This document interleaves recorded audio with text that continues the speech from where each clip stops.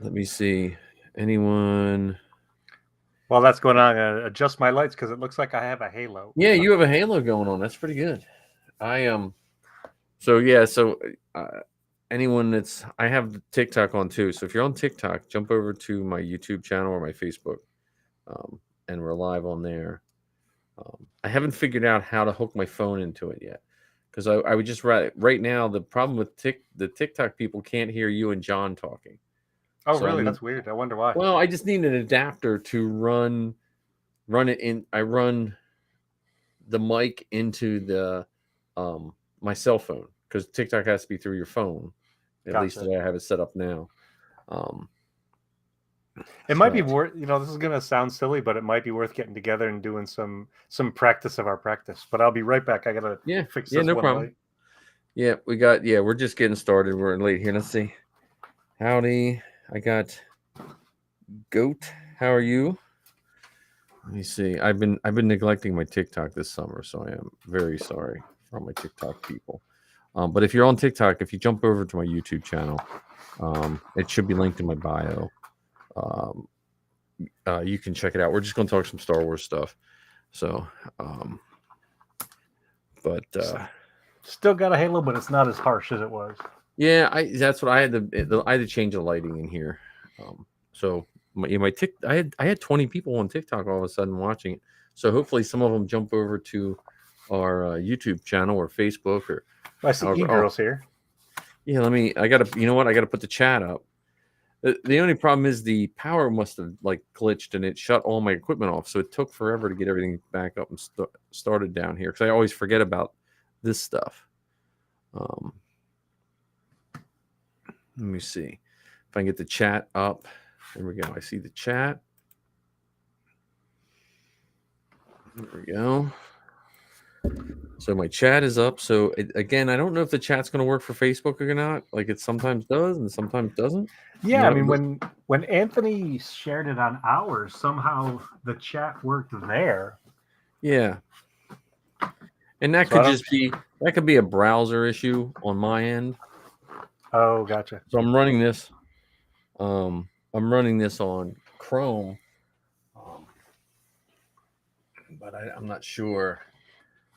Yeah, so we were talking right before you got here. I was helping Marty with his DeLorean. Um, so we have a little bit of more work to do to get that thing on the road, but it's really cool. A DeLorean to me is there's certain cars that are just like a snapshot of time, Yep. and those original 80, I think this is an 83, I think 83 DeLorean. There's certain things that are just snapshots of time, you know. Um, And in that case, it's a snapshot in a couple times yeah, because yeah. because of the association to the movies. Well, and his is beautiful. Like it's in just as good a condition as like a new car. Oh, You that's know, cool.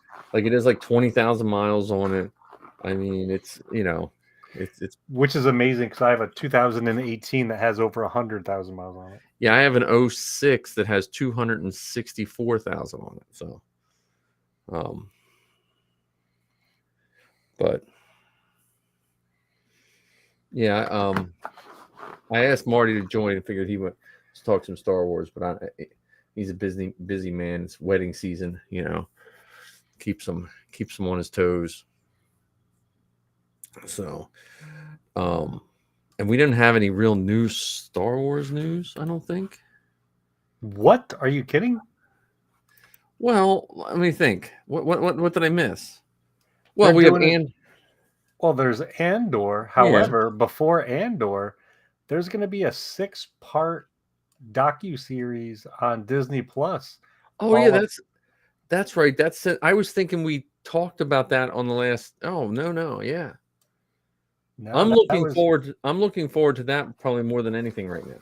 Oh my God! You have yes, absolutely yes, a million times yes, and just that little clip that they showed, that little, which I think is funny that they're doing a trailer for something like I that. know, I know. Um, there seems to be unseen footage from Oh, A New yeah, Hope in that. yeah, yeah. Plus, I love all the behind the scenes stuff with the crew, with the staff, with the folks who made this stuff, and it just goes to show how wacky and much of goofballs the whole group of people were that were involved in those first movies. Oh yeah.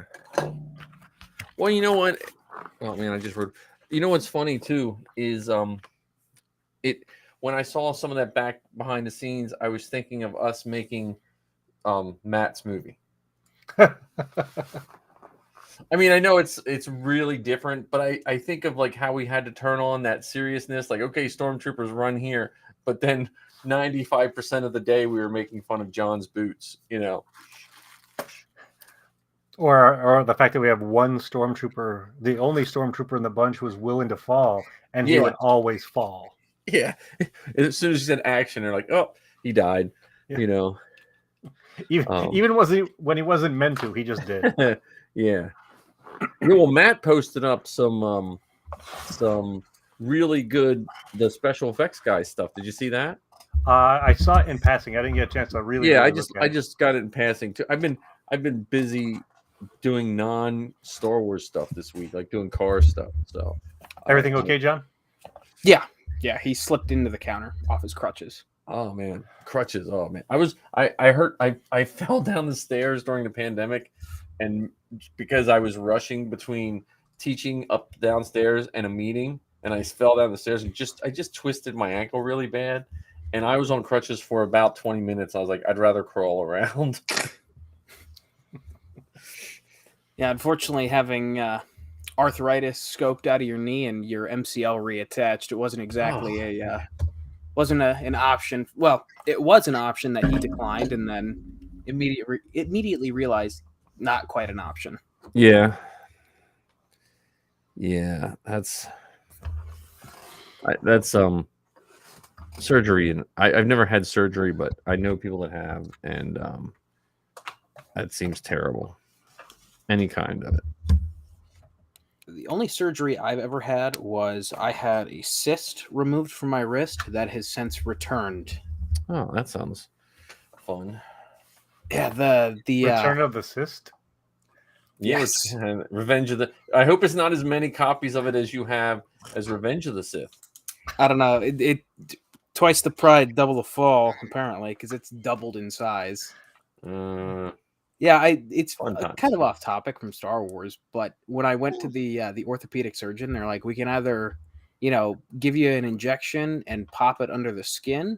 There's like a 60% chance that it returns. And I'm like, that sounds awfully painful, and I don't like those odds. He's like, well, then we can have it surgically removed, and there's less than a 1% chance that it comes back. Clearly. I'm surprised that you were interested in hearing the odds at all. Yeah, I thought you wouldn't want him to tell you the odds. Hey, it is directly under the tendons in my wrist, so this is incredibly painful. Oh, goodness. That makes my hand hurt.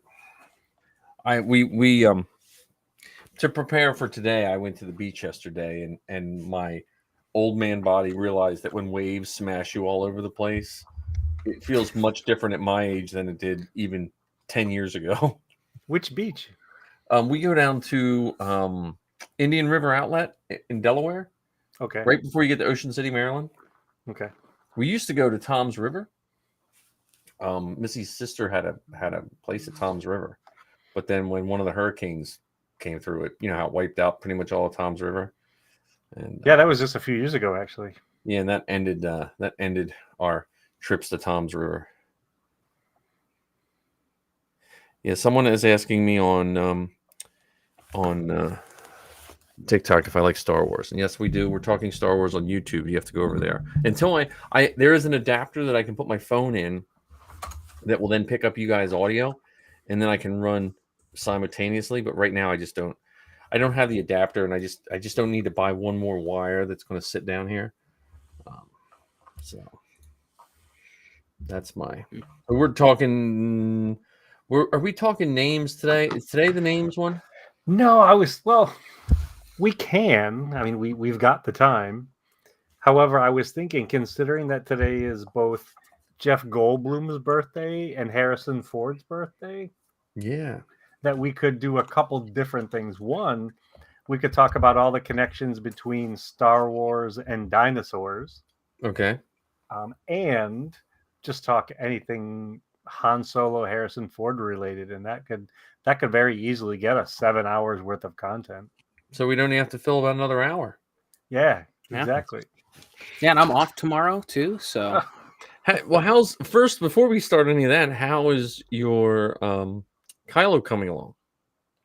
It's been radio silence for the last week. Oh, really? Really? That's surprising. Yeah, I haven't heard anything yet. Especially considering that now, did you resubmit the steamed pictures? Mm-hmm. Okay. Well, see, again, and I don't necessarily agree with this, but there are certain garrisons that are like, okay, every time you submit it, it's X amount of days.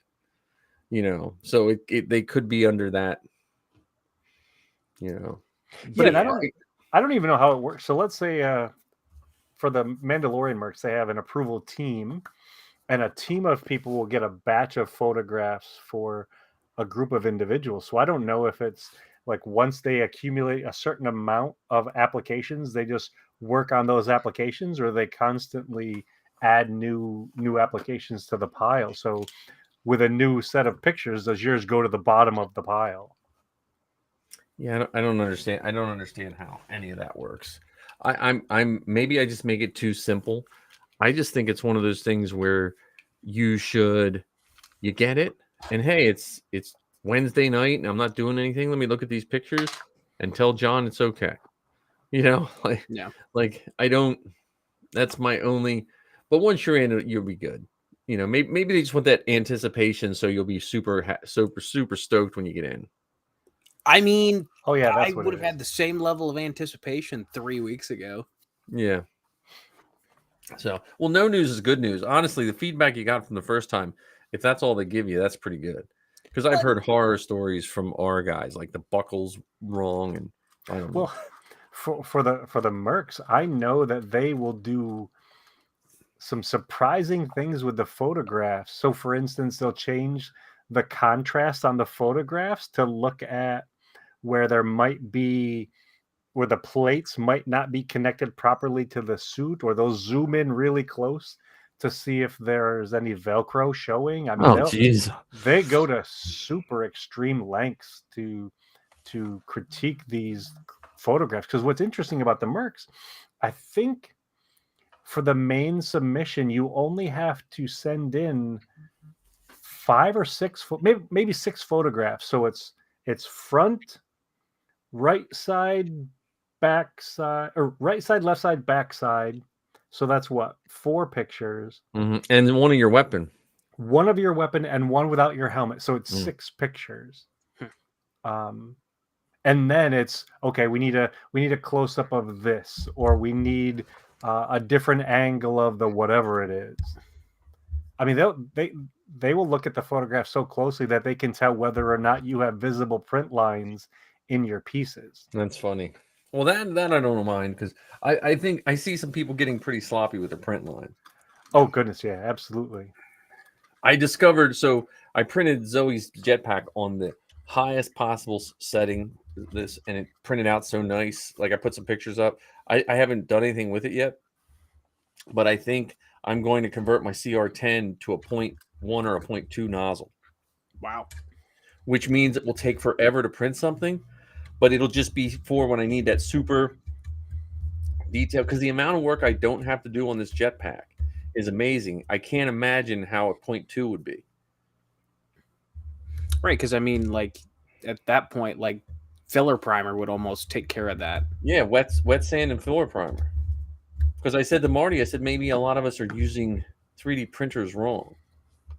Like, we all jumped in, and now we can have a helmet in 3 days.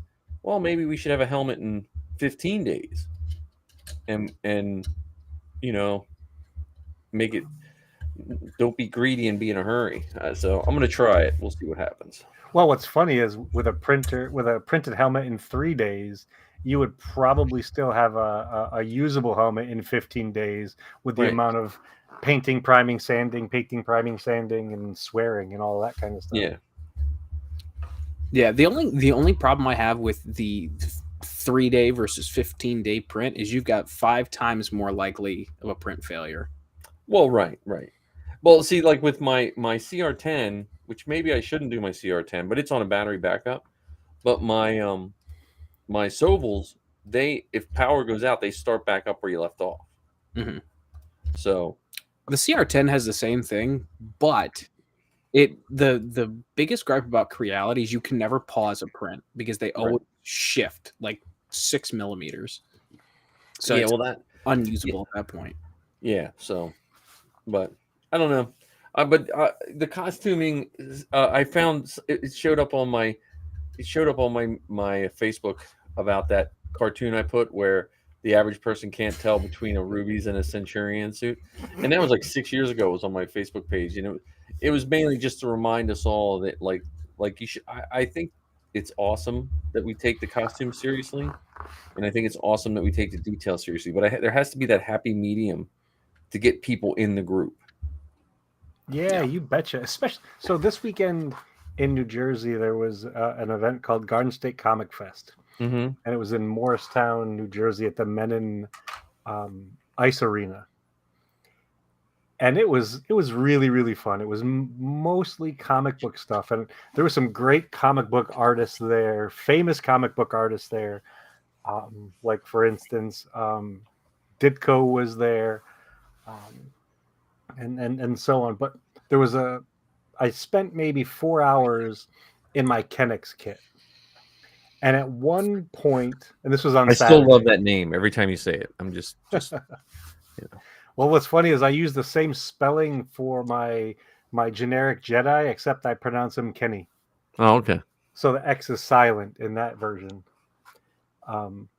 So I'm in my costume, and this family is coming around the outside of the ice rink where our booth was, and this little guy, he must have been 6 or 7 years old. He just stops. His mom is pushing a stroller, and there's a youngster in the stroller. He stops. He points at me from about 15 feet away and just yells, "Hey, Mando!" and comes, like, leaves his mom behind, comes running over to me, wraps his arms around my leg, and it was just the coolest thing. And he doesn't care whether my gauntlets have print lines or not. Right. He doesn't care if my chest plates are slightly askew. He's just so excited. Now he probably critiqued it afterwards. He was like, yeah, probably in the car with his mom. Like, I don't know who that guy thinks he was. Did you see how there was no weathering on it? And I don't know if the two different blacks match. But that's where I think, like, I like it when people's costumes are beautiful and they take all the time and make them beautiful. But it's so much easier to make them that way when you're in the group and you're actively participating.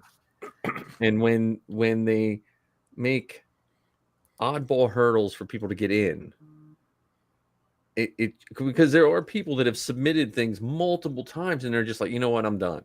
I'm just going. Oh yeah, that was me. You know, I was one submission away from saying screw it. Yeah. So I submitted right at the beginning of the pandemic, and they kicked it back, saying that I needed to fix a few things, and gave me a certain timeline to fix those things. And I said, well, just so you know, everything has now been closed down. I was at the time working with the Pennsylvania Maviola clan. Yeah. And so that's about 45 minutes from my house. Everything was closed. They say you can't meet and, can't get together in groups and everything. So I asked for an extension, got an extension, resubmitted. They kicked it back with different things to work on. Yeah, see, now that's the stuff that irritates me is when. And what's weird is they didn't mention the things that they had mentioned the first time around. They mentioned different things. My third set of my third set of pictures were taken at home by Heather. And as much as I love Heather, she doesn't know Mando Merck's requirements. So we took the pictures and submitted them. They kicked them back to me and said, yeah, these pictures won't work because they're from the wrong angle. And I I threw my hands up in the air and said, "This is stupid. Why am I even doing this?" And at which point Heather says, "No, you have to do this one more time." And so I reached out to the New Jersey group, and I went up to Ned's house, and Ned's house is maybe 2.5 hours from here, give or take. Yeah. And we took 90 photographs in an effort to get 5 that we could submit. And what we would do is we would share Ned and Renee, the 2 guys that were helping me. They would take a couple pictures, send them to someone that they knew to critique them. They would send them. They would say, "Well, this one, do this, do this." And we took, like I said, almost 100 pictures so we could submit 5. And those were the 5 that went in for my 4th application submission, and that's the one that I got through with. But that was over the course of many, many months. Yeah. Well, I'm glad you got it in. I mean, we're not. Hopefully, we're not making John feel bad about it here. Well, it helps that the guy who made my costume is the one reviewing it. Yes. So I don't know if that's a good thing or a bad thing, for the simple fact of he could over critique it because he's the one who made it. Yeah. Or honestly, like, so the optimist in me maybe thinks that they're just going to make sure. Yeah. Hang on a minute, I got another. The optimist in me makes me think that maybe they're going to just make sure they don't seem like they're favoring it because he made it. You know what I mean? Like they don't want someone to say. That's the optimist in me is there. Though I somewhat disagree with when they make people wait forever. See, I think in this case, what they may be doing is making sure that the critique that they give is based on how you look in Marty's costume, because in John's costume. Yes, that's known true. Formally as Marty's costume. Yes, formerly known as Marty Wren. So that costume, when it was approved, was made to fit Marty. And Marty is slightly differently built than John is. And so the costume has to be tailored to John's proportions and not necessarily Marty. So if anything, it would be minor tweaks because it has already gone through the other steps. With in comparison for the Mando that I submitted, it was all new from the get-go. Yeah. So they didn't approve it before. They had never seen it before. It was critiquing it from square one, whereas in John / Marty's case, it's making sure that this kit that's already been approved is tailored to fit the new owner. Yeah, and that's what I'm saying. Like, I wonder if they want to like make sure they want to make sure that they're like they don't send the message of, hey, buy a pre-approved costume, get in right away. Mm-hmm. I don't know. I just ouch. Sorry. It's always odd to me. I was in at a time in 2007 where literally I stood my phone on a cabinet in my kitchen on the edge of a cabinet and set it for a timer and took a picture and then did this. I submitted like 4 pictures. Like, it was terrible pictures, and they were like, yeah, you're in.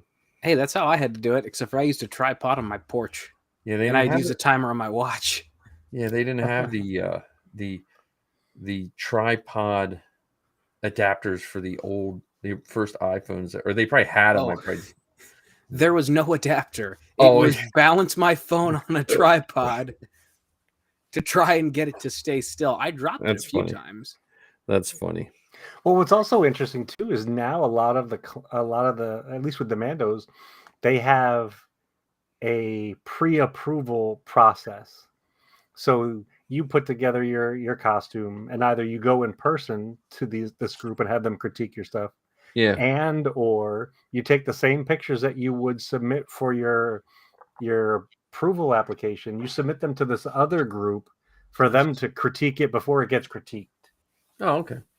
Well, yeah, if there's official 501st Armor parties here, you can actually take your costume and usually there'll be a GML there, and they'll do on-spot approvals.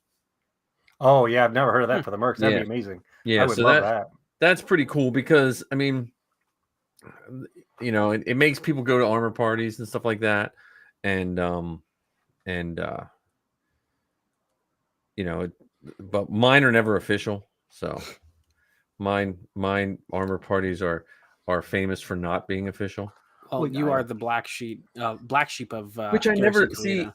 So here, let's talk a little bit. Then we'll talk to Harrison Ford. So I don't want to talk too much, but I was always like the 501st poster boy, this and that.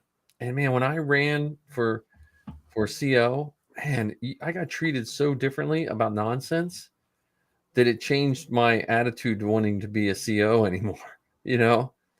Because I think I wanted to make it more simple. Like I in any group, any fan group you join, I get tired of hearing people tell me how much work it is, because it's optional. It's supposed to be fun. And if helping out in a fan group is tons of work, then you must have the world's easiest job in real life. It just reminds me, I used to have a poster hanging in my classroom, and it had a picture of a Caribbean Sea or something like that. And it said motivation. And it said something like, if this picture motivates you and makes you want to work hard, then your job is really easy and you'll be replaced by a robot soon.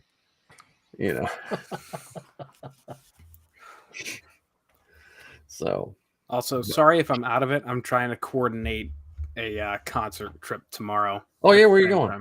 What concert? It's the stadium tour. So Motley Crue, Poison, Def Leppard, and Joan Jett. Oh my God! If someone, aren't you a little too young to be listening to that kind of music? You'd think. I was going to say, I was working on an '83 DeLorean today, and then you said that. It's. I feel like I've traveled back into my high school years. Well, I mean, the DeLorean is one of those time machines. Did you activate the flux capacitor while you were working on it? I was trying to get that flux capacitor to work. So I see ARC 77s back too. So, but yeah, I don't know. I'm just can't wait till John's in. Then John, when you get your tote, remember, take a nice and ARC's only 15. How do we not know that? What? It's also leopard with 2 P's, not no. Yeah, see, fake fan. No. That's back when, before the internet, we would go home and watch. As much as parents tell their kids not to waste so much time on the internet, we would go home and sit and watch MTV for 4 hours a night. Yeah, in an effort to watch one video. Yeah, I think that because it was basically, for the first couple of years when I was in junior high, it was basically Michael Jackson videos, and then 1 or 2 other videos in between. It was like for every 6 Michael Jackson videos, which is pretty funny. But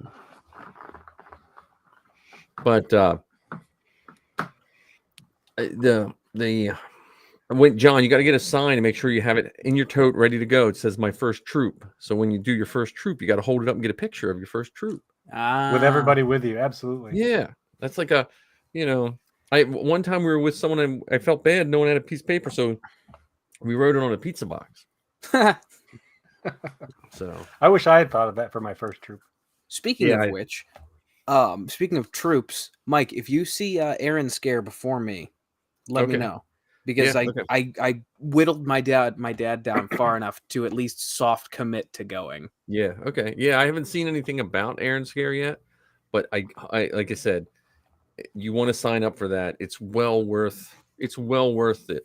It's just such an organized. It's not only is it a beautiful troop, it's a lesson in organization without being a jerk. Like they set up, but they have a spreadsheet and they're just like, look, there's your time.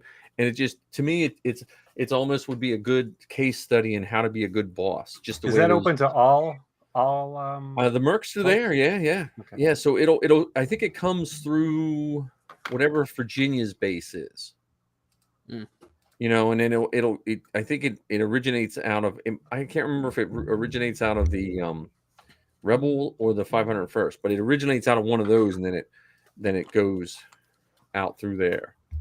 And Yeah, and it's well worth it. Yeah, that's the one that I really want to go to. That museum is closed through the fall of 2022. Yeah, so maybe they don't have it this year. Mm. Well, that other one that you do, Ken, was it the something of aviation? Isn't there one on Long Island? No, there's one in Wildwood. It's the Naval Museum in Wildwood. Is that one with because I know Marty goes out to that one once in a while. I'm not sure if I've ever seen Marty at it. Then maybe there's one in Manhattan. Then is there some kind of a museum on a aircraft carrier or something? Yes. Or on a boat? There is one in an aircraft carrier, and they have done in New Jersey and New Jersey, Pennsylvania. It's on the New Jersey side of the river. There's the battleship. Okay, because I know Marty's done one with that because he's asked me to go a couple times. It always falls on a bad weekend for me. Yeah, the battleship one is really fun because depending on where you take the pictures, some of it looks like it could be a Star Wars ship. Yeah, yeah. Whether you're talking about the deck-mounted cannons or the interior, like control room and stuff like that, it's pretty neat. Marty did one on the Pentagon one time. Really? And they had to go through all some kind of security. Yeah, it was like Chewie and C-3PO. I can't imagine, and he took his R2. I can't imagine getting R2 through security at the Pentagon. That's funny. Here's a giant robot full of circuits. And plans to a battle station. Yeah, yeah. One, and Marty has a little C-3PO inside his. So really? If Dan's not there, he can open up the one door, and you'll see a little C-3PO peeking out. Oh, that's pretty funny. So, and there was a guy at Celebration that had a Kenny Baker sitting in his. So if you look through the crack, he just had a little tiny Kenny Baker. But when you look through it, if he would have the kids look into one, and you could see Kenny Baker sitting in it. Oh my gosh, that's really, really funny. So, what'd be funny is if he made a little cockpit like in Men in Black. Yeah. The first Men in Black movie where the robot or the little alien was sitting in the guy's head. Well, Toga has if you take his mouse droid apart, there's a little mouse in an Imperial uniform driving it. Oh, that's awesome. So it's technically a mouse droid. So now, maybe that should be our next armor party. We should do a mouse building. Oh yeah, armor party. Well, because the mouse droid, you need a Traxxas Bandit. What now? That's the name of the thing you need. Let me see if I can pull it up here. You need a Traxxas Bandit. Is that the remote control car? Yeah. I'll be back here in just a sec. Okay. He's playing nurse. Let me see if I can pull I always misspell it. Yeah, there we go. Traxxas Bandit. So here, now again, I don't know which Traxxas Bandit you need because there's like a whole bunch, but you'd have to find, because from what guys tell me, you can use other remote control cars, but you'll wind up spending more time and effort to make it fit. You know what I mean? Really? Like one of those, the kits are made to fit this one right here. Oh, wow. So that's like a $200 brand new. Now, I'm sure they've been out for a while, but that's the Traxxas Bandit remote control car with all the fixings. So, and then you just buy the body kit. You can 3D print them, or a lot of guys do a vacuum form. I like the vacuum form boxes because then if you wreck them, they're a little stronger. And everybody, and then there's like a kit. You buy a kit. I help Marty with his. You do something with the springs, like you pull the springs down, and it kind of lowers it and stuff. The one guy sells a whole kit, and you can throw one together pretty quick. And then some guys put full stereos, like they'll put Bluetooth speakers in them, so you can, so that's the plus side to the Traxxas. But yeah, I would love to do that. But that's, again, I don't know if we could get people to commit to $150, $200 remote control car. Yeah, because even on eBay, pre-owned are like $80 or $90. Yeah, so you probably have to go to the like the droid builders because I would imagine like that's the brand new one. I wouldn't be surprised if there's like a knockoff, because it's mainly you just need the body, the wheel size, and stuff. Because that's a new one. The old ones I think were gray. But the mouse droids are always fun because you see them in all different paint configurations and stuff. And that's, I guess, the Traxxas Bandit gives you the right scale. But then there's a lot of guys will make them slightly smaller or slightly larger. Okay. See, I wanted to make one larger. They have those remote control, like the really big, tired remote control cars at Walmart. Well, we used to have a store here, not right outside of Quarryville, that sold all remote control stuff, and it was like going into like a real car like showroom, and they'd have like rows of wheels and shocks, and it was crazy. That's where I only knew it because that's where I bought my CA glue, because they sold the good CA glue, and they had all kinds of tires and remote control planes and all that kind of stuff. Oh, that's funny. Did they have a little test track inside? No, but they had an airport out in the field behind the grocery store. Like it was a full built airport with like a windsock and oh my goodness, places to stand and stuff. Though I think if I sold model airplanes, I wouldn't, because someone bought one and took it out there and it was its first and last flight. Its inaugural crash. Yeah. My neighbor had a big plane. He flew it through a fence and it just tore the wings right off his first flight. Oh my goodness. So, yeah, I'm sure he was less than happy about that. We just had the ones you swung around in a circle with a string. Remember those? I remember those. We had the balsa wood one, the rubber band and the propeller. Yeah. That's the ones we had, or the styrofoam ones, the styrofoam gliders. Yeah, or the ones they'd have at the mall where the guy would throw it all these fancy ways, and you get it home and you couldn't even get it to fly like 2 feet. Yep. But anyhow. So back to while we're waiting for John, you were saying about Harrison Ford's birthday. How old is he? He's 80. 80 today. Yeah. So he would have been 40. How old was he in New Hope? He would have been 25, I thought. 25? Wait a minute. How many years ago was New Hope? 77. I gotta do math now. Come on. Let me see. 2022. They filmed in 1976, but we'll just say 1977. I think he's 80. 45, according to my math.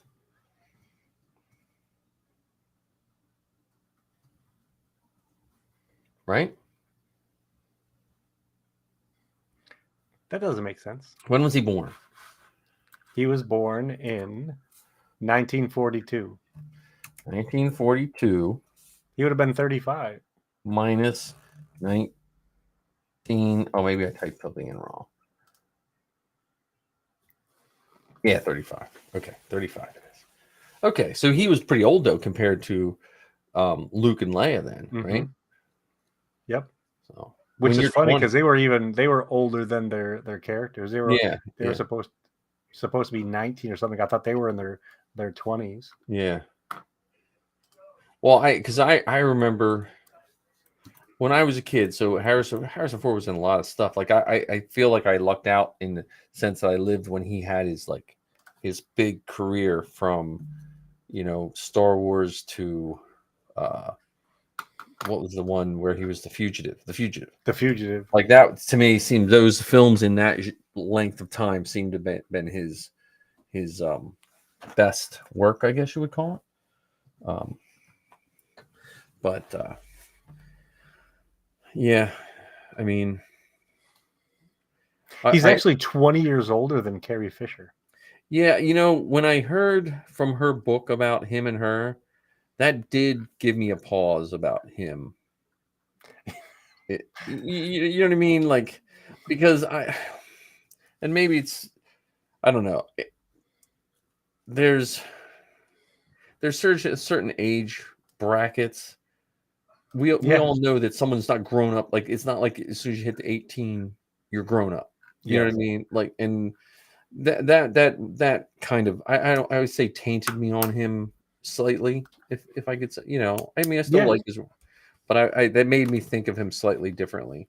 Well, and not just the whole age thing, but the whole extramarital thing. Yeah. So that I don't know that. Well, and if we allowed ourselves for that to influence us so much, then there's a whole lot of entertainment we wouldn't be watching. Right.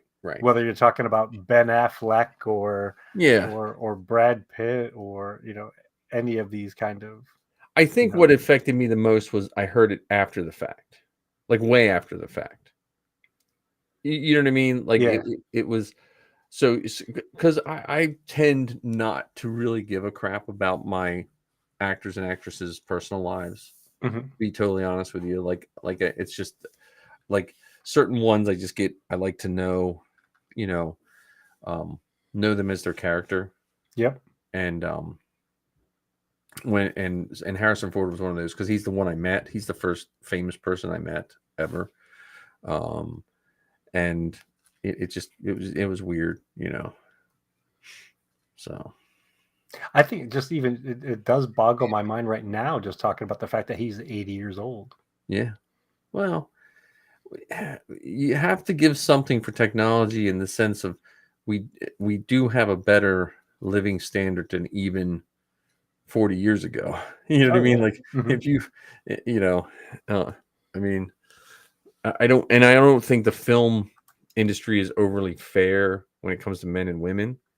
Like an 80-year-old man can still play Han Solo, but then they had a fit with Carrie Fisher and her portrayal. You know what I mean? Oh yeah, I agree, and that's one aspect of celebrity and movie making that I'll never really understand. Yeah, and I think I'd worry about me if I understood it. yeah. So, but I mean, he did a good Harrison Ford. I mean, those that get mad about the way the movie's laid out, though, they should probably get more mad at him than anyone else because he's the one that kind of drug his feet on a lot of the stuff that I think Harrison, like Lucas, might have rethought making some more movies if the main stars would have been a little more willing to be in the movies again. Yeah, and it's so funny considering how early on it was. Yeah, I mean that's why he ended up being frozen in carbonite for the third one because they weren't really sure if he was going to be willing to come back.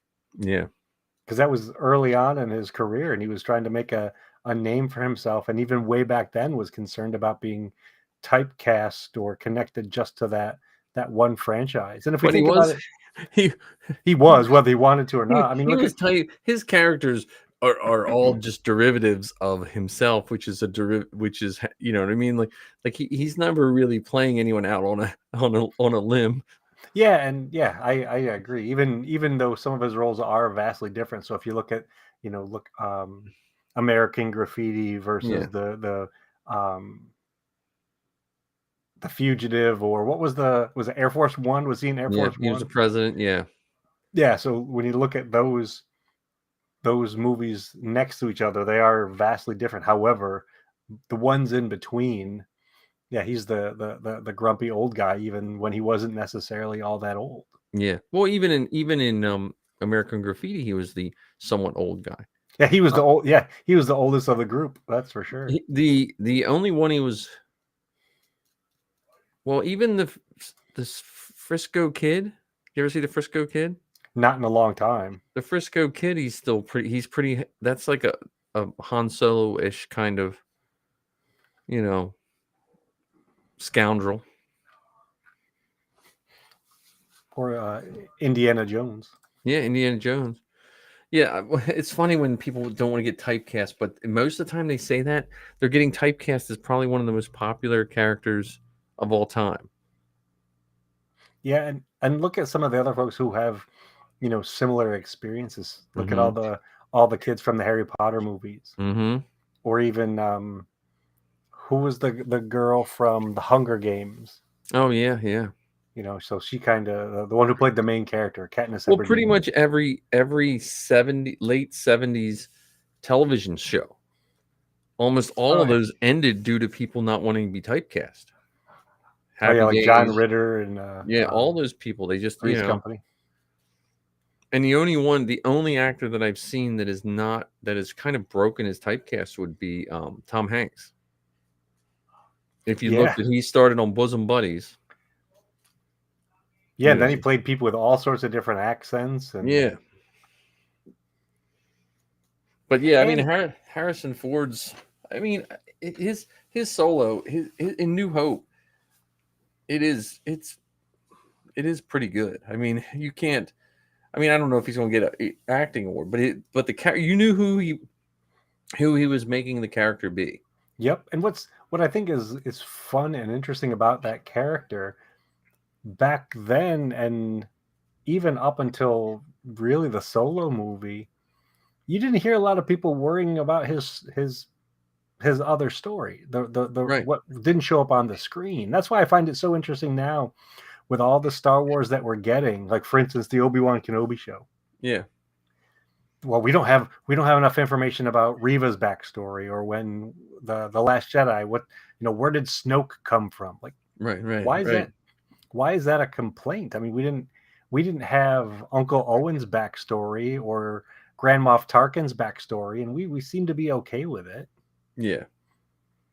Yeah, I think I don't know if it's storytelling has changed, but I think people have, maybe it's because of the age of the internet where you can watch something and then look every little detail up that no one likes to just ponder on what you don't know.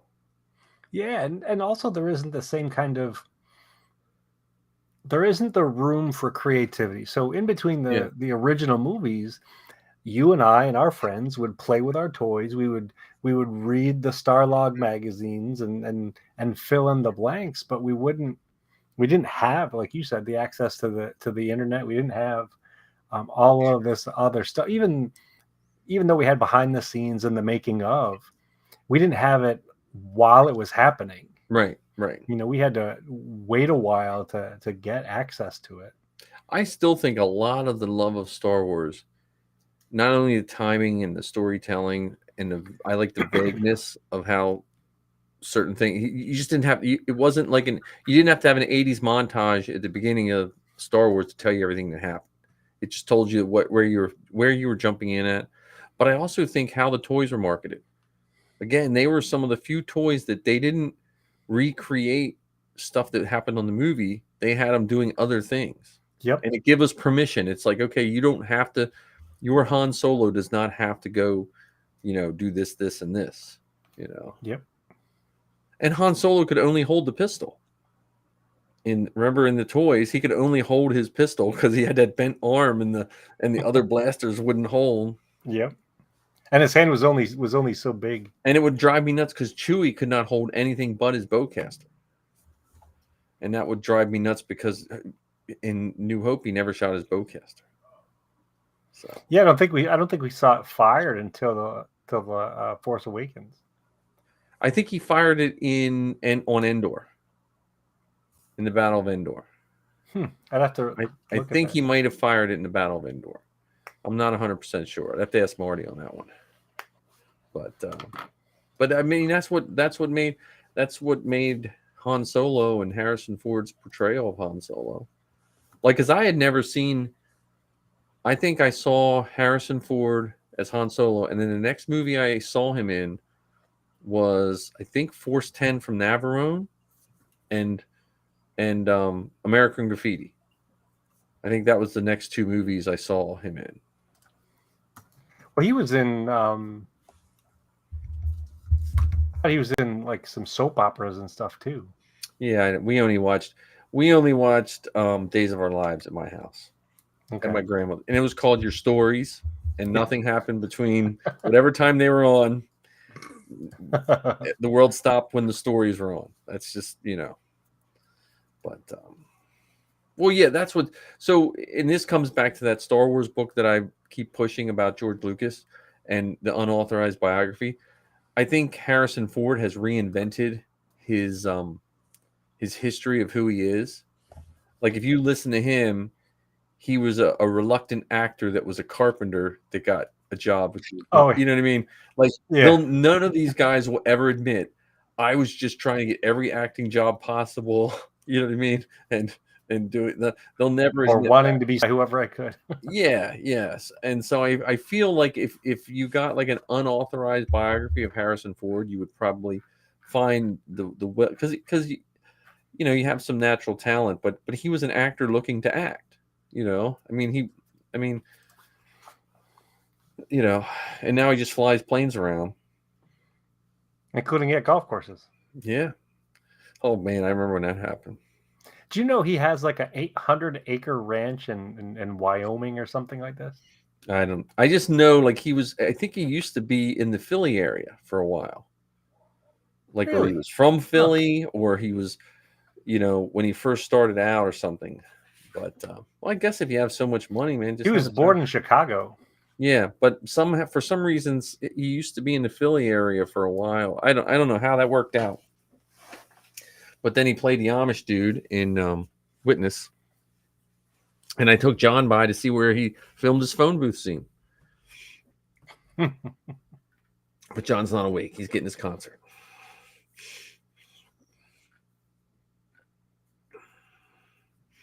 But, and then, like I thought in Force Awakens was probably one of my favorite Han Solos. Like when he came, I just liked his interaction with Chewie. You know, I felt that was a good interaction with Chewie. I mean, I liked all the Han Solos, but it was just nice to see him back. Yeah, that's for sure. And I'm not gonna lie, when I first saw the Force Awakens trailer and he and Chewie run up or come through the door, and the Millennium Falcon and their whole we're home line. Yeah, that was one of those heart in your throat kind of moments. No, I wish they would have saved that for the movie and not put it in there. Yeah, I agree. Well, I think what they were attempting to do was capture that group of the audience, like you and I, who truly appreciated those two characters and were glad to see them back live on screen. Yeah, I just man, that is my great gripe of modern movies, though, man. Just hold back on your your trailers. Like just make a good movie and trust the people to find it. Actually, that speaking of trailers, I think it would be a fun episode for the three of us to do a trailer park episode where we spend the whole time showing the trailers from the different things, whether it's the Clone Wars or Rebels, Resistance, all the way up until the most recent Andor trailer. There's bunches and bunches of them. There's got to be dozens of trailers. I mean, how many were there for the Rise of Skywalker? There had to be at least 12. Well, and you had all the trailers from the first three, and then remember all the trailers they released when they did the special editions. Yep.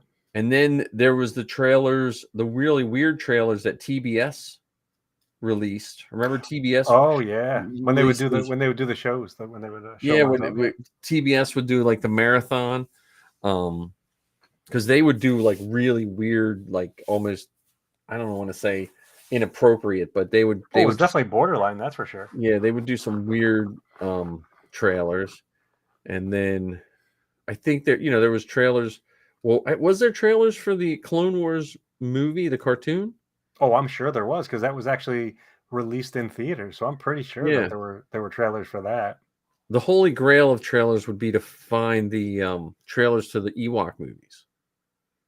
Oh yeah, that was because they were television here, but they were Australia and Canada, France. I think it was France. They were Australia and France. They were released as movies. The first one was. I don't know if the second one was.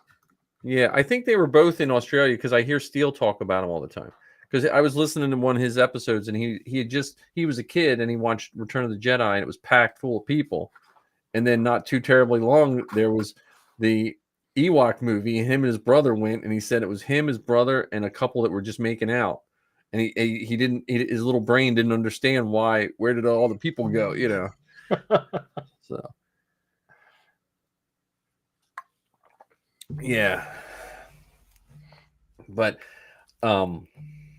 Yeah, I can't believe Harrison Ford's 80, man. I'm feeling old.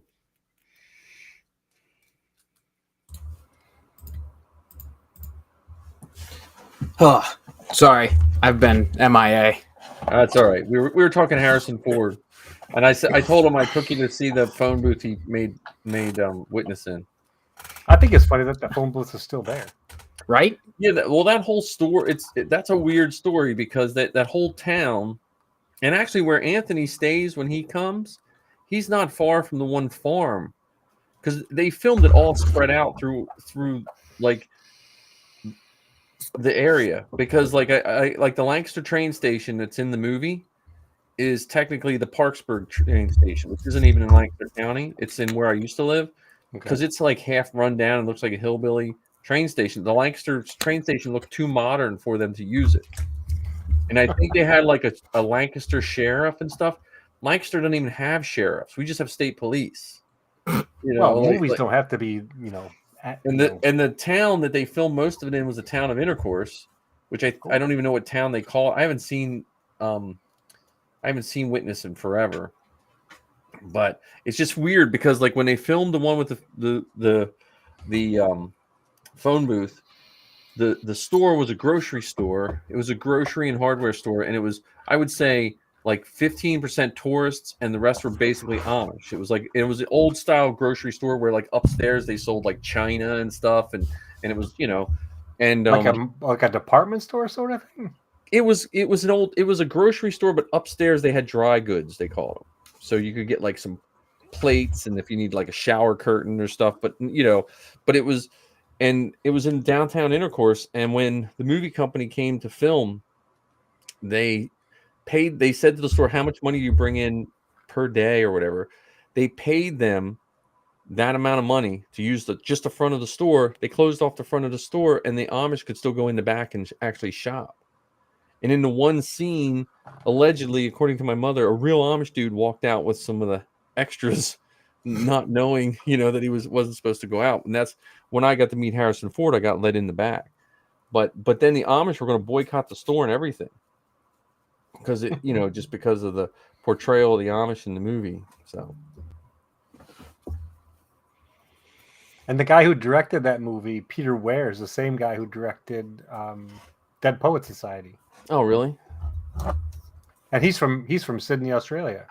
Huh, that's funny. I just thought it was funny that they had grown Amish people without beards. Because if you don't have a beard as a grown Amishman, there's something usually wrong with you. Yeah, so, you don't have your superpowers. I just mean, well, yeah, it's just but yeah, it's pretty funny. Actually, because considering that we have Ark and E-Girl out here, I'm wondering what other Harrison Ford movies they've seen other than Star Wars. Yeah, because you said you've seen Witness, you've seen The Fugitive, Force 10 from Navarone, Blade Runner. I hope. Please tell me Blade Runner. Frisco Kid. Have you seen the Frisco Kid? I've seen the Frisco Kid. Yeah. John, have you seen the Frisco Kid? That's a good one. No, my Harrison Ford filmography is surprisingly short. What? I still would argue that he's basically Han Solo in almost every. He's either Han Solo or Indiana Jones, pretty much in every movie. Yeah. Well, with that said, please tell me you've seen the Indiana Jones movies, John. Yeah, of course. Love Indiana Jones. Like actually just watched The Last Crusade last night. Like his acting scale is Han Solo on one side, Indiana Jones on the other side, and all of his others are somewhere in between. He's, you know what I mean? Yeah, I think there's that third tier, and that's just Harrison Ford. Is he playing more Harrison Ford, Han Solo, or Indiana Jones? It's kind of like somewhere in the... Probably it's just a giant circle Harrison Ford, and this is grumpy, happy. You know what I mean? So, did you see him in Devil's Advocate? Yeah, but wait a minute, Devil's Advocate, is that the one? Or no, sorry, The Devil's Own. That's one with Brad Pitt. Wait, no, I don't. Well, I probably did, but I don't remember it. How about Cowboys and Aliens? Did you see that one? I saw that one, but he was like that was a he was like Han Solo in that one. That was a prelude to Old Man Han. you know. And that was done, I think, if I'm not mistaken, that was done by Jon Favreau. It was. Yeah, because that came out right. Yeah, Favreau has a weird filmography, and then I've been watching Orville, and he's an executive producer of Orville. Is he really? Yeah. So I feel like if you go back to Jon Favreau's filmography, he's been working towards the job he has at Lucasfilm since he started, and he put it in plain sight, and we just didn't see it. Because if you watch when he was a guest star on Friends, they talk about his stormtrooper armor. Really? Yes. I do not recall that. Yes, you have to, because Chandler and Joey want to put on his stormtrooper armor or something like that. I don't know if they ever show it, but they talk about it. Oh, see, now you've just planted the seed for a whole other episode. There you go. And it's the Jon Favreau fever episode. No, but I mean, think about, so he did that, and he did the Marvel stuff, which the Iron Man, and even like Jungle Book and all that stuff. He started doing like the George Lucas. Okay, what can the technology do, and let's make it do even more. Yeah. You know, like again, the Iron Man, like it blew you away. I mean, because if you look at even the best superhero movie, depending on who you talk to, could be in many movies. The Iron Man movie, there were certain parts of that you're like, that is just straight out of the comic book. Yeah, there were some really great shots, great, almost like a comic book cell.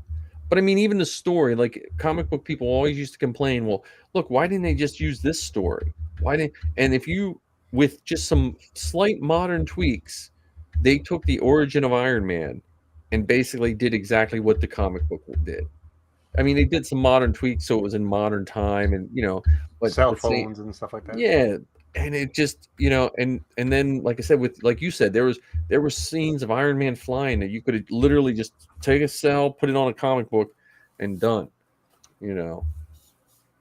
One of the funniest things from that first Iron Man, if you watch it, there's a scene where he gets out of a red car. You can see the reflection of the boom mic in the hood of the car. Oh, really? Now I have to check that out. As a boom mic operator, I'm really sensitive to that sort of stuff. As the official boom mic operator of not only this show, but what is it? Han Solo Chronicles? I feel like we need some more Han Solo Chronicles. Speaking of Harrison Ford, it just makes me think of us filming the Han Solo Chronicles, and I feel like it's been too long. Have we spoken to Matt and gotten a third date yet? I have not, and I have to get on that. It feels like the last 3 weeks I've been pulled in every single direction other than what I should be concentrating on, and that's Star Wars stuff. So at least you get your priorities set. Yeah, it's not good. And my wife was working in her classroom, which I don't understand. I mean, I'm glad she loves her job, but man, it's summer. She's looking forward to back to school shopping. I'm like, what? Yeah, right. Never mind. No. She has like 15 students, so she makes sure she has a lot of students that don't have stuff, so she makes sure they have all the stuff they need. Yeah, that's how my wife rolls. So, but she's like, oh, I want to set this up in my classroom and set up this. I was like, oh man. So, but I have to get on it and buy my interior. I want the back interior of the Falcon because I decided my desk is going to look like the Falcon. So when I'm sitting at my desk, it'll be the back of the cockpit of the Falcon. That's a lot of lights. No, I'm just going to buy one of the tapestries. I'm just going to buy the tapestry and put it behind me. And then I think that thing I made for Matt with the 3 levers for the hyperdrive, I'm just going to cut them down and make it like a name plaque on the front of my desk. So I'll have the three hyperdrive or 4 hyperdrive. What are you going to hang the dice from? I don't know. That's a good question. Maybe I just I'm sure your ceiling is that the panel ceiling. Oh yeah, I just put like a fishing line. Hang it. Yeah. Maybe I'll just build the whole cockpit and I'll get in it when the kids are trying to talk to me. I just can't hear you driving the Falcon. Sorry, making the jump. Yeah. I was behind an electric Mustang today too. I've been seeing a lot of them. It's not bad. I mean, it's like they took a Tesla and stuck some Mustang emblems on it. Yeah, that's the interior. Yeah, the interior's ugly. Yeah. But see, I owned a Mustang too. Like I owned a 1978 Mustang too, and you'll never get as much garbage as in a Mustang too. I thought Mustangs were cool to look at, but I've never been interested in owning one. Yeah, I'm not a Mustang person either. I'm a Camaro guy. I think we all established that. Yeah, Camaro and Corvette, right? Yep.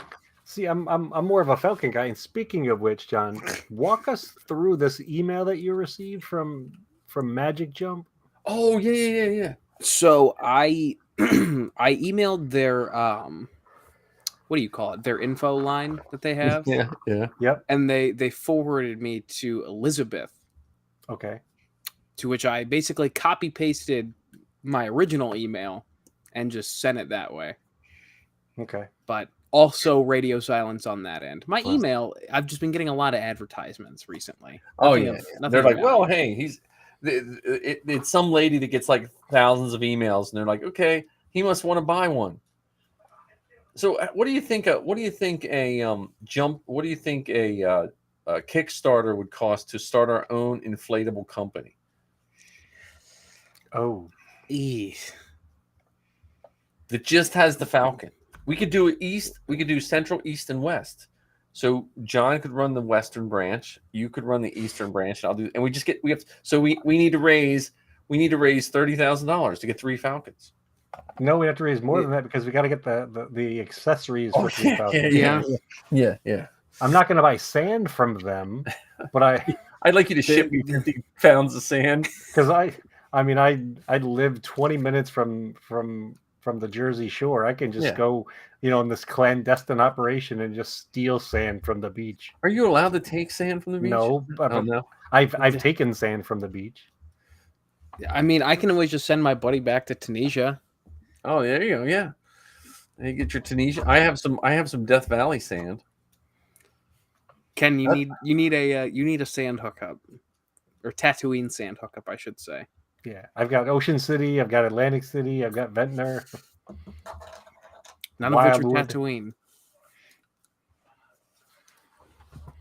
Yeah. See, I'm not a fan of sand. No. That's we go to the beach. We go to the beach one day, and that's about as much as I can take it. These people that stay at the beach for a week, that makes no sense to me. See, I've become an awful vacationer. Yeah. For me, when I go on vacation, I want to do stuff like all the time. Like I don't want to sit down and read a book or lie in the sun. I literally and figuratively want to go until I collapse. And the rest of my family's like, no, we want to go and just be mellow. Dude, that's me and Zoe at Celebration. Like, honestly, like I feel bad when I met with Anthony that day because I know I probably look like shit because we were going like 48 hours straight, man. We were just like, okay, well, and Marty and Dan we stayed with, we only saw them a couple hours the whole week because they're like, okay, it's 8 o'clock in the morning, we got to be in here, and then we just go and Yeah, I am. Unless you're willing to do that with me, I'm not fun to vacation with. I mean, so a few years ago, we went to Washington, D.C., and this is back when the boys were much younger. And I lived in Washington, D.C. while I was in grad school. So I was used to, getting on the metro, going here, walking up the escalator, going to all these places, walking to this other place. And I can remember we had walked from the Capitol down to the Lincoln Memorial, and I wanted to see a couple other things on the way back. And Heather stopped in the middle of the street. She has, she's holding onto the hands of both kids, and she says, "Are you inhuman? We need to get a taxi, and we need to go back to the hotel." But I was just ready to walk 6 blocks this way to get a picture with the statue of Einstein, and then to go back over to the Vietnam Memorial. And yeah, they were exhausted. Well, I think, Disney has ruined my ideas of vacations. Because that to me is like the perfect balance of vacation. Because growing up, I always hated going on vacation, and then you're like broke for the next 3 weeks, because you live large. Where I like Disney because everything's paid for up front. Other than I mean, I know they don't have the meal plan anymore, but the times we went, other than tips, we didn't spend any money. Like it was just like we just chilled, Now, if I know when I go to Galaxy's Edge, I'll probably spend way more money than I need to spend, but way she goes. That's the way it is. Marcus is down there now. Yeah, I'm jealous of all the pictures he keeps posting. Oh, I haven't seen any recent ones. Does he put more up? He gave me a link, like a drive link to a whole bunch of pictures he can Galaxy's Edge. So I'm excited because when I went to Harry Potter Land the first time, I took like 600 pictures and didn't even realize. And I'm not even a giant Harry Potter fan, but it was just like every nook and cranny was like Harry Potter. I was like, what? The ATM machine is Gringotts Bank? I was like, taking a picture, So yeah. See, I'm not a vacation guy. I was explaining this to my boss today because I took a vacation day tomorrow because we get a week every year, and I told him like, yeah, I'm taking a vacation day tomorrow, blah blah blah, just giving you a reminder. He's like, how do you even have vacation days left still? I'm like, because I take one day at a time. Well, can 55-year-old me recommend 20-something-year-old you try to become a vacation guy? Only because I didn't discover it till I was older, and I wished I would have given it a chance. Like because I wasn't either. And then you're like, oh, this is fun. This would have been more fun if I was 27 or 28. I mean, I don't know if Ken can relate. Oh, absolutely. I would totally agree. And I would even consider, because you say you take 1 or 2 days here and there, do stuff around you that you normally wouldn't do. Yeah. Because we live 20 miles from the New Jersey shore. The Atlantic Ocean is right there. We're 45 minutes from Philadelphia, 2 or 3 hours to New York City, 2 or 3 hours to Washington, D.C. There's all of these things so close to us where we don't need to go for a whole week. Yeah. But I would recommend, like, Missy basically had to force me to go to Disney for the first time, and I could kick myself that I didn't go 20 years before. Mm-hmm. Just because like all that time I didn't go, I don't have anything to show for it. Like I was like, oh, like they didn't call me up at work and say, hey, you did such a good job by not taking vacation. Here's an extra, widget or something. I don't know. I would highly recommend travel before you have kids, or you don't know what's going to happen in life, because there's so much cool stuff, man. Like Ken said, like there's that television museum in New York City, right? That has a bunch of Star Wars stuff in it. It's like a nondescript, like. Yeah, I think it's the Museum of the Moving Picture. Yeah, because Zoe and Missy went up to that, and it's in a nondescript place in New York.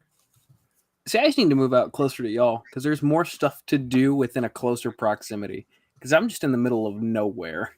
Yeah, where it's like, cool. If I want to go to New York, it's an 8-hour drive. See, it's called the Museum of the Moving Image, and it's in Queens. Yeah, because Missy, I don't know if you guys have ever listened to the Wookiee Gunner podcast. It's now the Geeky Bubble. Jonah Marie Macias. I don't know if you ever listened to her stuff, but she's been a podcaster for over a decade, and she's just such a good person. And she her and Zoe have become friends over the years. She's like a mentor to Zoe, and she used to live in, I believe she lived in Queens, and they just went there one day to visit and hang out and stuff. But yeah, I would recommend travel though. I know Ohio, but you got has to be something in Cleveland, right? Or how far is Chicago? You go visit George Lucas. See when he's staying in Chicago. Chicago is actually further than it is to get to you. Oh really? It's 8.5 hours to get to Chicago. I'm like it's like my students when I tell them I live in Pennsylvania. If they know anyone in Pennsylvania, they're like, oh, you must know my friend. No, Pennsylvania's pretty big. Yep. We say out here we have. we say out here we have nowhere to go, and then you, like Ken said, you start thinking about all the stuff. Like we have all the Revolutionary War battlefields, Gettysburg. How far are you from Cleveland? About an hour, but there's not a whole lot that goes down in Cleveland that's worth the hour drive. Not even the Christmas Story Museum? Oh God, I hate the Christmas Story. I think that's a generational thing, Ken. No, have you ever been to the Field of Giant Corn Cobs? You mean the one that's literally a block away from me? In Dublin, Ohio? I don't think I've been to the cornfield in Dublin. No, I've seen cornfields in Dublin. It's the Field of Giant Corn Cobs, not just corn. Oh. Or what about Big Muskie's Bucket in McConnellsville, Ohio? Wait, where's the X-Wing? Isn't there an X-Wing out in Ohio somewhere? That's 15 minutes from me. I pass it every time I go visit my friend out in Kent. Yeah, see, that's you what you gotta do is just start posting that thing up. Yeah. With your Corvette. You know. Or just start. I mean, so you have a Kylo Ren costume. You have a tripod that you said. You could just start taking pictures of yourself in random places dressed as Kylo Ren. Yeah. So there's a who'd you call it? There's a state park literally in my backyard that I thought about going to take pictures, like it's on Takodana. Mm-hmm. Oh, nice. So, but the problem is I need to figure out someone I can take pictures of me. Yeah. You got it. Well, maybe once you get in the garrison, once you get in, there'll be people that will want to do photo shoots and stuff.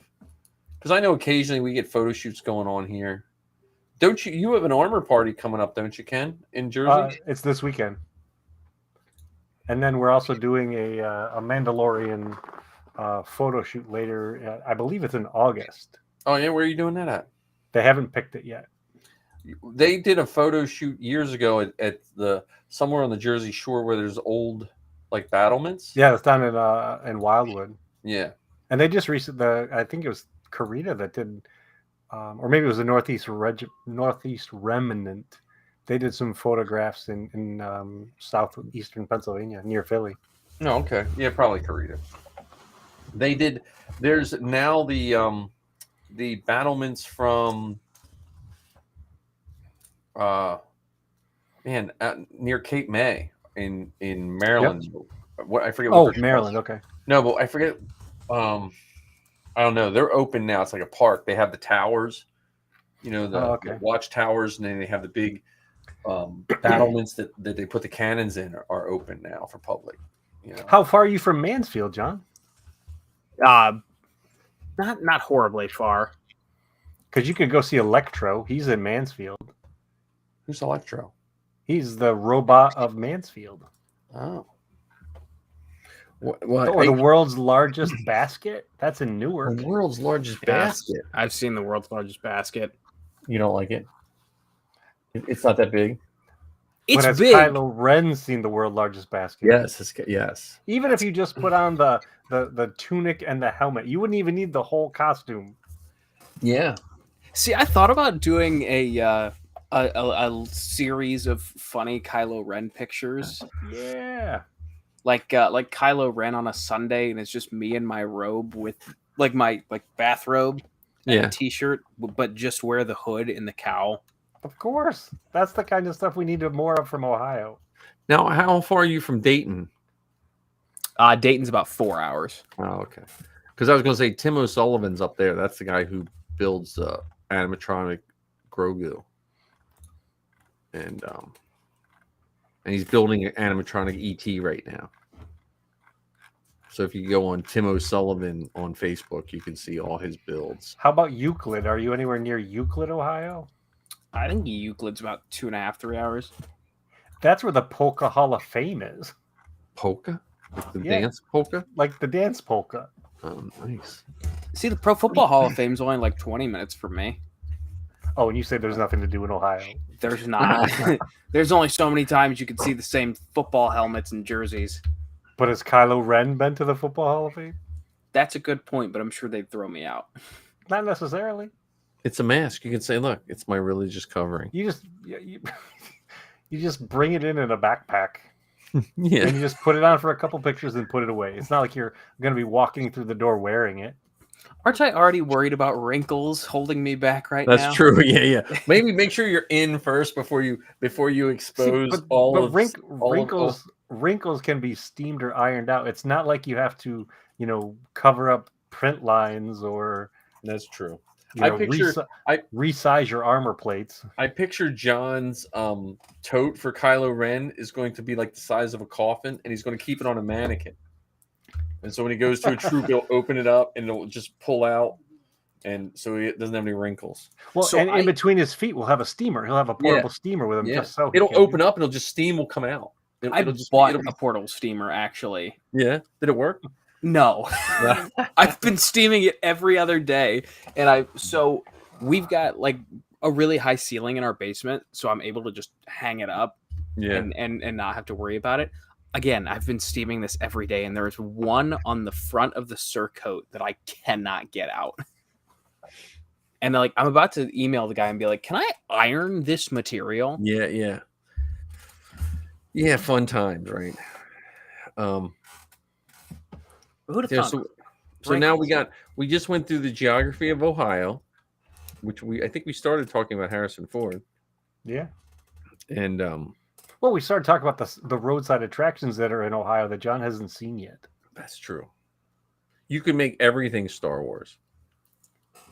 You just need to go to all those signs where it says "Welcome to this town" and just have a picture of you as Kylo pointing to it, and it should just be like, Or you take so what I sometimes do. I haven't done it as much recently, but take a handful of action figures with you.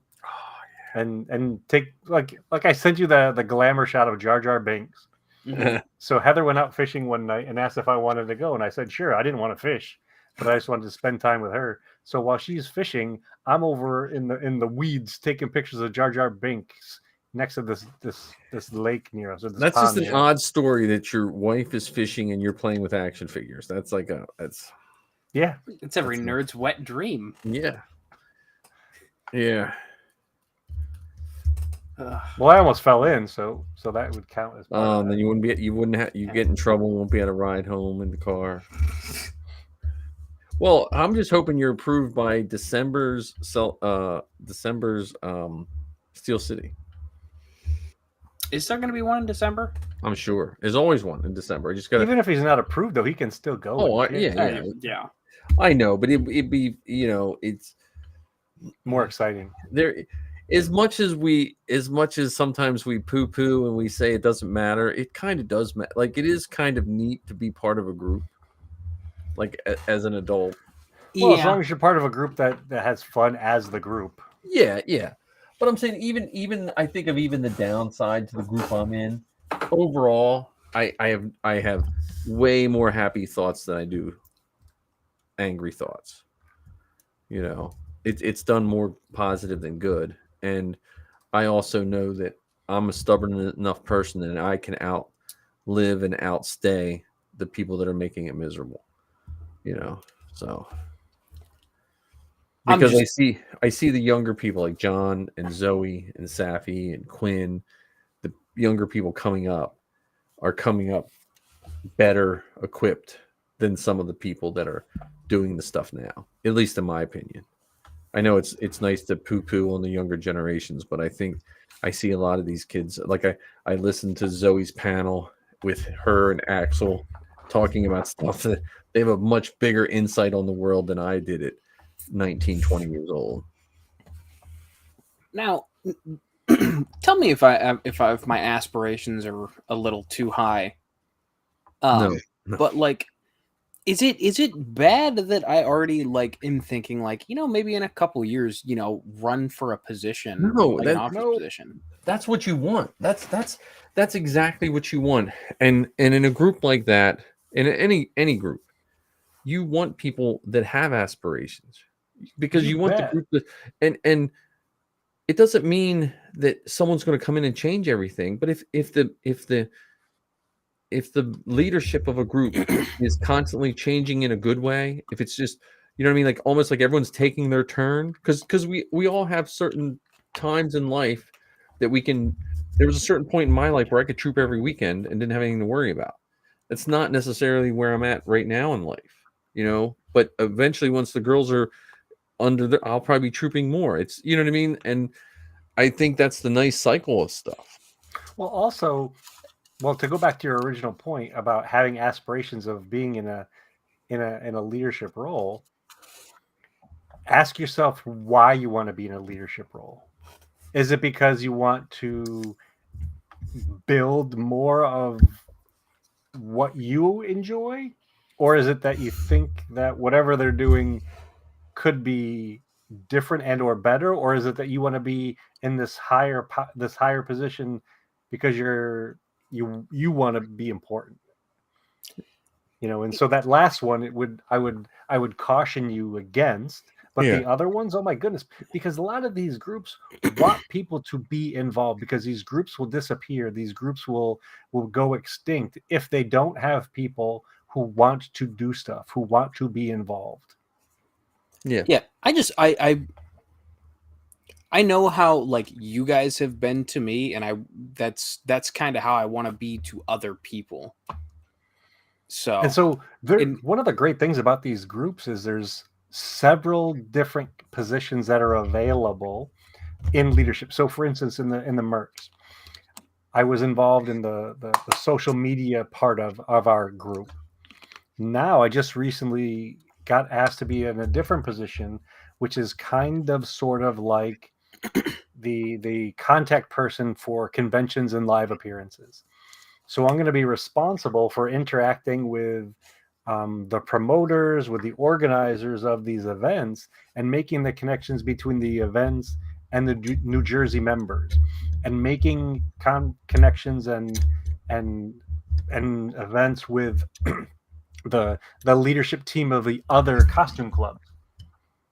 Because I, like you, want to be involved. I, like you, want to do stuff. I don't want to just show up in my costume, take a couple pictures, and then go away. I want to do stuff. Yeah, because where I'm at least currently, the extent of people that I know in this realm is the three of us, and then the webs that you each bring to the table. Well, and that's why I think they need new blood sometimes, because I've said this before, we sometimes forget we get siloed in. Like the groups, if we're not careful, I tend to hang out with all people that are in the group, and you forget that people don't even, we're such a niche market that people don't realize how to get in. They look and see us doing stuff, and it's hard, they don't understand how to get in.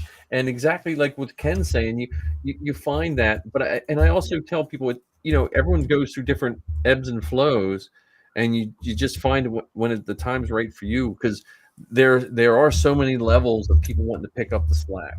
And me, the only time I see when people running the group, when it starts to fall apart, is when they start to think of it as too much work. You can be professional, and it can be hard, and it can take a lot of your time. But if it's feeling like too much work, then you want to maybe either step back or reevaluate why you're doing things. And if it's feeling like too much work, it might be because you're not involving enough other people. Yeah. Mm-hmm. We tend not to ask for help. I'm perfect example of that. We tend not to ask for help because we think it's a sign of weakness sometimes. Or in some cases, I know in some of these other groups, they also struggle with being offered help. Yeah. Because they don't necessarily know how to delegate. They don't know how to communicate their vision. They would just rather do it themselves because they don't have to explain it to anybody. Yeah.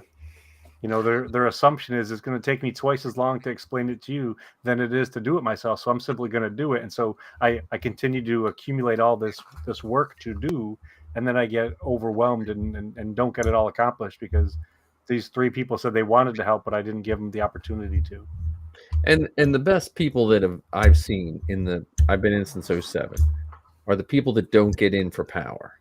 They get in for exactly whatever reason. It could be what you said, or it could just be, hey, someone's just like, look, I just want to be in a group. I'm as and it's the ones that aren't, like Ken said, the ones that aren't in it for the. If you're in it for power, and you want, because we've had a few in probably all the groups have had them at every level. Someone who's just in it for the power, and it usually ends poorly, and it usually sets the group back for a little while. Because I remember it in the Creed or in 501st, they had some problems with it, and Albin Johnson had to come back in and get elected as our lead again, the founder, to kind of reset the course to get it back on track. So, but the details of it, and because I think all the groups, if you looked at almost all the charters, I think the Mando Mercs is slightly different because I don't think you guys elect your leader, right? Like he's like leader for life or something. Like the that head part I don't know. Tom Hutchins. Yeah, I think he's just which is probably smarter for the long term because it's just as long as he's doing a good job. But I think overall the group's relative, other than the droid builders they're like an enigma. I can't because they have no unifying anything, and they all seem to work well. Like they don't have they're just like, hey, we're droid builders in this area, and they don't have any elected leaders of any way, shape, or form. What I find interesting about them is part of it is because it's not about them. Right. It's about these constructions, these contraptions, whereas with costumers, it is look at me. Yeah. Well, yeah, that's what I'm saying. It's a different, there is a different personality. The other groups are kind of, I think the Mandalorian and the television shows have kind of blurred the lines a little bit between Rebel Legion, Mando Mercs, and the 501st. Yep. A little bit. But until then, you could see distinct people and personalities that would gravitate towards the group. But yeah, the droid builders always amaze me because they're just like, hey, and they'll show up in force and like no one's in charge, and they're like, that seems to work out pretty well for them. Yeah. And I think overall the groups, like I know at least in our group for the longest time, we had leaders that did all the behind the scenes stuff. But like when we went to conventions, we'd do a convention, we'd have 15 people. There was no schedule. We just everyone pitched in. There was enough people to tear down, enough people to set up. So I think most adults tend to do more than is expected unless you treat them poorly. Yeah. But yeah, John, that's an awesome aspiration. And you see what you can do since you're fresh off of it. Once you're in, you talk to the people in a somewhat nice way about the approval process. Because I do think sometimes costumers forget what the first costume was like. They forget how much money and time or money and whatever. You either put in a lot of money or a lot of time, or it's like a sliding rule, like it's either a lot of money over here or a lot of time. But either way, and I think sometimes people that have 3 or 4 costumes that have been in a while, they forget when you submit that first costume what it's like. And I think communication, and Marty says this and a bunch of other people say it, people don't know how to communicate anymore. We live in the time where you can communicate so quickly, and we don't know how to communicate properly. Well, and we also, with that idea of communication, we also don't necessarily give ourselves space to find out about each other, to connect with each other. It becomes the costume and the club becomes the focus. And we forget that your name is John and my name is Ken. I mean, there are folks who only know each other by their forum name. Oh yeah. Which absolutely baffles me because, okay, I know what my forum name is, but that's only because I created it. I don't know anyone else's forum name unless they tell it to me. Well, my forum name is funny because my forum name is usually Squig. Because when I used to play paintball, I had longer hair, and when I take my paintball gear off, it had this weird curl that looked like Squiggy from Laverne and Shirley. So the paintball people called me Squig, right? So I just use it as a name, and it's funny because, like you said, people call me Squig, and I'm like, you don't even know what that means. I just use it because I have to put something that I remember as a forum name. So, like, I don't even have enough hair to have squig anymore. I have to have I have to have a comb forward squig. You know, instead of comb over, I'll have a comb forward. Yeah, and I will say this though. Get a drink. It is very nice to have you guys as the introduction I've had into this realm. So, well, I'm happy that we can help, because I've tried to do this I've tried to help most people. You know, my first person I really helped get in was Quinn. But the groups, as much as it's easy to complain about, the last couple of years I've had a few things to complain about, but the group itself, on its, all the groups on the purest level, they do so much more than what we give them credit for. And I don't really care about the money part. Like, I know people get tied up, like, hey, we help donate. I could care less how much money we donate to. The group of people I'm with, they get fixated on dollar amounts. You know, how much money was raised at that event. I could care less. But I think of what it means to kids, and Ken said it, and many other people said it. Like, when you go to a library event in some town out in the middle of nowhere, and some of those kids will probably not travel more than 5 miles from where they live, just because of their economic standing in life, and you bring them a beautiful costume that they love getting their picture with, you can't put money on that. Mm-hmm. You know, like, I mean, kid wants a picture with a stormtrooper, and they get it. And I think that's what makes the costume so cool. Because we did this one for the old line garrison down in Maryland, no, down in Delaware. Mm-hmm.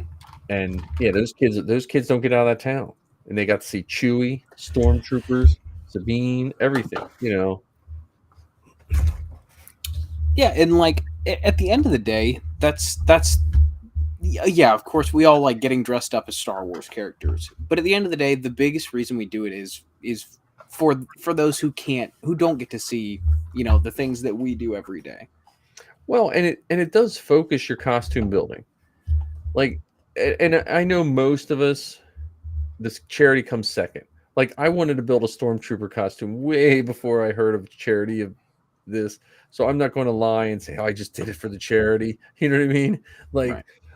But it gave me a reason to do it. As an adult, we've been taught you need reasons to do things sometimes, and it's a much easier sell, and it's a much easier sell of not only my money but my time when I'm helping other people.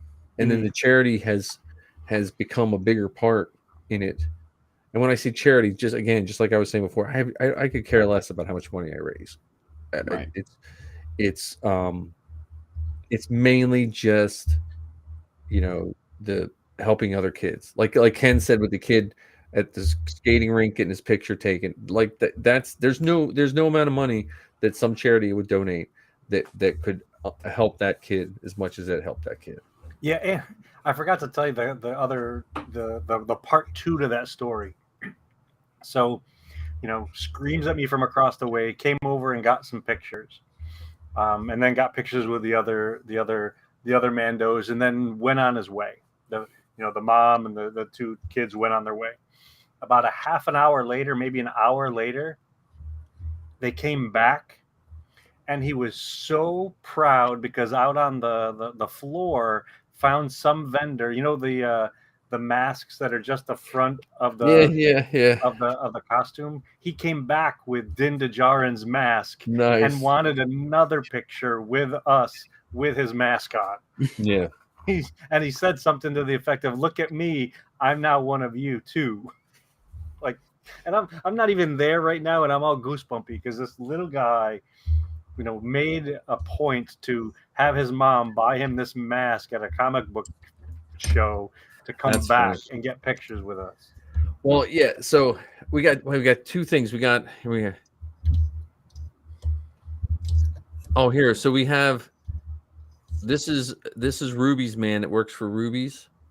He was on my. He's putting chats in. He used to come on my TikToks. Mm-hmm. But I wonder, he'll be. he says making a Chewbacca for. Oh, that's cool. I don't know. The Chewbacca's never seemed to go well, but so Ken, here's my question about costumes. This is what I've been thinking. You know those little things you can get implanted where in your armor or something where someone can bump their phone and it takes them to a website. The little RF thingamajigs. Yeah, because NFC tags. I'm thinking of putting one of those in Zoe's gauntlets. You could do that, or if you want to do a lower tech version of that, you can get have a QR code made that connects to all of our different social media things. Well, yeah, I have thought of that. And just have that taped to the top.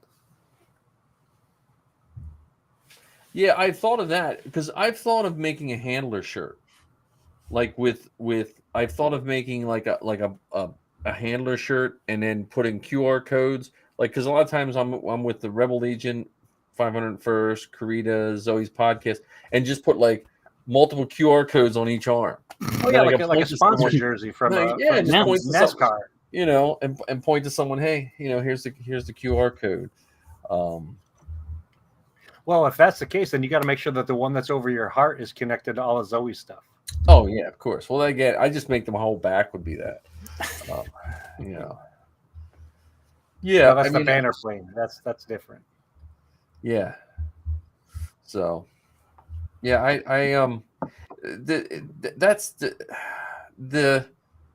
that's where I think sometimes the groups need to just take a little bit of a breath and pause and remember. I don't know how the Mando Mercs are in your group, but like my group, they are fascinated with how much money they bring in right now. Like if they go to a charity event and the charity event raises $100,000, somehow they want to put that in the mission report. Hey, we helped raise $100,000, and I don't understand that. Well, I think it comes down to the individuals in those leadership roles. Like, what is their focus? Are they doing it because they want to showboat? Are they doing it because they want to show off? Are they doing it because they want to have that true impact? I mean, we do sometimes raise money during the event. So, for instance, at the one that we did over the weekend, we did a bounty hunt. Yeah. So folks can donate money to so this weekend we were raising money for the Ronald McDonald House, and the money that they donate, they can have us go out on the con floor and capture whoever it was that they put the bounty on, bring them back to our booth. We put them in the cell. We read them the wanted poster for them, and then they can do one of two things. They can either stay in our cell for 5 minutes and work out the bounty, or they can pay us an additional $5, and we will put the person who put the bounty out on them in the jail cell for 5 minutes. And it's just fun. It's just those things I like. I know with 501st they have weird money handling rules. Like we have to have someone from the charity there handling the money and stuff like that. But I'm still that kind of stuff I don't mind, but I hate when they tag our names with stuff we had nothing to do with. Like my charity comes down to, if I go troop on a Saturday, the charity can be many ways. It could be that kid that just wants a picture with a stormtrooper. It could be my fellow stormtrooper that was having a bad week and now he just gets to hang with another stormtrooper. It could be that charity. It could be charity for me. I could have had a bad week and I just need to be in a costume where people don't see my face and have a good day. You know, like I don't think any of those charities are any less important, at least in my eyes. So that's, and it goes back to what are you bragging about? Are you bragging about the impact that your effort had, or are you bragging about the effort you made? Because those aren't the same things, right? You know, as Loud Hit says, clout chasing. Now what I did. Now here I'll ask you this, Ken. Do you count your troops? Do you know how many troops you've done? I don't. Yeah, I don't either. I assumed you were a non-troop counter, but we have people that keep track. They're like, it's my 76th troop, and I've traveled 1,800 miles. I'm like, oh, okay, that seems like you have a lot of time in your hands. Go one step further. I know some individuals who not only count their troops, But what they will often do is at these events, they will be in one costume for a certain amount of time. They will go change into another costume for a certain amount of time, and then change into another. So they'll be in their stormtrooper costume, and then they'll get in their Mandalorian costume, and then they'll get in their Jedi costume. So they get, quote unquote, credit for all of those things, even though they didn't interact with a single fan in their costume. They just stood there, wearing their helmet in the corner. They didn't get in a single picture with anyone. They just stood there for the hour, and then check it off the list. I can now say I did my official troop this year as a Mando, and my membership stays active, and my costume doesn't get retired. Well, we had it's not as bad there for a while. We had costume collectors for a while. Like, it seemed like they were in the big rush to see who could have the most costumes as quickly as possible. Yep. And with the 501st, there's a lot of costumes where it's a change of a couple things, and you can go from being an Imperial officer to a technician or whatever it is. Yeah. Or change the rank badge and change code cylinders. And now look, I'm a different person. I'm Captain Leopold. Yeah, that's what they would do. They would be like, I'm a TIE pilot, TIE reserve, deck officer. I got four costumes, And I've always been, since I've been in, do the costume you want to do. Just with the caveat, if you want to do an obscure character, don't get upset that you're called the wrong name. Like, the Mando mercs are slightly different because they're custom, but in the 501st, there's such a wide variety, and there's some EU characters that almost, like Darth Revan is a perfect example.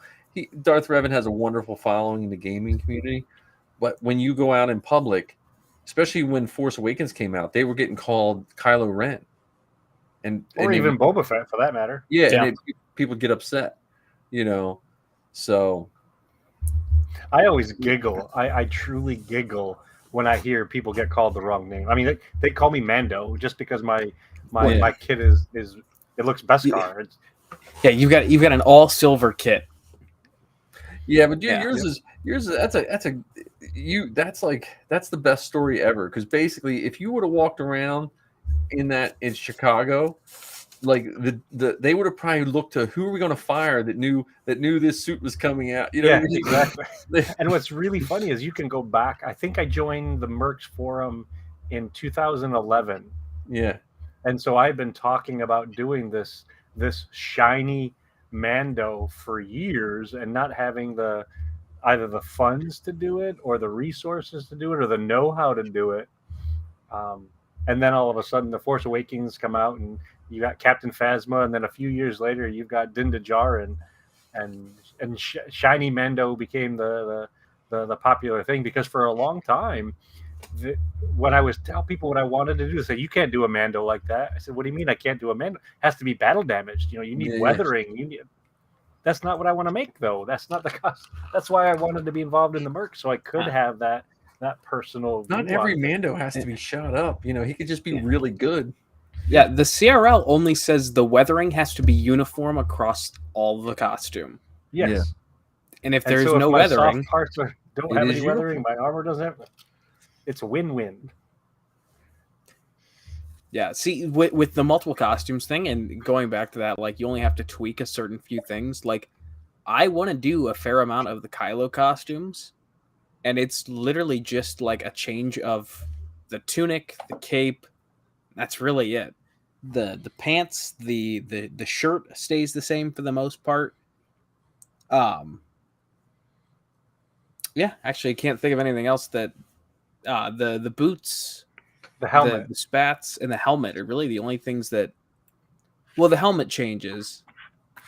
Yeah. So yeah, the majority of the undersuit, if you will, stays the same. It's just that overcoat and the cape and the helmet obviously are the ones that change. Now, you know what? If you printed that helmet with all the cracks in it, Mm-hmm. If you printed that in translucent red filament and then painted it, and then you could put LEDs inside the helmet, just turn it on, and you would have the glowing cracks. Yeah, that'd be awesome. be hard to see though, don't you think? Well, you could put a thing around your eyes. You know what I True. mean?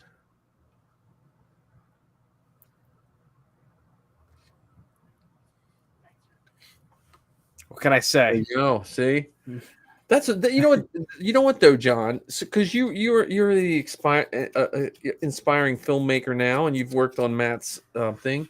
You should think of a fan. If you said you have a place that looks like uh, Takodana. Mm-hmm. just get a friend with a camera, man, and make a short. He makes shorts. They're called TikToks. Yeah, I know, but I'm saying like make because I can't keep waiting for Matt in this film. I see. I'd get on him, but he loves you and Marty, so I don't know how. I still to this day don't know how I got in that loop. Like I don't. I don't know how. Works mysterious. Don't question it. No, but I mean, because I remember somehow he did Zoe's show, and then literally a couple months later, I'm like trying to get stormtroopers together, and I don't know how I went from. I don't know if I was like half asleep or something. I was like, oh sure, I'll do it. Did you get Maybe your roped blood in sugar through was Marty? low or something? Well, yes and no. I mean, I think I got in through Dan. I think because Dan, I don't know. I lose track. It's just, because there for a while, like I would say up to a couple years ago, I really, I didn't even have my real name on social media. I didn't really do much, and then I just started, so.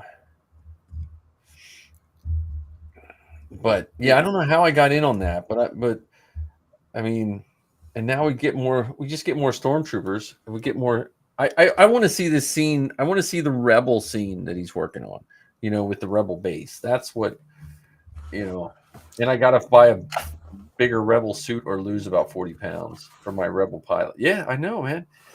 Get your rebel pilot gear going. So, if at all possible, I have created a look for a character. Nice. That if Matt will allow it, I would love to do it. I'm telling you, Matt's one of those people that's better to ask, like for forgiveness. Yeah, forgiveness, right? Just bring it. Like I wish some of the guys would have just shown up. Like when we had people for that shoot that were like, well, I wanted to do a Twi'lek. I just wish they would have showed up because he would have shot it. Mm-hmm. Well, the funny thing is, I had my Mando kit in the car the whole time that first shooting day. Because that's the only, like, if I was really in charge of the filming we were doing, there would have been a way different look for the one set of stormtroopers. They would have looked more like, a ragtag team of pirates, like having brown boots.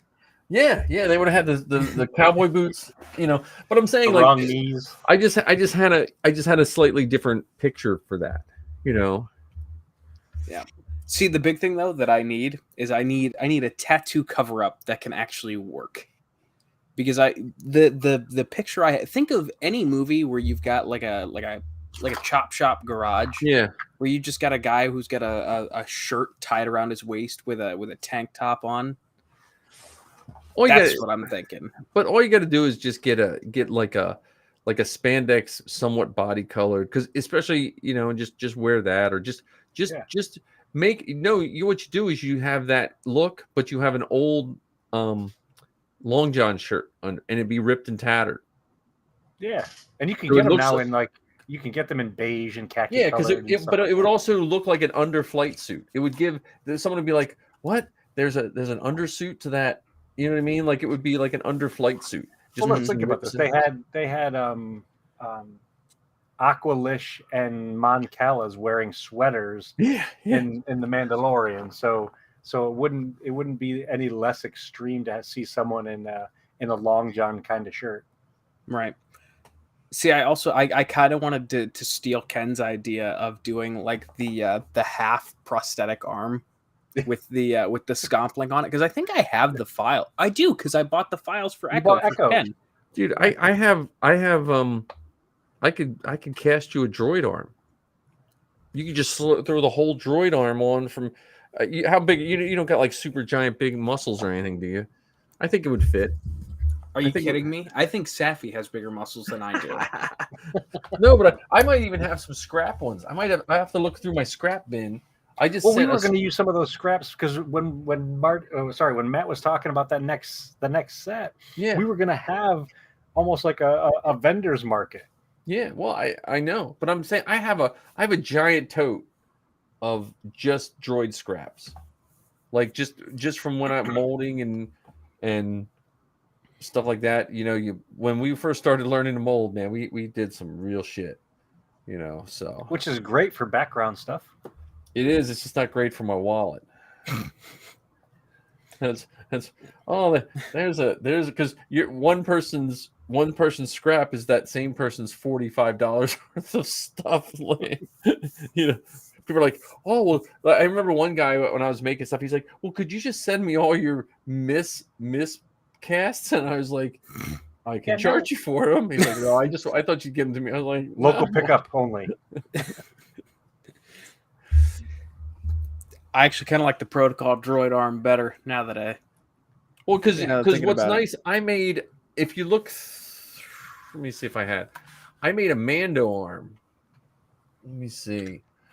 And actually someone offered me a lot of money for it and I sold it. Like I just made it and then someone was like, hey, do you have, I was like, yeah. They're like, oh, we'll send you this much money. I was like, yeah, sure thing. Let me see if I was like, okay, because it was my PayPal account. Send me that money. Yeah, they were like, yeah,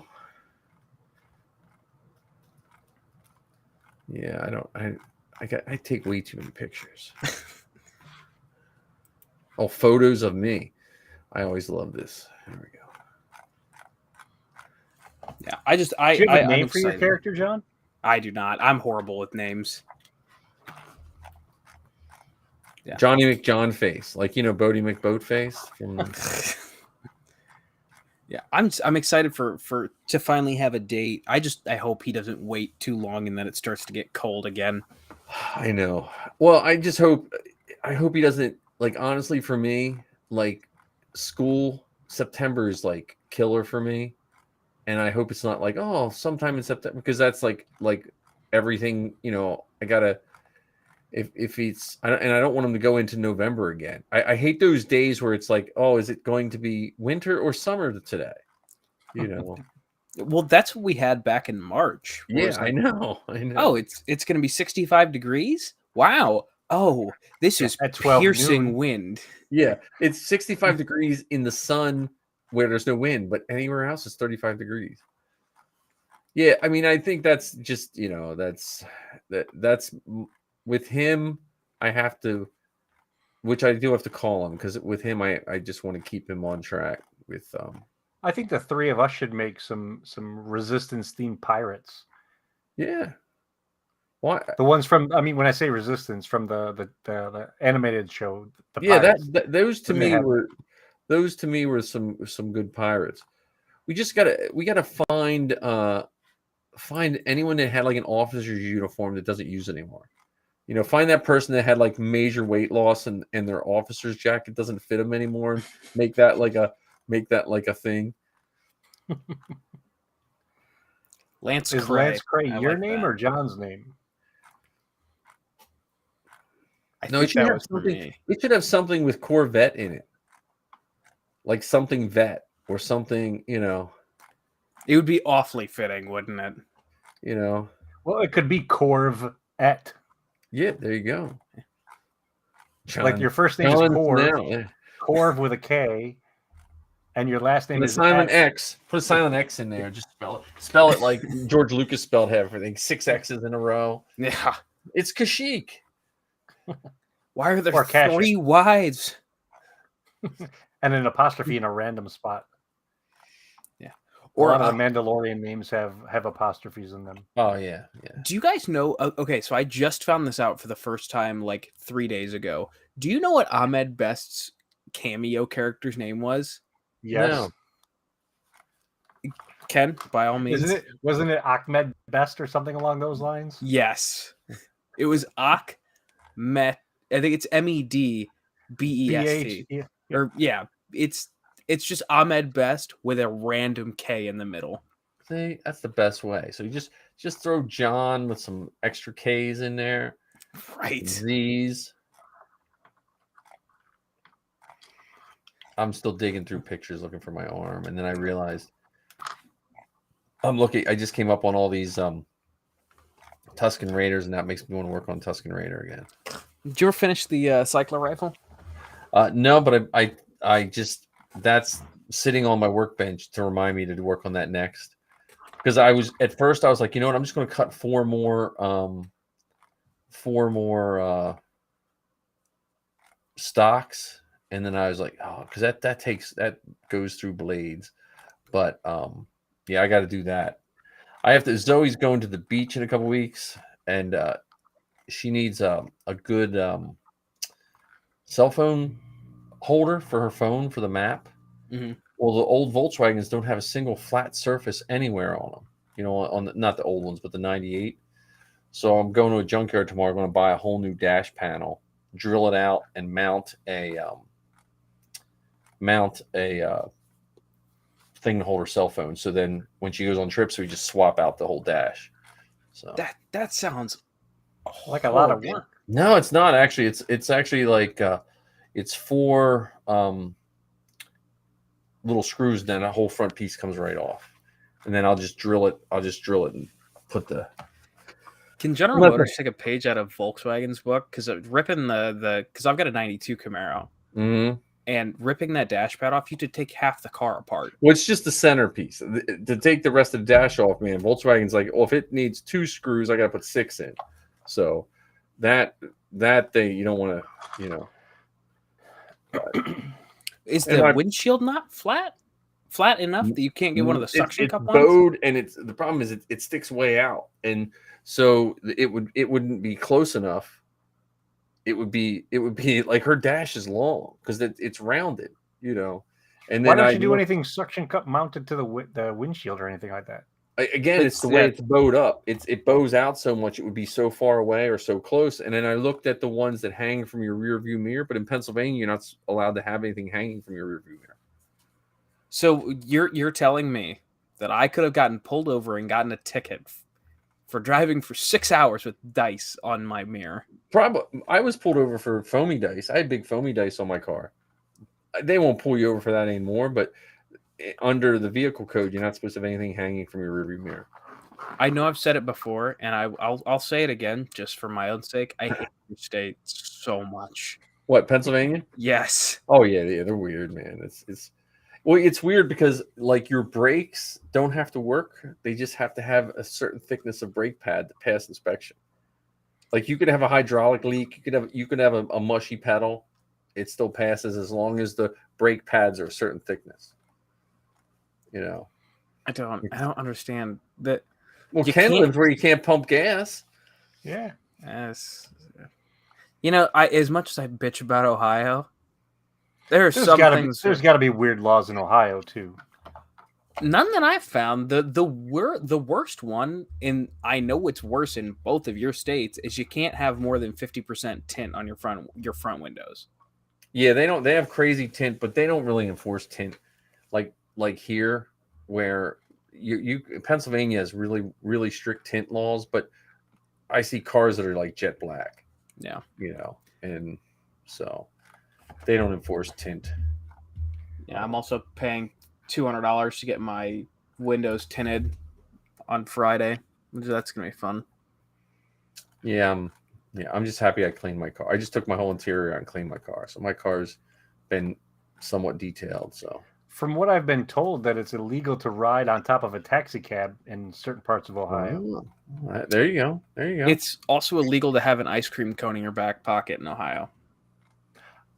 Okay. Can you ride in the back of a pickup truck in Ohio? I think legally no, but it's not enforced. Yeah, that's how I know we've done it. Pennsylvania, you're not. When I was a kid, you could ride, but now you can't. When the seatbelt laws hit, you weren't allowed to ride in the back of a pickup truck anymore. Yeah, I don't know how it is where you guys are at, but I know the closest you can get to that is if anything past the front 2 seats, if you're over 18, you don't have to be buckled in a seatbelt. Oh, you don't have to have a seatbelt when you're over 18? Not in the back seats. Oh, okay. Yeah, ours. I don't know what the rule. They change the rules off and on. I don't, I just wear my seatbelt. I went through one windshield and that was enough to make me go through. Oh, so did you pull a Lucas? Like, what the heck? No, man, I wrecked my bug when I was like 19. My face, the rear view mirror hit me here, and they had to stitch my nose up with 30 some stitches, and then it caught me here and caught me here when I came back in the car and landed in the passenger seat. And it was funny because it happened on a Thursday. I had classes on a Friday, and in my Calc 3 class, you weren't allowed to miss class. He told us at the beginning of the semester, if you're allowed to miss one class if someone dies. And so I went to class the next day with 2 black eyes. I couldn't walk. Like Missy had to walk me to class. He's like, "Oh, it looks like you had some trouble yesterday." And just, thanks for your concern, sir. Yeah. I wouldn't be here if you weren't a dickhead. Yeah. So the fun times of and it didn't make me any smarter. But Loud Hits is sharing lots of random. I know, right? There was one where would you even consider it fishing? Anyway, you can't hunt whales on Sundays. No. Well, I know in Cleveland you're not allowed to hunt mice without a license. What? Yeah, that's fun. You need a mouse license for real? I don't think we're allowed. That's weird. I did hear the no arrests on Sundays to the 4th of July. I've heard that one before. Oh, that's funny.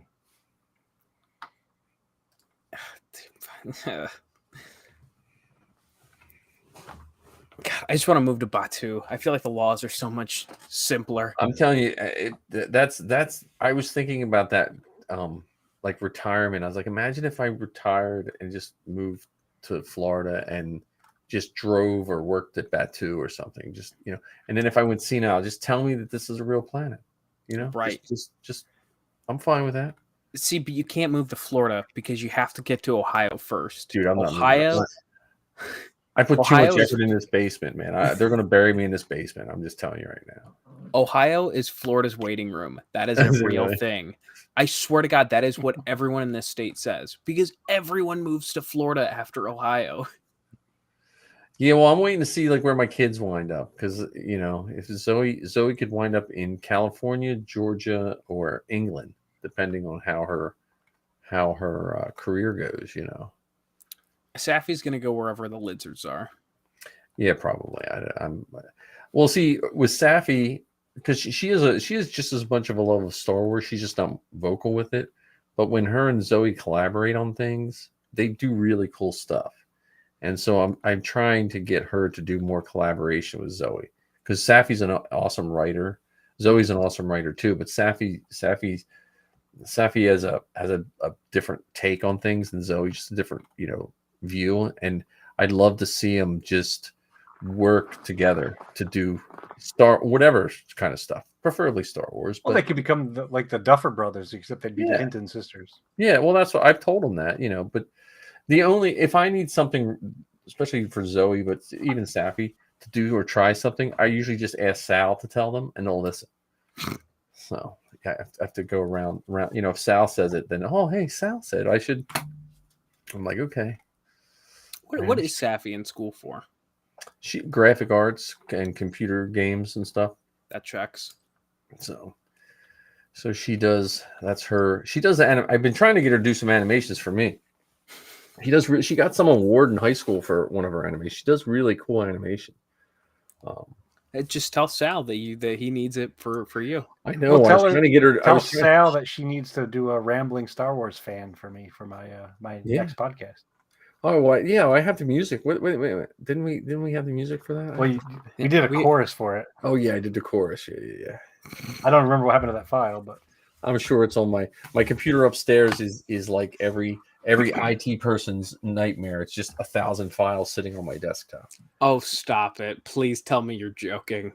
It's not as bad. Like I cleaned it up. I usually clean it up, but lately, because I haven't been using that computer enough, like normally I do all my work on my desktop and then I put it in.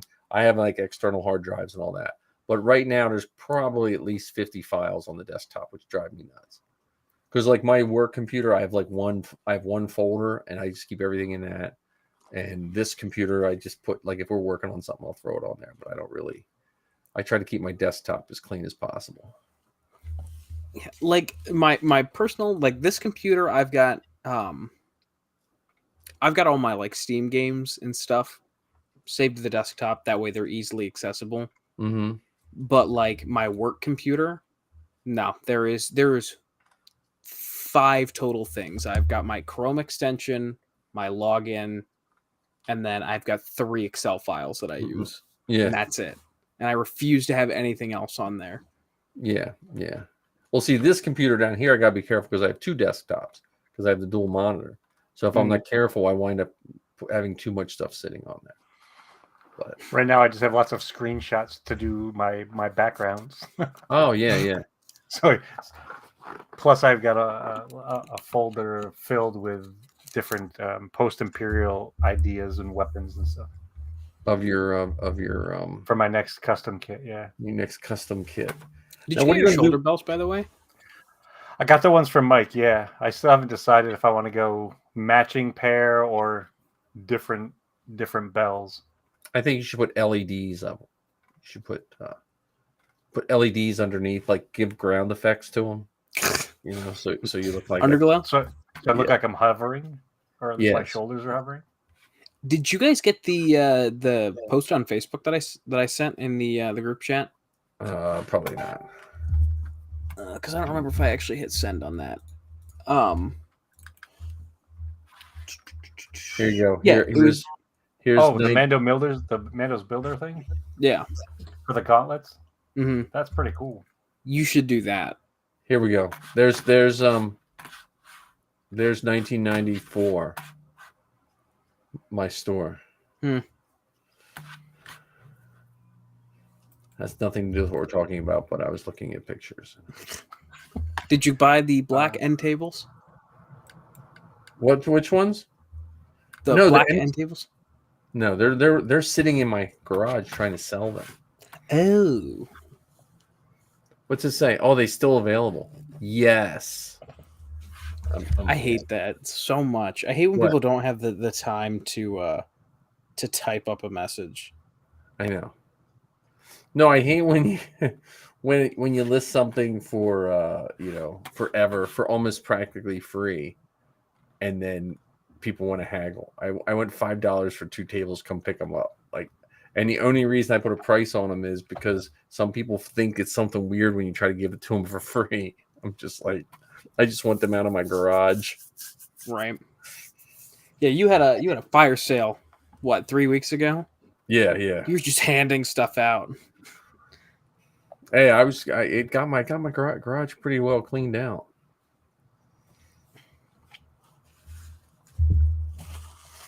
I'm trying to. I'm still on the hunt for that Mando arm. I'm looking for this arm, and I can't. I got way too many pictures. Didn't you post a picture of it on TikTok? I thought I did, but my TikTok's acting weird right now, and I'm not. I finally got I don't know if I would say removed from my follow ban, but I haven't been able to follow anyone for like 6 weeks. It's because my phone's jailbroken. And they don't like that, so yeah. But like it's like I don't even think I know what that means. What do you mean it's jailbroken? So with Apple, there are certain restrictions to what you can and cannot customize. And John has to be that rebel. He's a rebel. Exactly. So like I had the worst part is like I haven't even renewed it because every 7 days you have to redo it. And it's usually like way too much work. Yeah, it is. But like I haven't done it in a while. And it's funny, it wasn't a problem for the 9 months that I would keep up on it, but for the last 2 months that I haven't, they're like, you can't follow anyone because we detected suspicious activity on your device. It's like, all right, cool. Yeah, that seems like too much work for me. I like like my life and my Star Wars and everything to be very simple. And when you say you have to update something every couple months, I'm like, oh, I can't do it. So at the very beginning of our conversation today, Mike, you said there wasn't much news to talk about, but we have someone asking about Jedi Survivor. Oh yeah, what? So I missed that. So is that a game? Mm-hmm. Yes. Yeah, it's a sequel to the Jedi Fallen Order. Oh, okay. I've never finished Jedi Fallen Orders. Do I lose my Star Wars cred? Wait, you started it? Yeah. That's what the one with Cal Kestis. Cal Kestis? Yeah. I play it on Xbox. I honestly got frustrated with fighting the biker scout on the train. Hold on. You got into you didn't even make it past the prologue. No, I just kind of like I was like this is just not fun for me. So I two words. You ready? Story mode. Yes. Okay. Just play the game in story mode, because then it's like you move the joystick and you automatically defeat all the enemies. Yeah.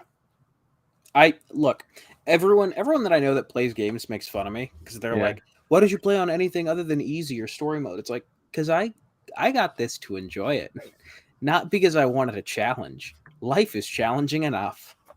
Now, what do you play yours on? I play on either. So I played Jedi Fallen Order on PC, PS4, and PS5. Oh, okay. So is there really a difference between the three? No, it's so the PS5 I wanted to play it in native 4K. The PS4 was the first thing I got it for, and then I played it for the PC to see how it was with the keyboard and mouse. Is the 4K noticeably different? Noticeably better? It is. Compared to the 720p screen that I was playing on, my 32-inch 720p TV versus my 65-inch 4K TV, there was quite a difference. Okay. Now, if I would have just at the time plugged my if I would have had the TV and plugged my PS4 into it, yeah, I'm sure it would have looked fine. But at that point, I had already upgraded my PlayStation. So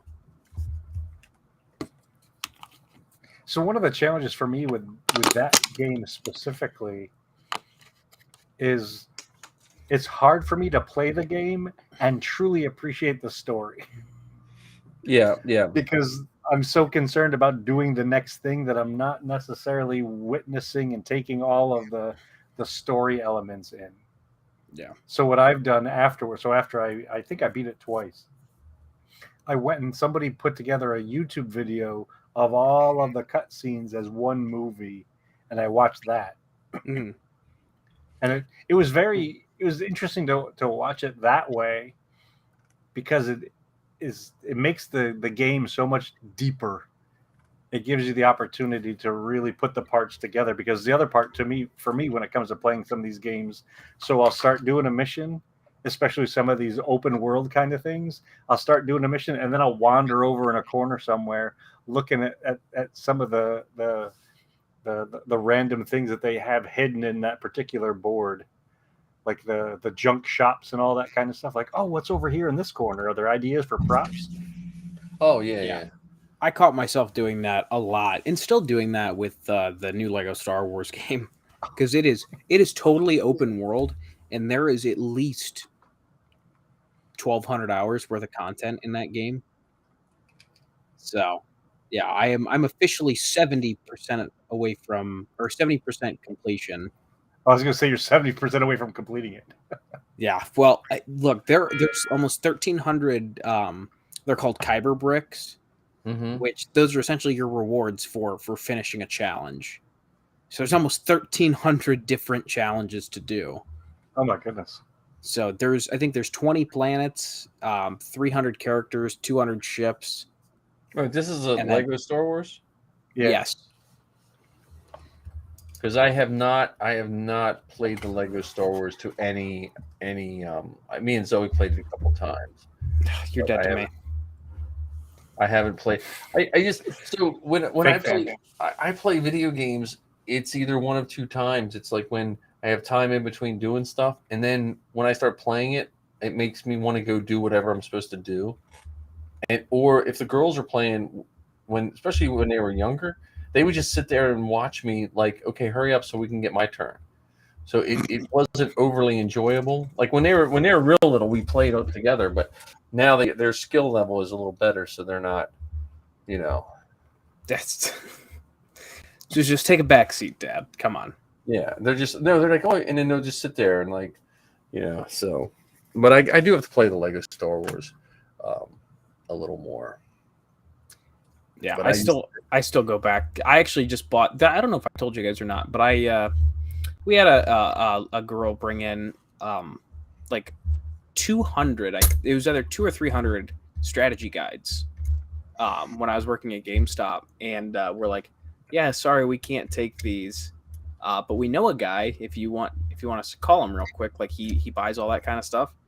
And when he got there, I'm like, look, man, I can't do I can't buy these directly off her because she was trying to sell them to us.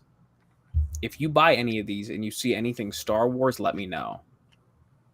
So he comes back in. He's like, yeah, the only one they had was the original Lego or the complete saga strategy guide. I'm like, that's the one I wanted. Mm-hmm. I didn't even know it was in there. How much do you want for it? So I gave him $5 for it. Nice. So, because GameStop's got a really weird policy is if you try and sell something in the store, the employees aren't allowed to buy it off of you. But the guy had a business. He was, he was friends with my boss, and I asked him like, "Hey, I'm on the clock. Can I buy this in the store?" And he's like, "I don't care." It's GameStop. Going back to the Fallen Order thing, have you figured out or thought of who that guy in the back of the tank is? Snoke. No. I have no idea. I don't even have a good enough educated guess. Yeah, I think it's just going to be Mystery Jedi. Yeah, it'll probably be some new character. I don't think I think they're not going to go so off the wall where it's like, oh, this is insert character name here from this Legends book that came out in 1997, who is only in like 2 chapters of this book. Yeah. But I also don't think they're going to go for like a big name like Revan, because I'm sure they've got other things they want to do with that character in a different time period. I often wonder if Revan is one of those characters that is over that people think.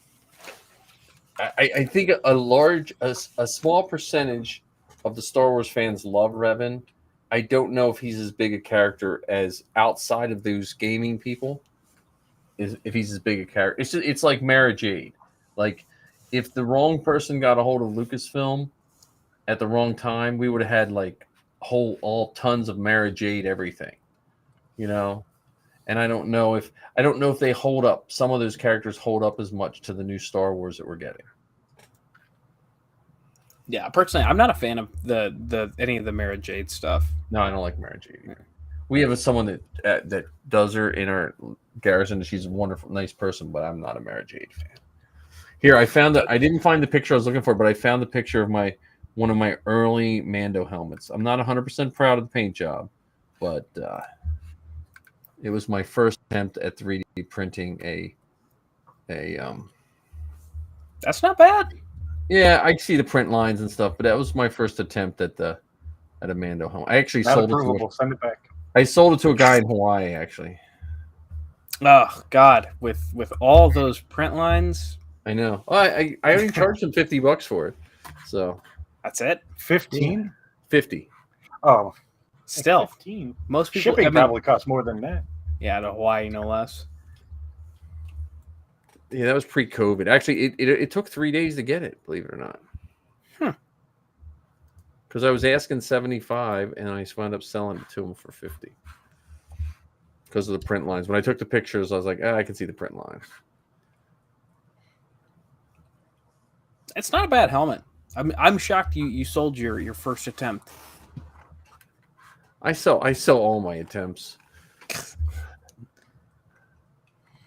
Yeah, see, speaking of Mando, do you think we're going to get Hondo Anaka in Mando? We have to get Hondo somewhere.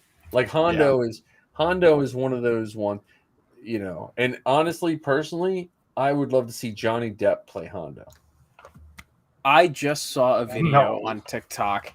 Well, because do you know how much they're paying him to return for Pirates of the Caribbean? Yeah, I know. It was like some Too crazy much. $301 million. You're lying.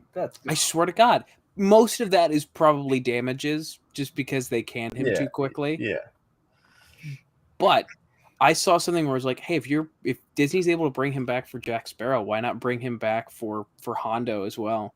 Space Jack Sparrow. No. Ken's See, not he's not one a fan. of those. We were talking earlier about how we look at Harrison Ford differently because of the things he's done. Yeah, Johnny Depp is one of those actors I look at differently because of the things he's done. Yeah. I would be perfectly okay never seeing Johnny Depp in another movie. Yeah, I understand that. That's fair. And I'm not saying he's a bad actor. I'm not even saying he's a bad person. I'm just saying I don't need to see Johnny Depp in something. See, I'm the same way with Jim Carrey. I don't need to see. You say Jim Carrey? Yeah, I'm the same way. Yeah, Jim Carrey, Ben Affleck. I'm fine not seeing them in anything else. Well, I do like Star Wars in the sense that the one thing I do like about Star Wars is, and they're pretty much still that same way, when they take pretty much a no-name person and make them a star, kind of. Like I like that part of Star Wars. Yeah, and the famous people end up being just either minor roles or cameos, which are even minor roles. Yeah.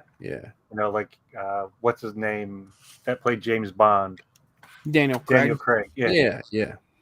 Didn't even know he was in it, really. We lost you. Still can't believe he got a speaking role, no less.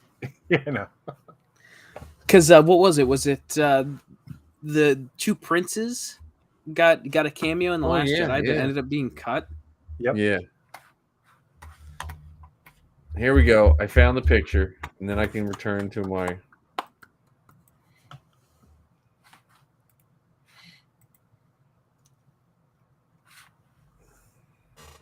Oh yeah, because that's the copper helmet you've got behind you, right? Yeah, that's the copper helmet I have behind me. But this was I put the Mando logo right there. I put oversized pistons that I just printed wrong, and then I put the double flamethrower thing from a Mando gauntlet on the underside of the arm.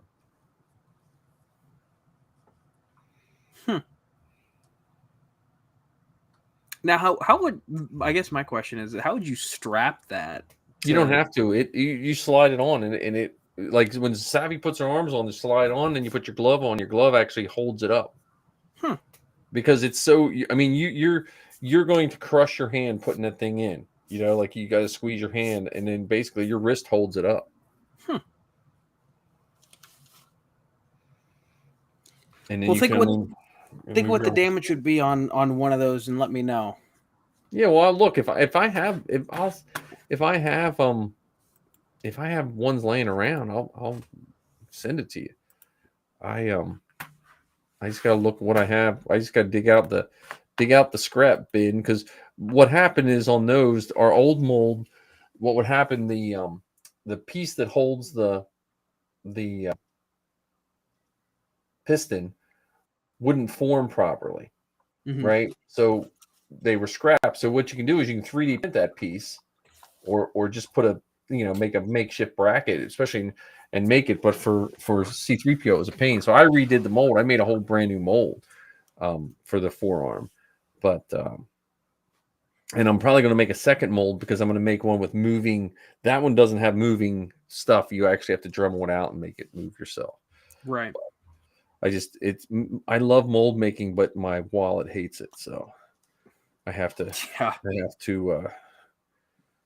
Speaking of mold making, how big was that xenomorph at the shop? Is that life size? Which one?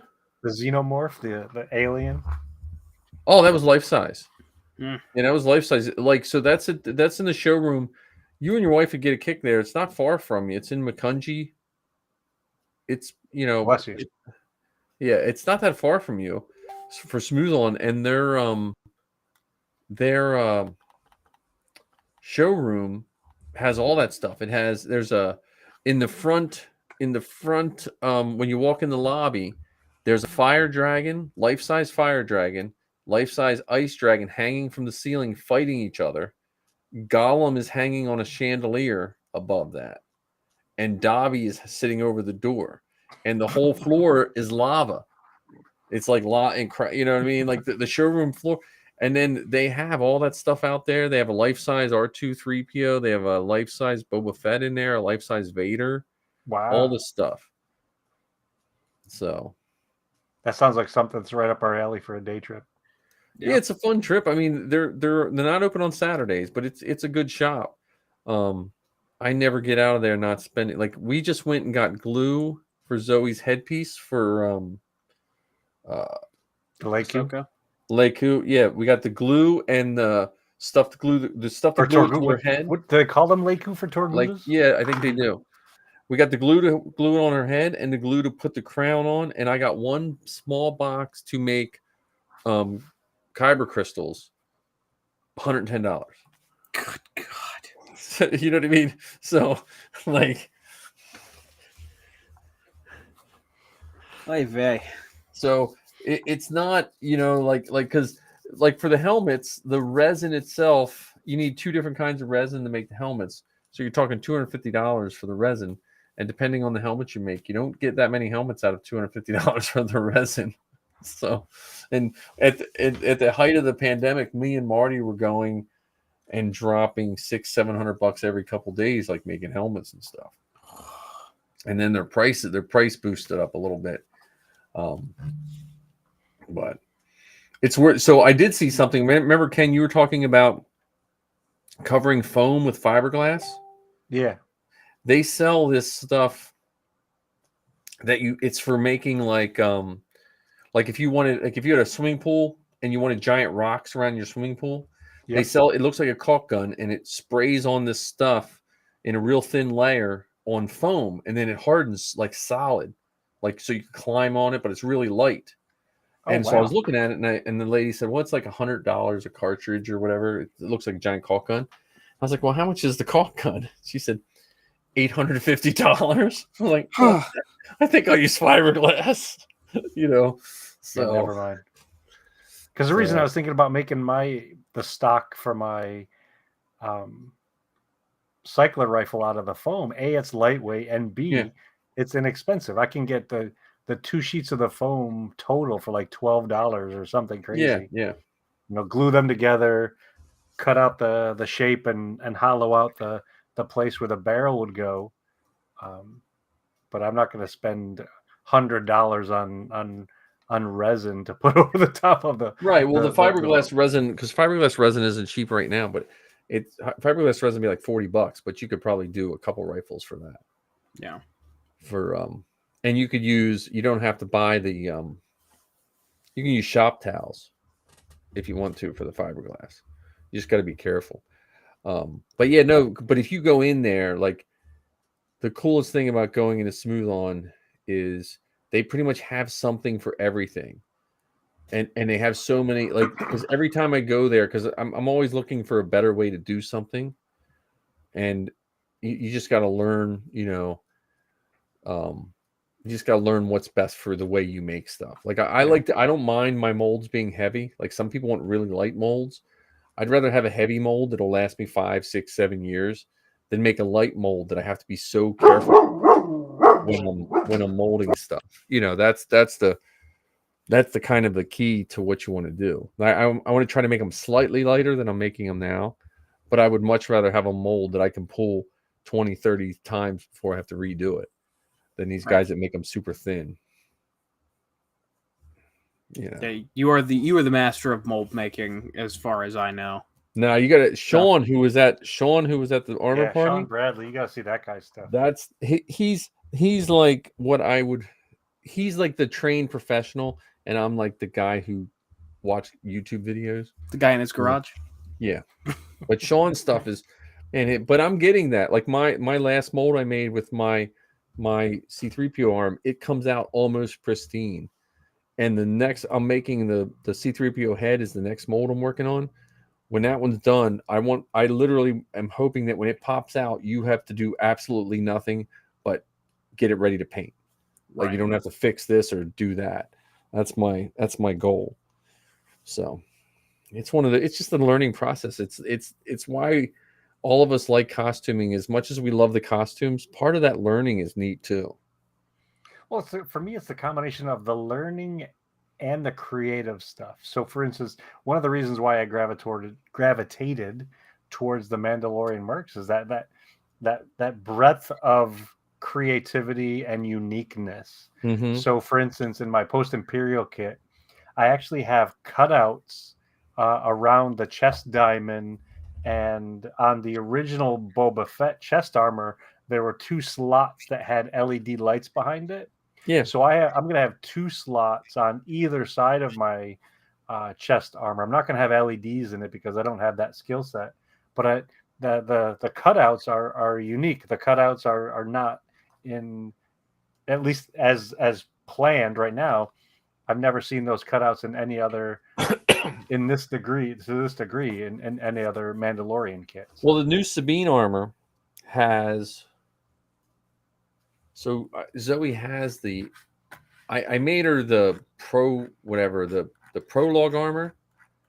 Mm-hmm. The prologue armor on the Ahsoka show has lights in it, here and here, on the side, like right on the chest armor. There's actually lights. Like it has. They're not. It's like a panel, and it's just a glowing light. Oh, so in the Boba Fett one, it actually had characters. Yeah, no, this is just because in the cart, I probably don't have a picture of her new armor because she's not approved in that armor, so she can't troop in it. And we didn't tell it. Now we're back to Mike hunting for pictures. No, this will be really quick because she was wearing it like. So you say. Well, yeah, that's true. Now, what I will say while Mike's searching for this picture is, I don't know about you guys, but we need a group that is just like background characters, like denizen characters.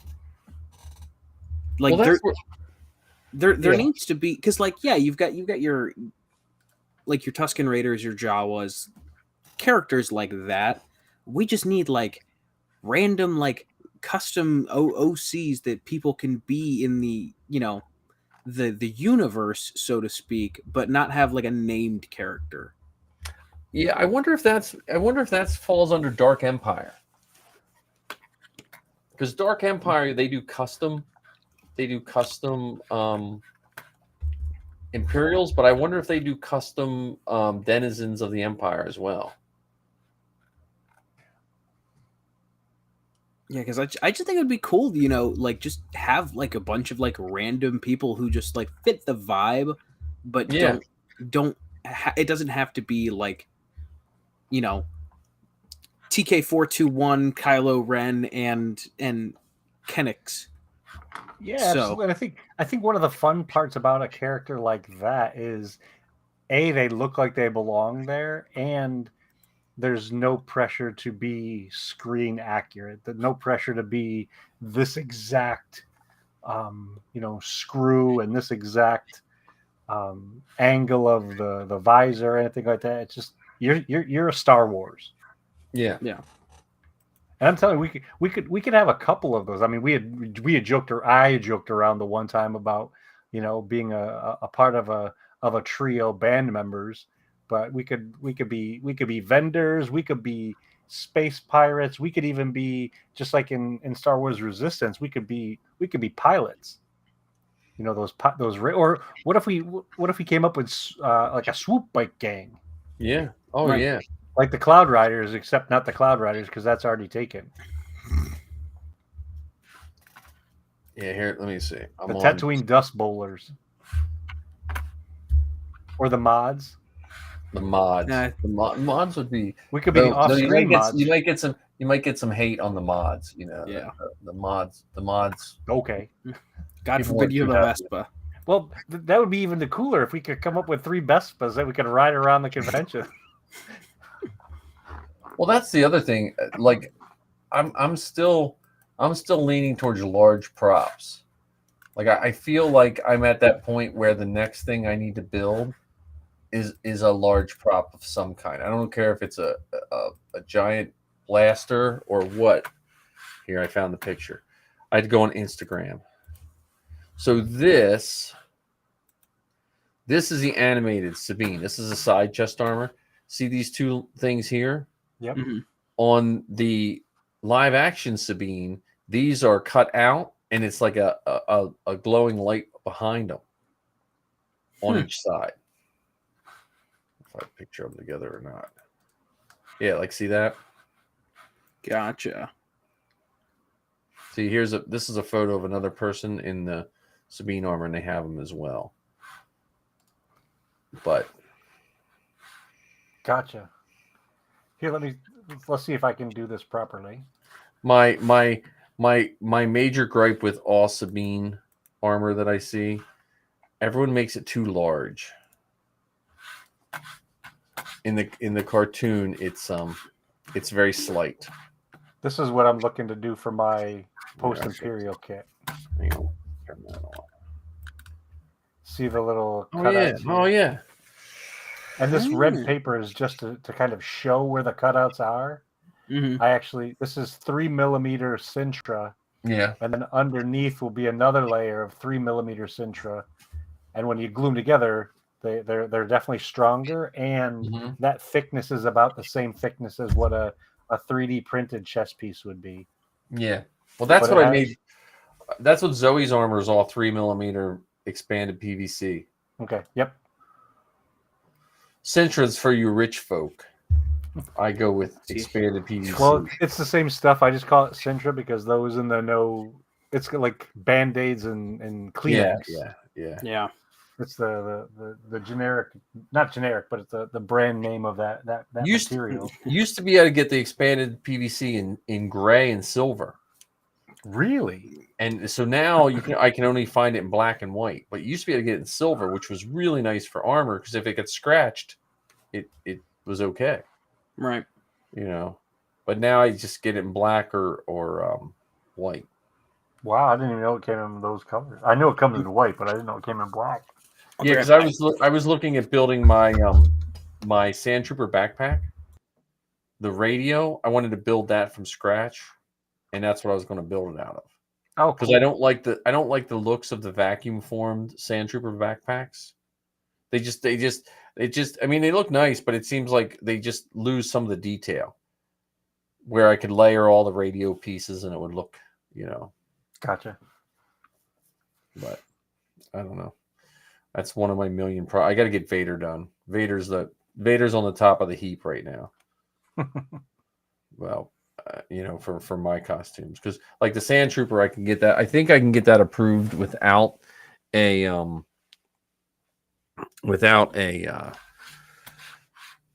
backpack. I just have to look. I don't know what.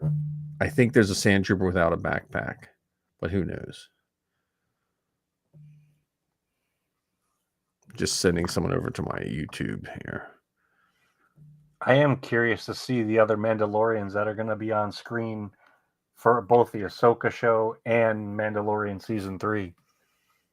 Yeah. Oh, yeah. Yeah. Because we saw a lot in Mandalorian season 1, but they were almost all at night and quick. You know what I mean? Or in the sewer.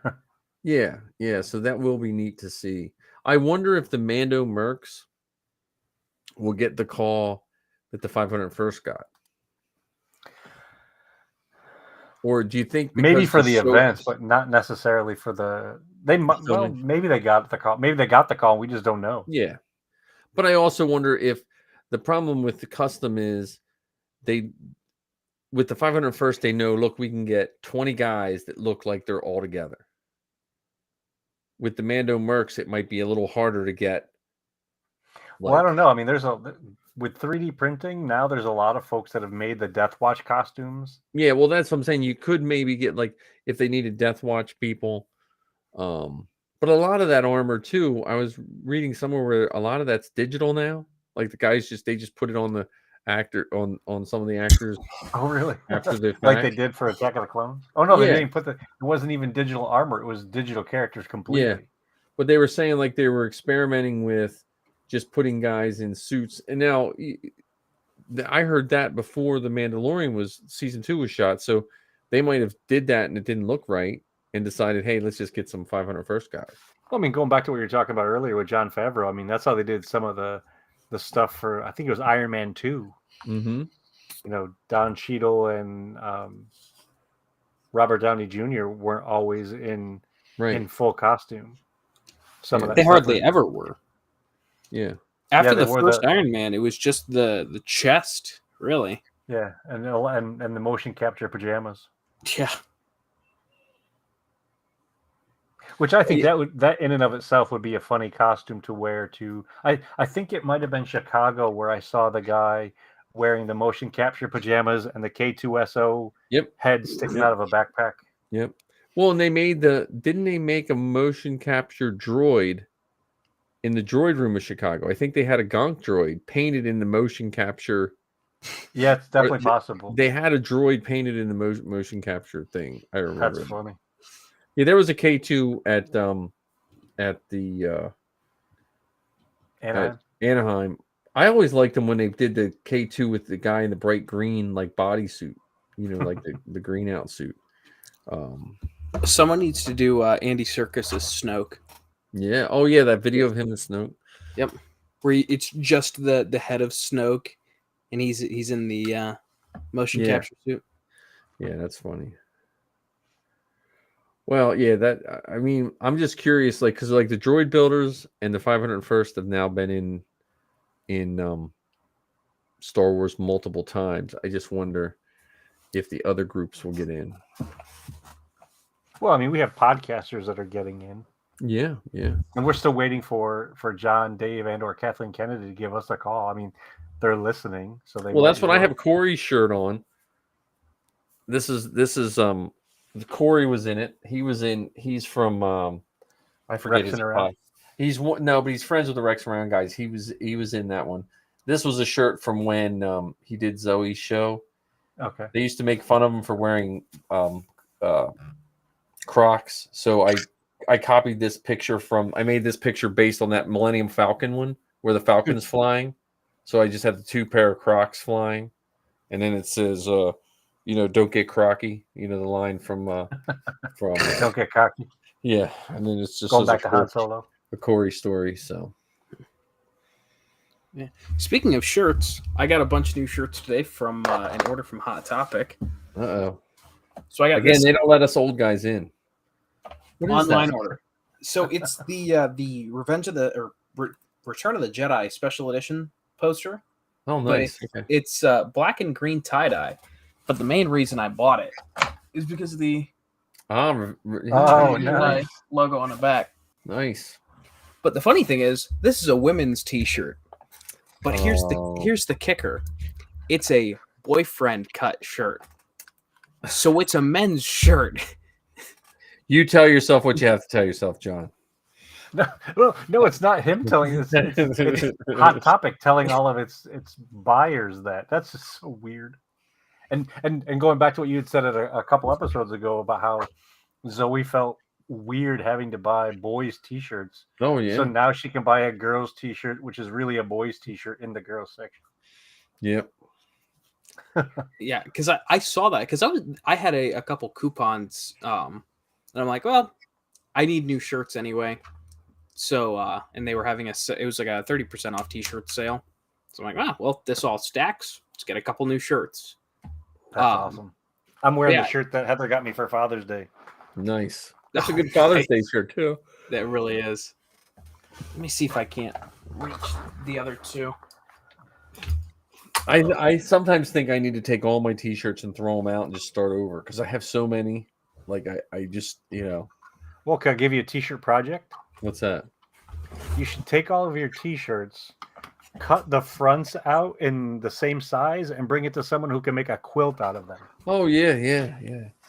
Well, my favorite shirt, like I have some good shirts, but that's a nice one. Oh, that's a nice one. But I'm like tired of black T-shirts. Not to knock John's, but I mean for myself personally, I like all my 501st shirts are black. all my Star Wars shirts are black, and so like I'm like constantly on the look for anything that's not black, just to even out my, you know. Well, John's is green and black, so I do like that don't green and don't black. jab him too hard over there. Oh, I wear almost exclusively black, including this one. This is actually probably one of my favorite shirts that I have now. What is that?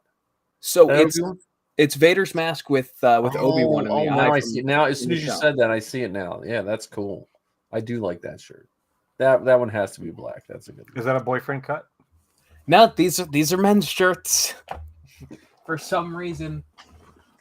But I also got 2 pairs of socks as well. I got glow in the dark. Apparently, I only recently found that out. But they're the crawl, except for it's a long time ago in a galaxy far, far away. Yeah. Oh, of course they put these stickers on where you can't see the design. Then I got some Boba Tea socks. Nice. Nice. Well, so Stance makes nice Star Wars socks, but you can find them at Ross Dress for Less sometime. And those Stance socks like hug your feet, man. They're beautiful socks. I think the funniest part about a lot of the Stance socks is they don't match. Yeah, I know. Like I have 2 pair. One is Luke and a Tauntaun, and then the other pair I have is Finn and Poe. That's funny. Oh, I think I might have one that's Han and Boba. Well, we went to the Stance Star Wars Force Awakens party with Wired Magazine, and then you got like free socks and free gift bags and all that kind of stuff. How did this happen? That was when The Force Awakens came out. So 2015? Yeah, so right the month before they sent Zoe. This is the one where I told you they sent her a iPad as an invite. You didn't tell us this. Oh, he's told me this a couple times. Yeah, they sent us an invite. Let me see. I don't know if you're able to really see it. Nope, just your belly. I know. Well, that's just for you. That's just bonus.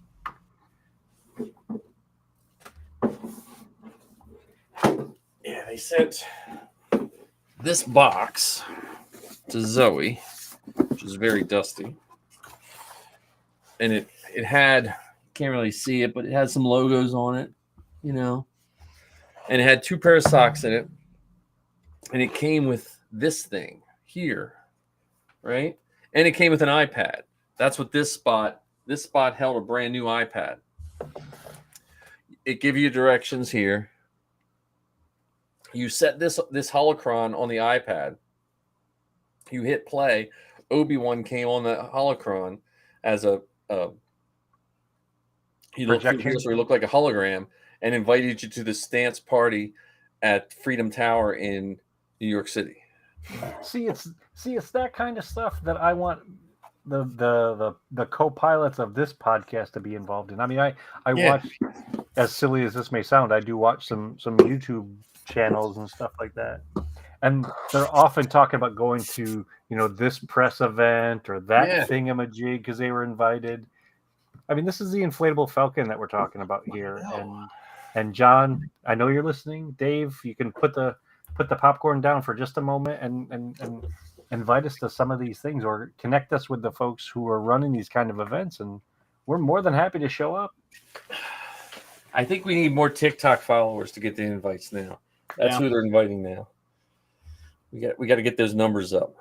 Well, the 2 of you are the TikTokers. You're the TikTokers duo. I don't have a TikTok yet. We need the combined strength of all 3 of us, though, Ken. Yeah. Because I'm still trying to break like 160, you know, and I'm like floating in my mid 150s right now. I'm still trying to break 7,000. I've been so stagnant for so long. So, but yeah, no, so Marty and I went to that party because Zoe couldn't go because it was open bar, and it was on a Tuesday night. So, you know, she was in school. I mean, I had to work, but you know, they were fine. The kids were fine. Yeah. But just put on a movie. No, I scheduled a test for that day. So yeah, even better. I was like, okay, you guys got to take a test, and but Marty and I went, and it was fun. But it was someone from Wired magazine got to go in the archives and just took, and it was weird because it was a non-Star Wars fan that went into the archives and took all these pictures. So they were kind of like they weren't. It was kind of cool because it wasn't what a Star Wars fan would have picked. Like there was a Vader helmet and some stuff like that, but there were some oddball pictures. Like if I had all the choices of everything in the archives, I probably wouldn't have picked, because he had a limited amount of picture time. I'll have to find that the magazine's floating around here somewhere. But they had them all displayed. It was the whole 20-something floor of Freedom Tower. Like the whole floor was just display, free food, free booze, and swag bag stuff. And I'm sure all of that was lost on you. Huh? I said I'm sure all of that was lost on you. Well, I couldn't eat most of the food. You don't drink. I couldn't eat any of the food, and I couldn't drink. So they didn't have vegan cocktails? No. And I was driving, right? So, but it was funny because when we got there, and most of the people that were there could give two shits about Star Wars, right? They were just like Wired magazine people, and so Marty and I were like looking at the pictures, and we were just talking to ourselves, like, oh yeah, that's, I forget what the helmet was, but that's whatever movie's Vader helmet, because you look at the lenses, and we were going back and forth, and then people started like gathering around like we knew what the hell we were talking about, And then there was a chef from one of the cooking networks, which I didn't know, but Marty knew who he was. And so because we were the only ones, like I had a Star Wars shirt on, Marty had a Star Wars. We thought it was going to be all Star Wars shit, and it was a bunch of hipsters that probably just got free drinks on a Tuesday night. So this was not a black tie event? No. It was, well, I had like a dress shirt, like a Star Wars dress shirt on. I think I'm with the Hot Topic, and I was like, I need an old man shirt. That's what they got box lunch now for. Yeah, well, they didn't have box lunch back then. Is box lunch Hot Topic? Yeah, it's same banner. There was a lot at Celebration. We were going to go in the box lunch. There was a line the entire time at Celebration. Like you had to wait like 45 minutes to get to the counter. I was like, I'm not. I'll just wait till I get home and go to box lunch in the mall. So. Yeah, did you guys see they put up all the exclusives for sale? Oh, Celebration? Yeah. Yeah, I saw that on the Celebration store. Yeah, I was very close to buying the mug. I purposely stayed away from it because I was like, I don't need more. I keep telling myself I don't need more stuff. Because yesterday, it's funny because I say that, and then I see all the Hasbro toy releases like that. Did you see the Bounty Hunter, the black Boba Fett? No. Don't even get me started on that figure. I'm so irritated with Hasbro right now. Well, it's Prime Day today and yesterday, so like all these pops are really cheap. Like you can get really like Din Djarin without his helmet and bunch like really inexpensive. And Missy was showing them to me. I was like, I can't buy any more pops. Don't show me any more pops. So. Yeah, I'm very grateful that I need to buy a car right now. So, what car are you buying? Oh, winter car. Yeah, I need something with 4 wheels and a motor. Well, so, I am taking your advice though. I am very seriously trying to hunt down a halfway decent Chevy Uplander. There you go. That, or I'm gonna end up buying an Express van and gutting the thing. There you go, and then just make it your make your road squadron. Have your room for all your totes. You'll be the most popular. Next Celebration will be like, we will pay you X amount of dollars to drive our stuff to Florida, and you'll wind up paying for your whole trip, right? No, guys used to pay like $100 to take their tote. You get 10 guys paying you to take their tote because they don't want to put their tote on an airplane. Right. And if you have the time to drive it and take it down there, you know, and your car doesn't burst into flames or anything, you know, that's always good. That's a good point. Yeah, because I'm not putting a big tote on the plane. I know a lot of guys do it. I just, you know, I don't want to be that statistic of you get your tote, and because I see these pictures of like the wheels have been smashed in through the tote and stuff like that. Well, or like my buddy who's in Tunisia right now, when he got to Tunisia, his luggage was long gone. United totally lost his luggage, and he had an extra change of clothes in his carry-on, but he lost some pipe tobacco, his entire wardrobe, chargers. I forget what else he had in his bag. But he texted me and he was like, "Yeah, man, you know it's going pretty good. I don't have any clothes." But I mean, they lost Qui-Gon's wig for the Phantom Menace, so true. Yeah, there you go. Tunisia loses stuff. Yeah. So yeah, he spent all of his extra money getting clothes while he was over there. Well, he's still over there, but what's he doing in Tunisia? Like, what is? It's a missions trip, so he's teaching English as a second language. So that's what his degree is in, as far as I know, actually. Oh, okay. I was just curious, like, you know, what would be a reason to go to Tunisia other than Star Wars? But now I feel bad. Hey, that's the only reason I would go. But yeah, I made sure to because like I've known he's going since like December, and anytime I talk to him or his Tunisia trip got brought up, like, hey, are you by chance going back to either Mos Eisley or the Lars Homestead? Because I could use a couple more jars of sand. Yeah, especially now after. Well, tell them to dig for lightsabers. Apparently, they just bury lightsabers out there too. You know, right. Well, the bone pieces are supposedly still out there. Oh yeah. They left the what was that? What was that dinosaur originally from? It was originally from a Disney movie. Was it really? Yep. Was it the time that was it the? I don't know. I thought there was one. I thought it was the one from. Oh, what do you call it? The one with. Land the Time Forgot. Is that it? No, it actually. This is gonna sound funny, but the name of the movie was actually One of Our Dinosaurs is Missing. Okay. That's the name of the movie.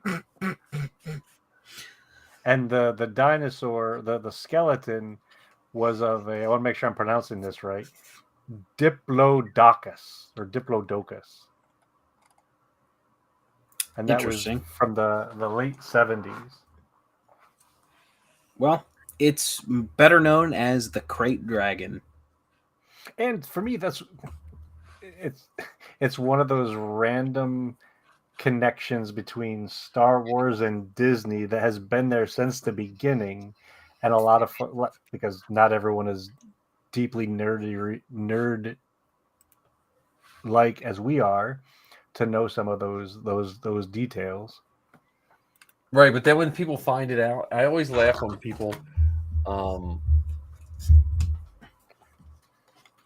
when people find it out that never knew that, and they get like it's something no one else knew, you know, like the stormtrooper bumping his head and yeah, did you know this? And like, yes.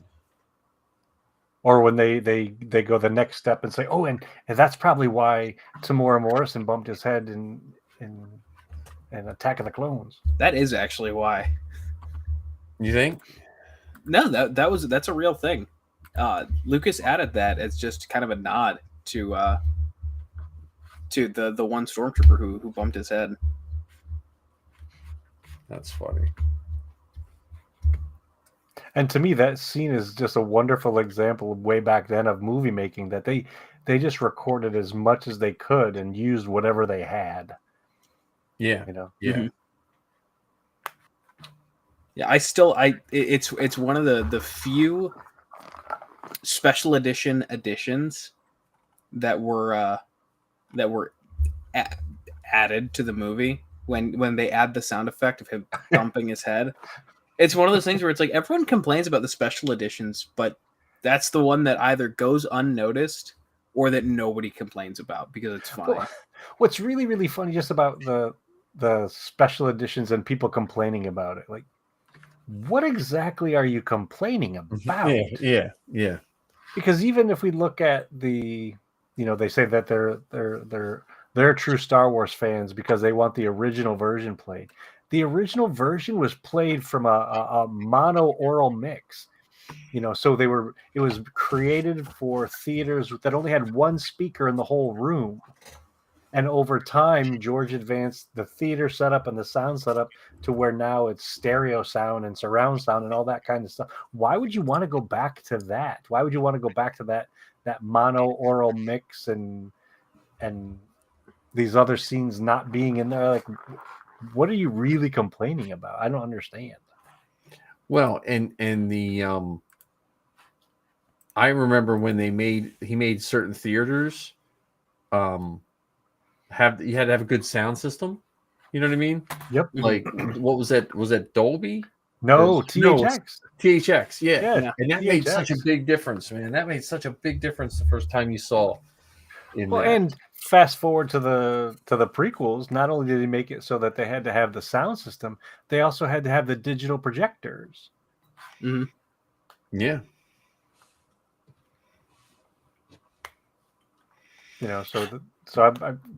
I have never had anybody explain to me accurately or clearly what it is that they really want, other than they want what they don't have. They want what they're not given, which is always a wacky idea to me.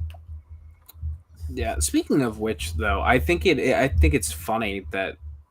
So I don't know if either of you saw it, but Screen Rant had an article that they were talking about the new Light and Magic documentary that's coming out.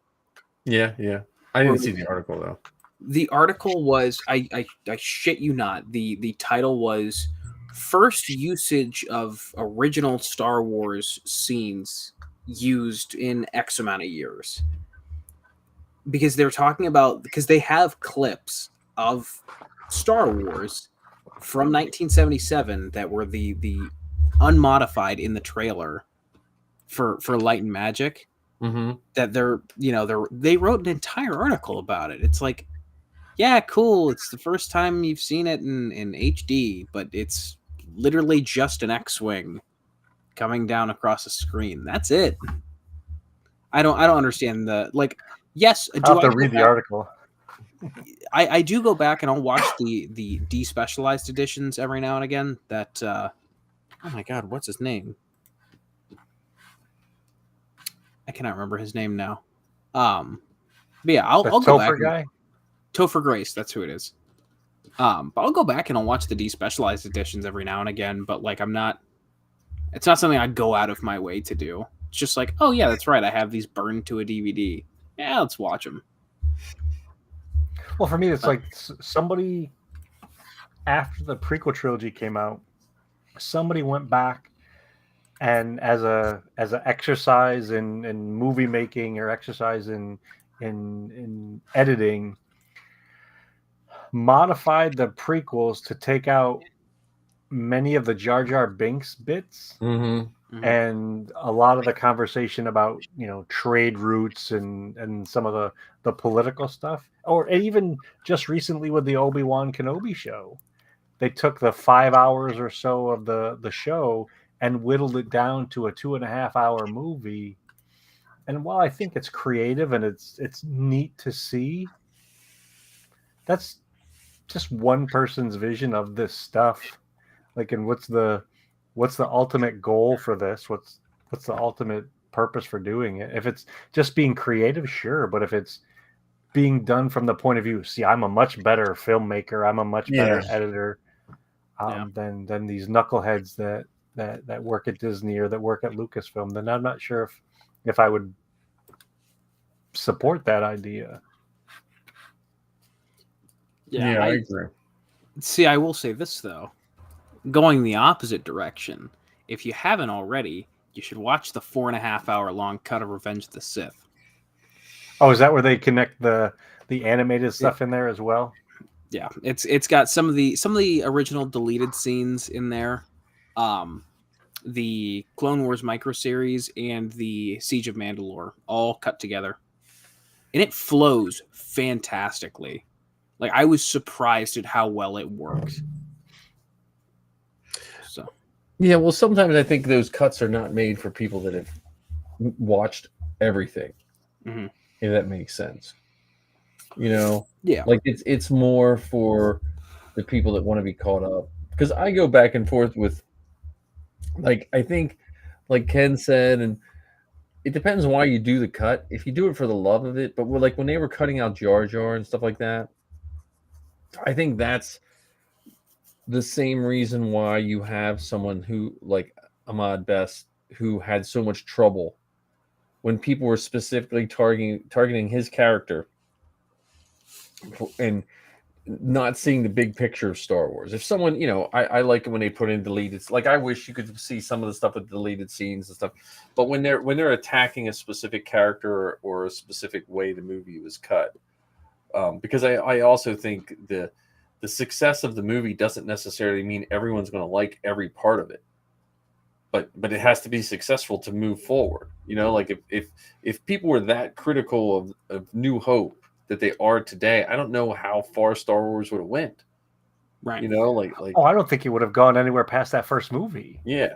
I mean, even if you go back and get the newspaper clippings and the magazine articles where they reviewed A New Hope, some of them were celebrating the creativity of it and the freshness of it, and even not the style, but the focus, because movies in those times were gritty street things, and it was talking about doom and gloom, whereas you got this movie that's built on hope.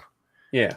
But in terms of the filmmaking, I don't think it would have lasted if it had the level of criticism and the ferocity of the voices that we have today. Right.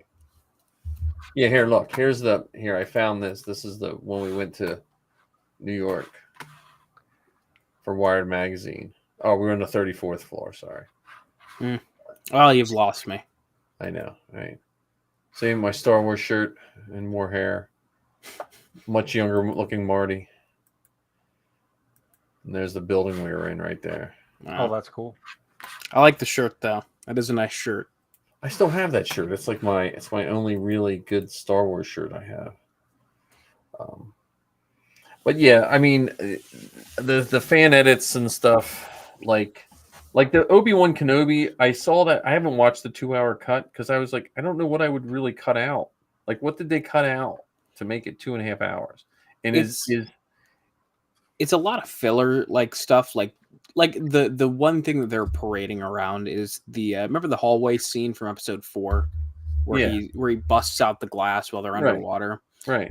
There's a couple of those shots that it kind of tightened up. Yeah, it speeds it up a little bit, but there's not a lot of that in the show that you can cut. Like, you're cutting out story bits at that point. Yeah, and like I took some of those long shots that felt long. I took some of those as showing Kenobi slowly moving back to where he was supposed to be. Like I felt like that's you were kind of it felt long, but I think it was supposed to show like he had to move from that basically husk of a Jedi to where he ended when he was throwing rocks at Vader with the Force. Mm-hmm. Also, speaking of which, I saw a very good meme today where it was Vader on the Death Star, and he was a presence I haven't felt since. And then it was a picture of Obi-Wan on Mustafar. It's over Anakin, I have the high ground. And then the next panel was, no, wait, it was, that's when he threw the high ground at me. Yeah. Wait, the Death Star is all flat. I got you now, Obi-Wan. Yeah, there was no high ground on the Death Star.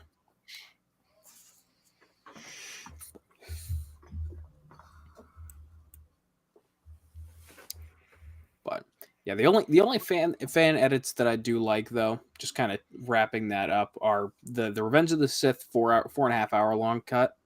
Yeah. And I do like the despecialized editions because it's a nice look into, what we have now versus what we had, or what I shouldn't say what was put out back in 77, 80, and 83. Well, I think that's a wonderful example of the differences between the edits. So the despecialized version, you could make that claim of, we want to be able to show what was originally seen. Yeah.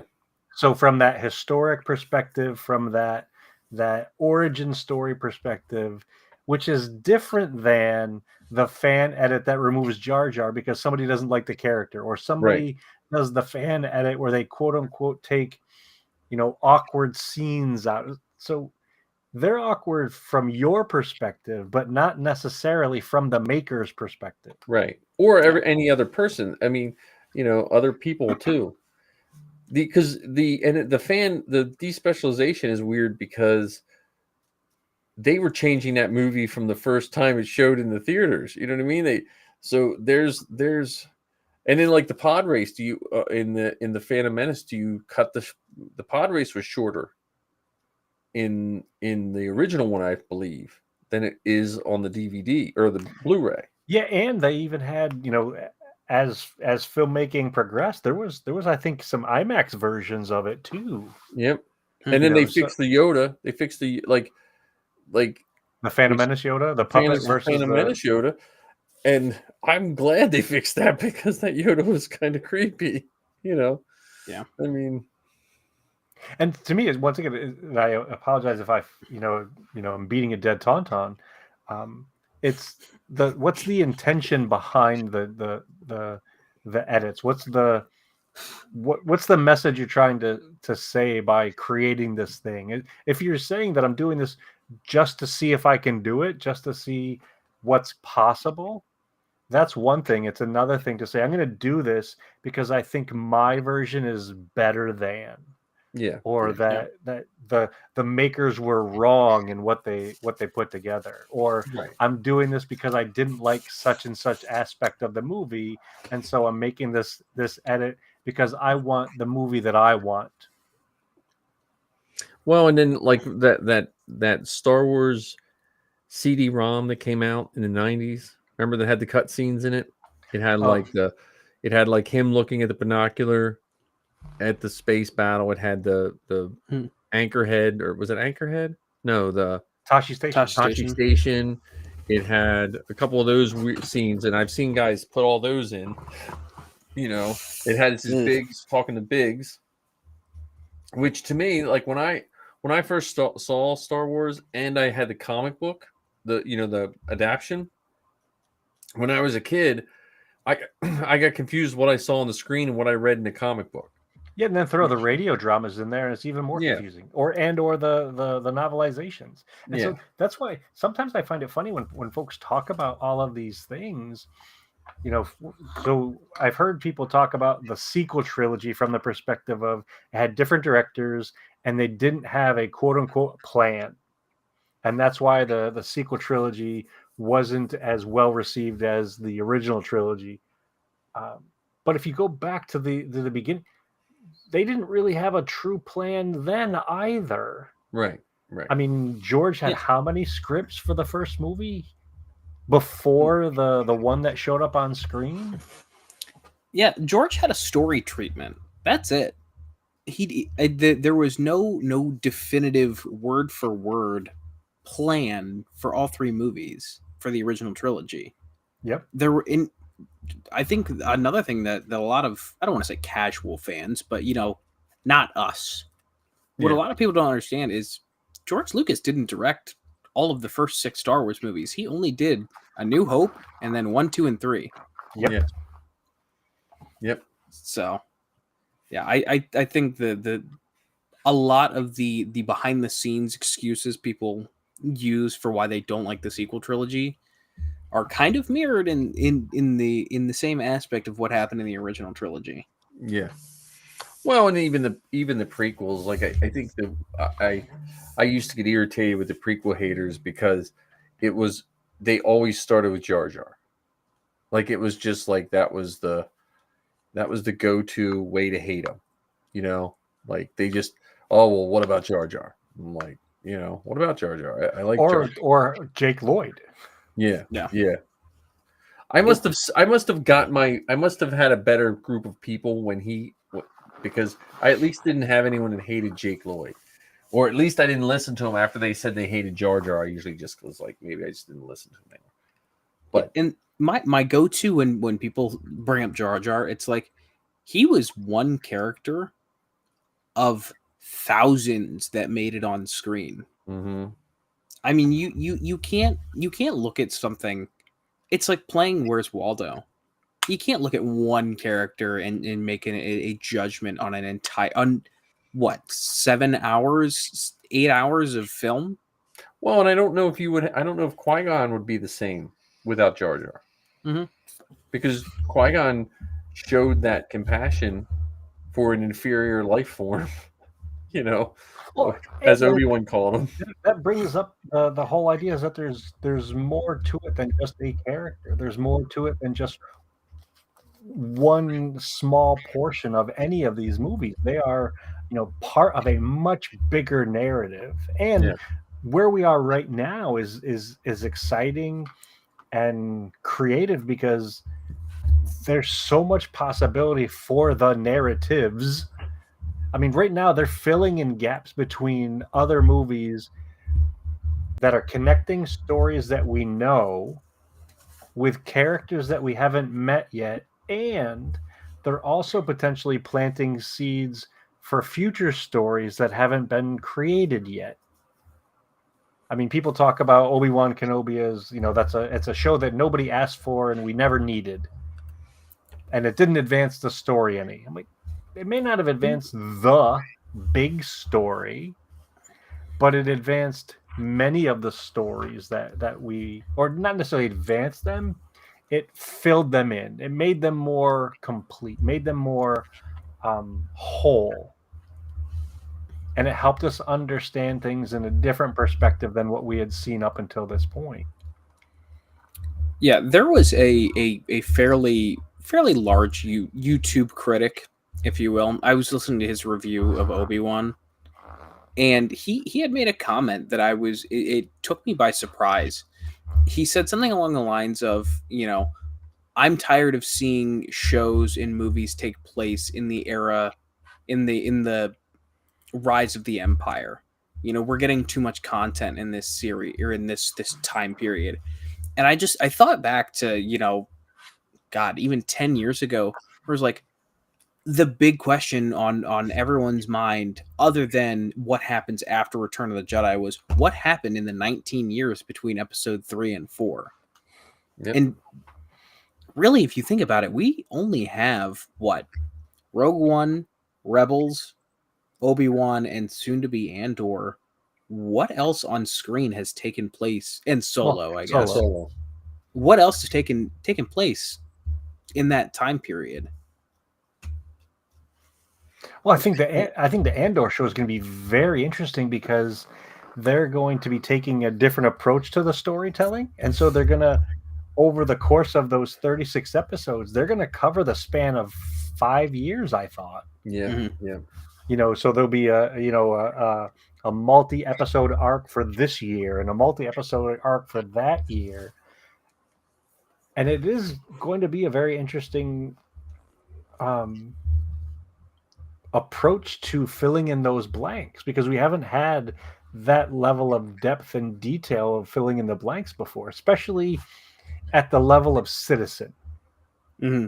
We got some stuff around the Empire, we got some stuff around the Jedi, but not necessarily around the normal people. And Star Wars Rebels did it, Han Solo did it, and even to a lesser degree, Obi-Wan Kenobi did it, showing the impacts of your common everyday man and woman in the galaxy under the rule of this evil empire. Well, and the other thing is, I think when I first heard about the Rebels show, I think I was expecting more of an Andor show. if that makes sense. Yeah. When they first announced Rebels, I thought it was saying how they were going to be the beginning of the rebellion, and I pictured more of what I think we're going to get with Andor. Because Rebels became the story of the rebels, that small group of rebels, more, and banding together as a family. And I think, at least for me, I was expecting to see more of the like Andor type stuff. Well, and Rebels also did more for what happened to some of the clones and the Jedi. Yeah. It filled in some of those gaps. Oh, and the Bad Batch. Can't forget about the Bad Batch. That also technically takes place in that time period. Well, and I think part of what Lucasfilm is doing a good job of is they have some of those characters that are timeless in not only in recognition, but also they'll be able to use them forever.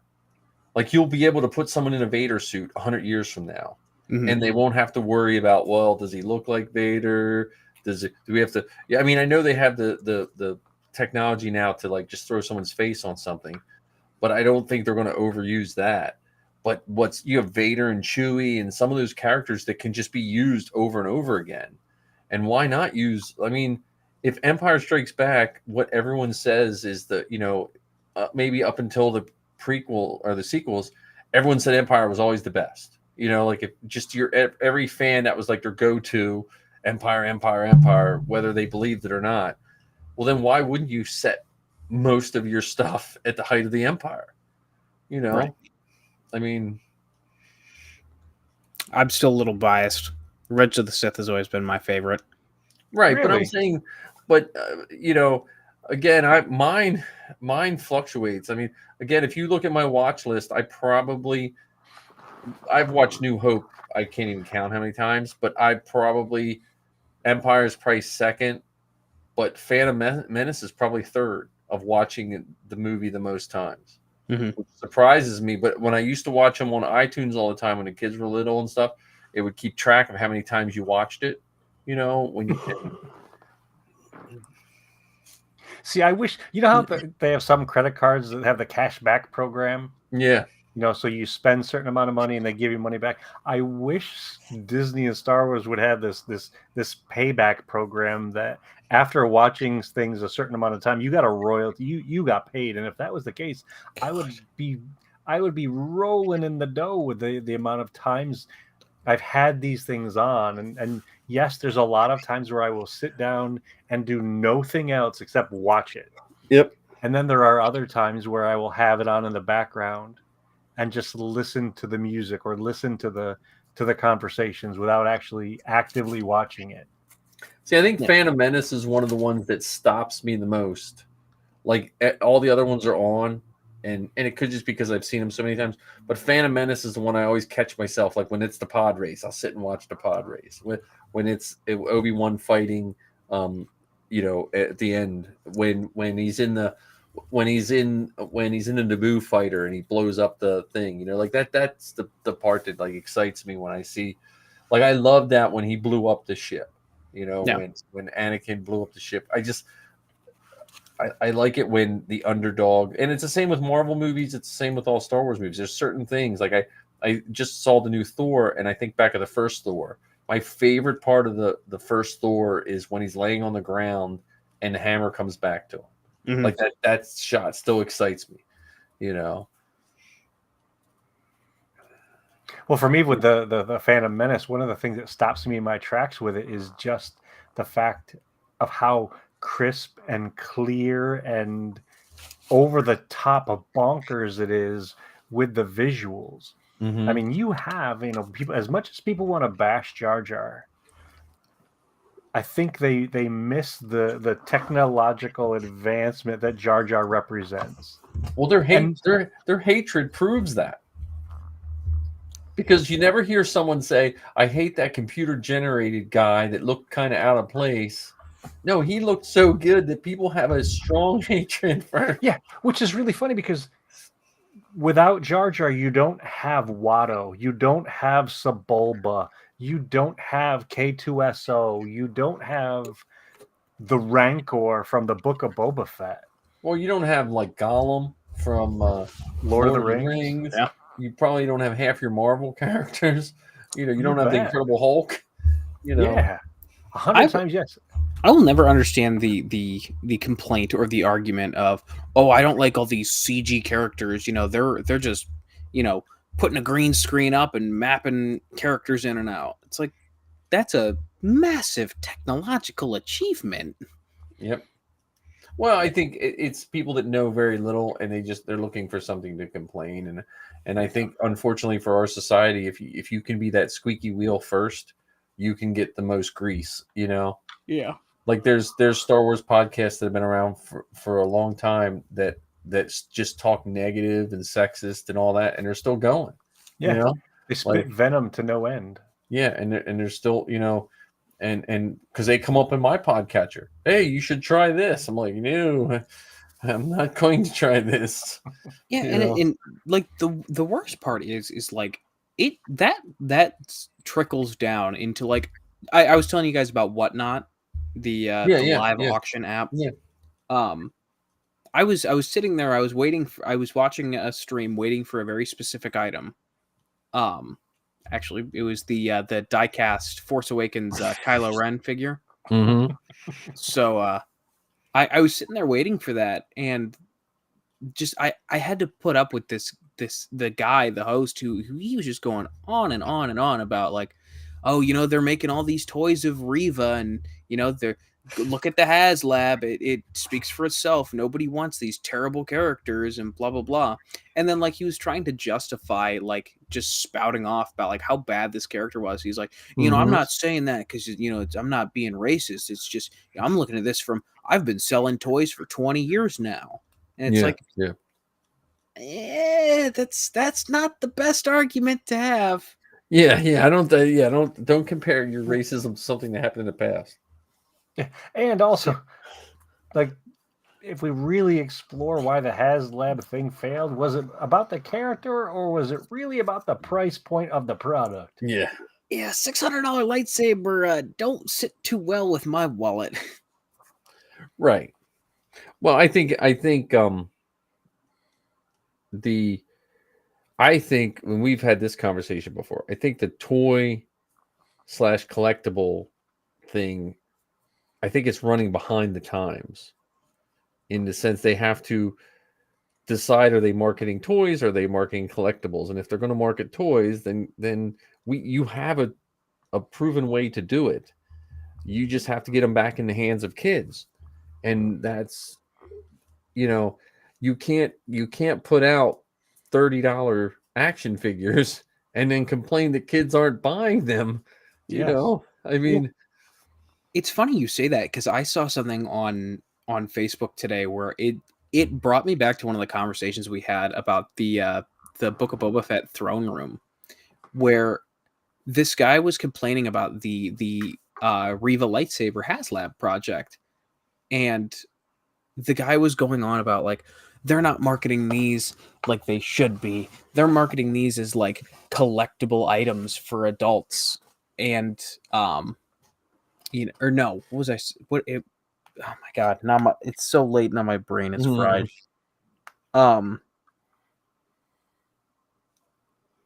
Oh yeah, because he was complaining that they were marketed like as collectibles for adults and not like toys for kids. And he's like, look at the G.I. Joe HasLab project. It got funded in 24 hours or something like that.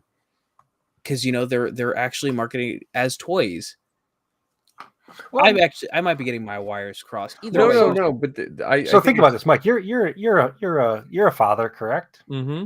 So would you buy your children a $600 toy to swing around in the yard and beat each other stupid with?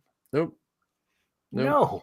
And I think HasLab, and I think the toy companies have to decide, because there are people that don't mind doing that. There's, you know, like, but especially nowadays, you have to know your market. And the toys that we think back of when we were kids that kept Star Wars alive, that helped finance the movies, that did all this sorts of stuff, were cheap. They were on the cheap end. Star Wars figures were cheaper than the other figures.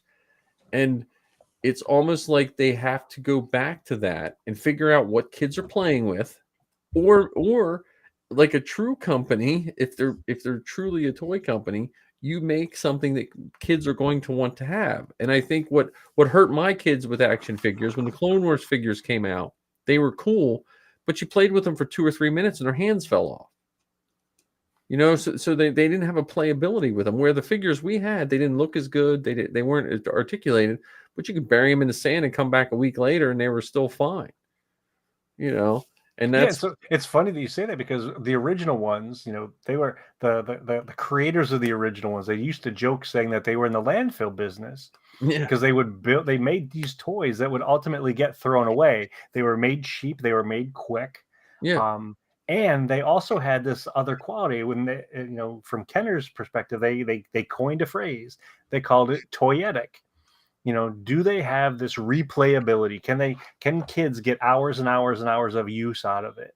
Yep. And the Clone Wars figures that you're talking about, you can't get hours and hours and hours of use out of it if they break, or if they don't stand up, or whatever. And they did do a lot of stuff during that time that was super cool. How many different play sets did they have, or how many different action packs did they have back during those times? You don't see those things nowadays. I mean, you have a what could be a diorama set like the Navarro scene, and that's $50. Right. Yeah. Well, 150 now. Yeah, because now they're only available on eBay. Well, the other thing is, I find it odd that I can 3D print a Star Wars action figure in my house for pennies. I can buy a file and print it for pennies, and you're telling me Hasbro in this day and age cannot mass produce and throw out a $5 action figure. Yeah. Well, and so going back to the conversation where you said, are they a toy company or are they a collectibles company? And I think they are not 100% sure of that. You print him? I did. Nice. Print and paint it, or did you print it that way? I painted it. That's awesome. Yeah. It's not posable because the settings on my printer were off, so it's all glued together. But it's a Kenner style Book of Boba Fett figure. 5-point articulation. Yeah. Well, 0-point articulation. Yeah. I mean, jetpack and all. Kenner style. So. Yeah, and so I mean, if you look at let's say the Black Series, the 6-inch Black Series, they've got a much better sculpt than they ever had, and the package itself is super fancy. Yep. I mean, it has special paper that is prismatic. It's meant to be, either displayed on a shelf or whatever. The card backs from the early 70s toys, you pulled the bubble off, you played with the figure, you kept the card back because on the back it had the list of characters that you needed to collect next. Your gimme list. Yeah. But I mean, like, that's what I don't.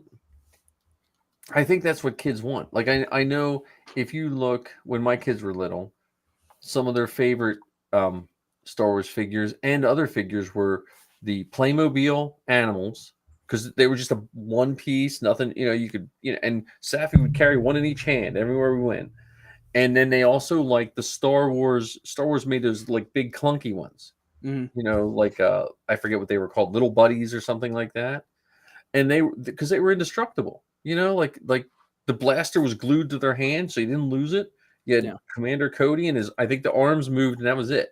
Wait, are you talking about the Galactic Hero ones where they were like Heroes? Yeah, Galactic Heroes, like 2 inches tall, real buff. Like they put the Power of the Force ones to shame buff. Well, they were like squat. They were more like squat, and you got 2 of them. And back then, you got 2 of them for cheaper than you got one Star Wars action figure.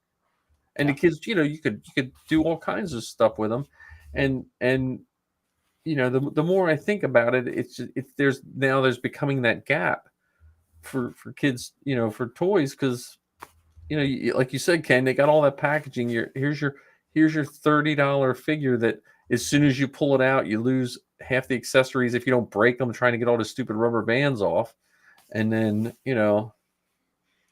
Well, and I think we're at a place in time where there are some folks who buy this stuff not because they want it, not because they intend to play with it. They're buying it because they think it's going to be an investment. They're gonna flip this thing. I mean, even Celebration tickets. The day that Celebration tickets got released, they were already on sale for eBay for like 3 times the amount of price that they were sold from. Well, that's like the Jedi VIP pass. Those things always sell out in like 20 minutes. Yep. And it's funny. I'm doing all this bitching about where toys are at now, but in fall 2022, my happy ass is going to be first in line for that selfie series, where I'm going to pay $60 for a 3D scanned sculpt of my head on a Mandalorian figure. Ken's getting his thing. I'm telling you, you should get the Xbox Connect, and you could probably do that now. Yeah, I've thought about it. I just need the adapter. So a few years ago, we went to Star Wars Weekend at Disney World. In fact, this time that we went, it was the first time that we had gone. Heather and I went down for our honeymoon, and I paid maybe $100 or so for this. Yep, maybe. Oh, there you. I see you in Carbonite. That's me in Carbonite. And when we took the boys, maybe a year or two later, we paid $100 each to get their heads on the same size, maybe it's 7 inches or so, as stormtroopers. And we'd always joked about, that Disney's missing an opportunity at Galaxy's Edge to be able to scan people and make toys up. So I think it's funny that Hasbro is going down that path now to do that selfie series. Well, there's some guys that do that at cons now. Oh, really? Really? Yeah, they'll have a 3D printer, but I think the problem they run into is they can only do like 5 or 6 people, because they were at Steel City for a while. Now, do they print them right there? Or they just do the scan I don't know right if there. they just scan you. I don't know how that works, because I was like, whatever the price was not. Yeah, because for this, they scanned me and then they sent it to me several weeks after. But again, now with the new camera, there's scanners software you can put on your camera, which I played around with, and it does a pretty decent job. But the other one, the Xbox Connects, if you put that and throw it in Blender, you can 3D print your head. So, well, yeah, because I mean, if you look at any of the modern iPhones, there is a little black circle there below your innermost camera. That's a LiDAR sensor. So that's actually going to be what your 3D mapping is. Yeah. So it's just like I wish Star Wars. My biggest only gripe with Star Wars, and I know Hasbro is a different sector of Lucasfilm, and I think Disney has owned Hasbro for years, like in a roundabout way, somehow, if I remember correctly. But they have to I don't know, talk to George or one of these old toy guys and just need to get some toys, because everyone's nostalgic for those toys that they played with. No one's nostalgic for the one you had in a bubble sitting on your shelf. Well, unfortunately, though, the purpose behind them has changed.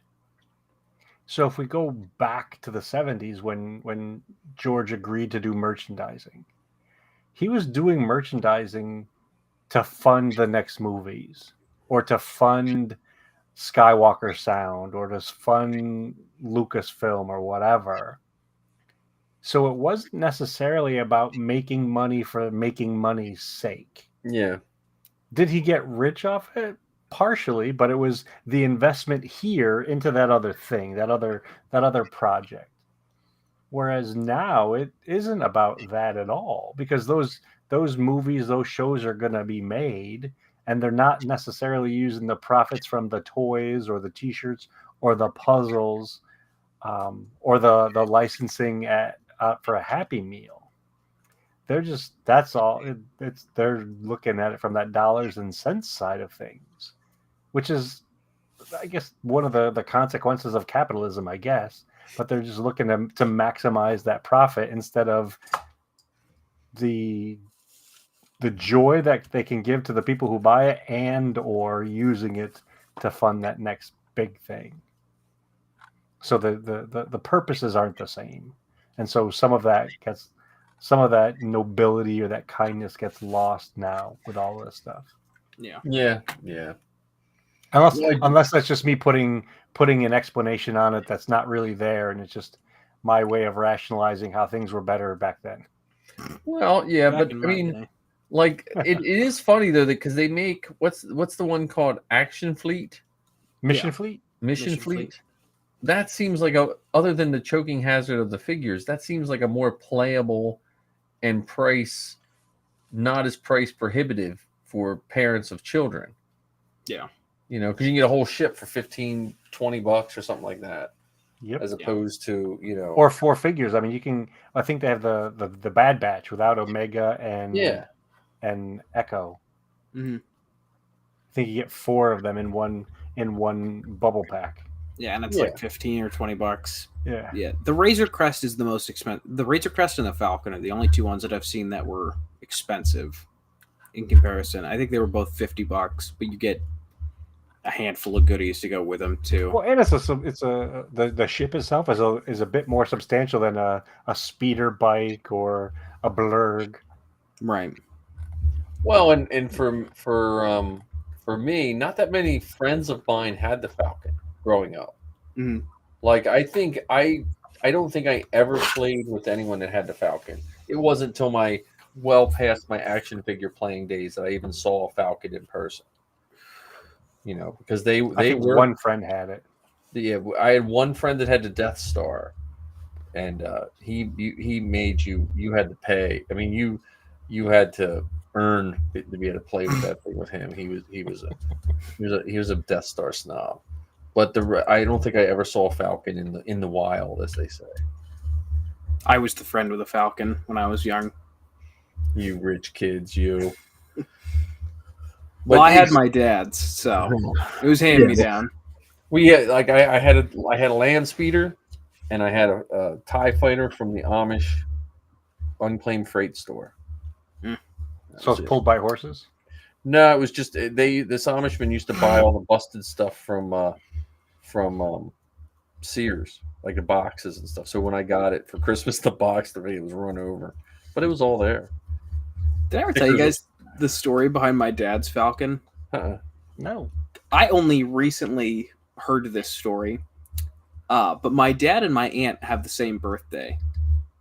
So, are they twins, or they just happen to have the same birthday? They just happen to have the same birthday, 11 years apart. Oh, that's weird.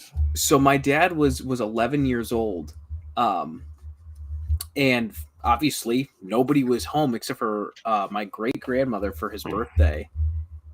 And so for his birthday, they went out and got him the I think it was the Empire Strikes Back Millennium Falcon. So that was a, hey, sorry we missed your birthday. Your sister was being born. Here's this very nice toy that you've always wanted. He's probably hoping for another sister the next year, I guess. Right. Well, I just realized this, which I should have realized years ago. When I was a kid, our jungle gym was a 65 Ford Falcon, and we used to play it was a spaceship. And I just realized it was a Falcon. You've been flying a Falcon for a long time, before it was inflatable. Yeah. Back when it was, in today's standards, a massive hazard. Yeah. Oh, yeah. I'm surprised I still have all my fingers. And we used to hide in the motor compartment because there was no engine there. Close the hood on each other. What's tetanus? What's tetanus among friends? No, when you said great grandmother, because my great grandmother used to watch us. That's where I just had this picture in my head. I was like, wait a minute. Obviously not very well. Oh no, she was fine.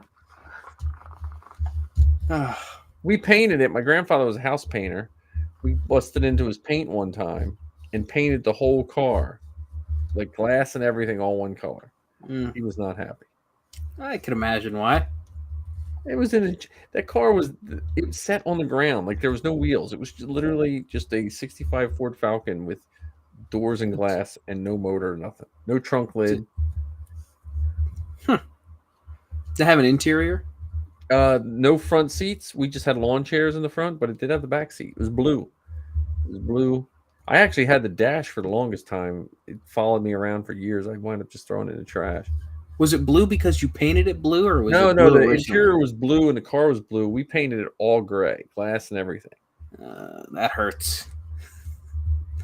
The Ford Falcon, it basically looks like the car that Harrison Ford or Solo drove in the beginning of the movie. In the beginning of the Solo movie, the car, that thing he's racing, it looks like a Ford Falcon. The dash looks almost the same. The engines at the end look like, because the taillights on a Ford Falcon are round. Like if you look up a 65 Ford Falcon, the dash looks the same as the dash almost, and those taillights, which were the power, look like the taillights.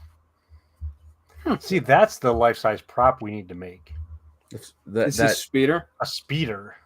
Speeder bike? Or a speeder bike or a car two-seater speeder? No, a speeder, a two-seat speeder. Yeah. I can't remember. It might have been Orlando. The Mandalorians had a speeder that they had built. They did. It looked more like Uncle Owen's speeder, didn't it? No, it was like the Mandalorian speeder from the Clone Wars. Oh, okay. Yeah, they had in Orlando. They had a bigger setup than they had in Anaheim. Other than the TIE Fighter, did they have any other large props? Remember the one year they had the hover tank and Roxy and stuff like that? And they had the interior of the Falcon. No, they had the Belgians this year did the stage. They built the stage, so it was like a. But you couldn't get pictures on it, could you? No, I mean you can get pictures of it, but no, they had like a 6-foot tall mythosaur skull hanging on. Well, that was actually Tom Spina. Spina's and Regal Robot did the mythosaur skull. But that was all. It was all that type of build. And it was like a spaceport. There was a screen behind it, so it looked like a spaceport going off behind it and stuff. Gotcha. It had pillars because Sal did a lightsaber battle on it or something like that. They filmed some lightsaber shots. I don't know what they ever did with those with him. Maybe it was included in some sort of video montage. It was in something for kids learning how to do lightsaber battles. It was like cutscenes. They did like cutscenes. I see what you did there. But they had they only had about a third of the cars too. I think they only had like 4 cars there. Remember Chicago? They had all those cars, but they only had like 4 cars. I mean, it could have just been location, and I also think mainly just because I think they were just trying to get this one off the ground and move to the next one. Well, and let's also analyze that they had the Mandalorian experience. That was huge. Yeah, that was. Which I still need to get a thumb drive to you so I can get those photographs. Yeah, that was in a whole different building. That was in a different over on the one side, in the basement. That was pretty cool. See, my concern as I was looking through the pictures and watching the videos on YouTube of the Mandalorian experience, my concern if I were to go to it now, having seen what I've seen, I would probably just sit on the floor somewhere and just stare for at least 10 minutes, not moving, just trying to soak it all in, because it would just it would be overwhelming for me. It was a good layout, but man, it's exactly because I just started getting overwhelmed. Like I just started like, okay, I think I looked at that, but let me look at this. Wait a minute, did I look at that? And then before I knew it, I looked at like 50 things in a span of like 30 seconds because it was set up so beautifully. I wish I would have just sat and looked at that Naboo fighter longer, but it was like in the center. So sometimes when you put stuff in the center like that, you tend to like gravitate towards looking around the outside. Yep. Yeah. And the other challenge with that is when it's in the center, you've got people that are crowding around you and trying to take pictures of this and that, and so They were really good with traffic on that one. Like they like two people would like if once people leave, then they would let other people in. Like they kind of, and most people were pretty conscious of not, like I'm sure there are people that hung out there forever, but it seemed like most people tried to do it at a decent pace because everyone kind of had to wait for the group in front of them. So it seemed like everyone was being conscientious of the of the other people. I'm sure there was some that weren't. That's nice because I've been to museums where folks are just either they're leaning over you to get a picture of something, or they spend 12 minutes doing an impromptu photo shoot in front of whatever it is. Yeah. Forgetting that other people are trying to enjoy the same thing that they're trying to enjoy. I was really surprised. I thought everyone was really decent to that end.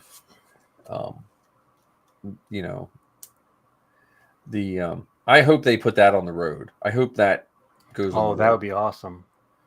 But who knows?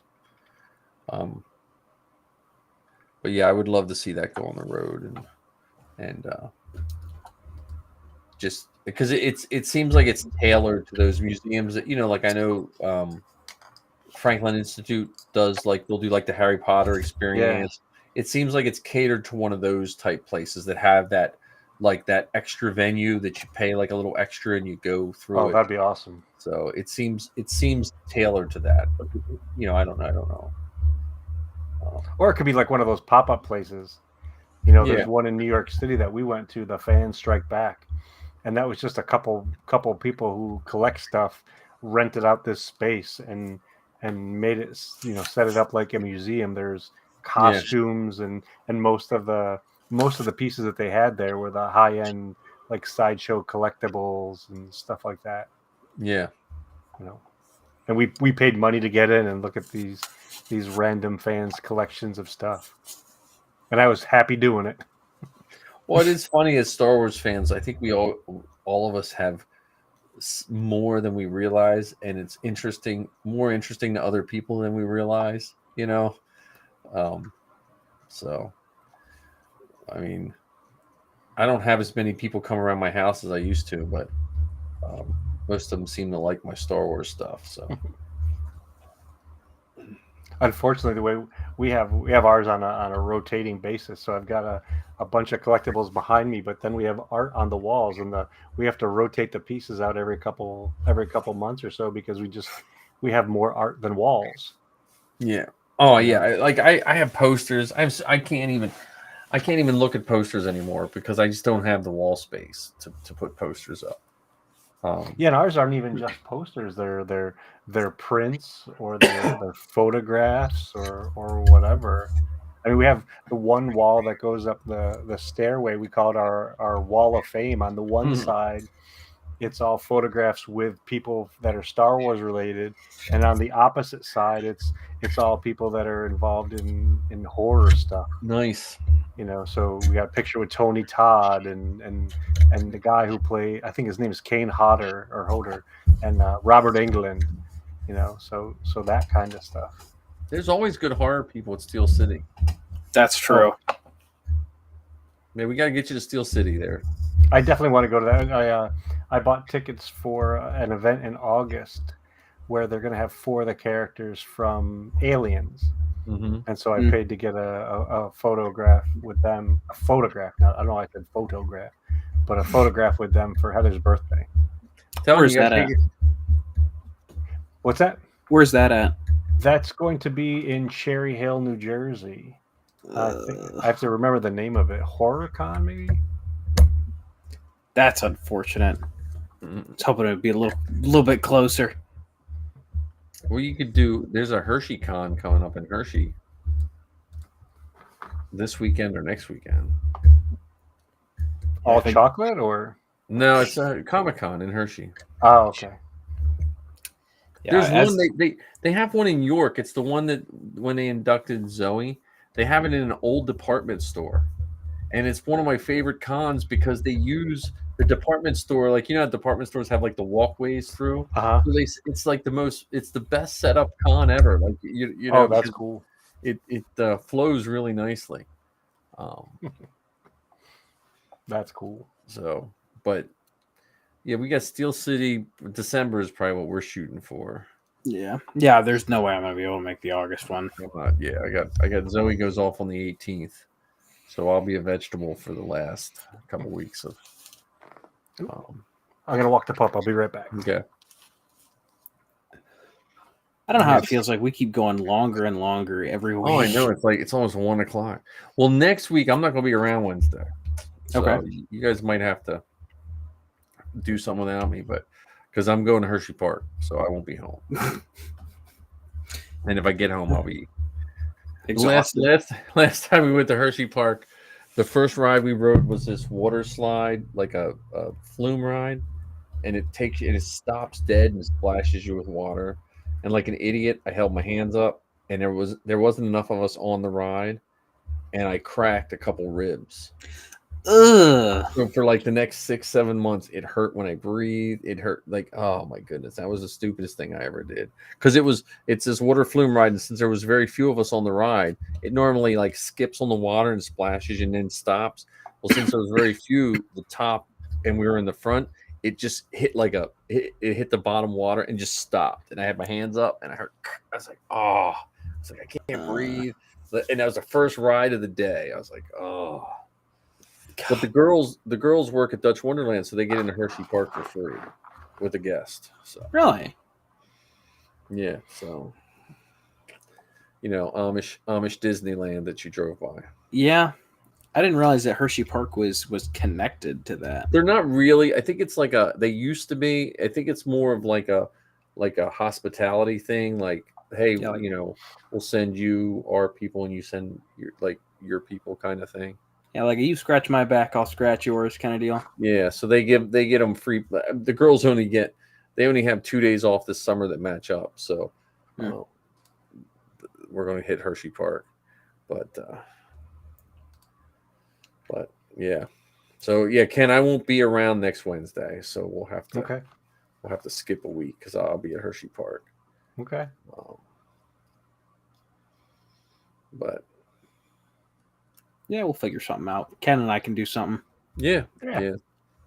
Well, it might be worth getting together and just chatting through. I know we'd bounced around the idea of doing an episode all about celebrations. Maybe we can do a little bit of brainstorming there to structure that and come up with some questions and maybe figure out a way of finding a time for the four of us, because I think that'd be a great one to have Anthony on as an additional person.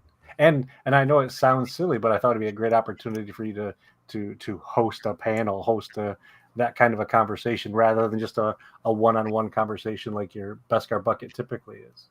Yeah, right. Yeah.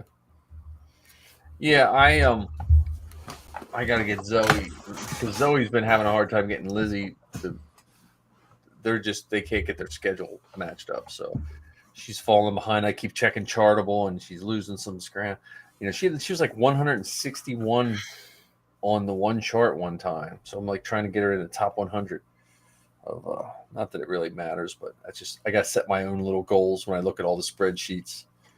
So yeah, hey, if she needs someone to fill in temporarily, I'll tell her.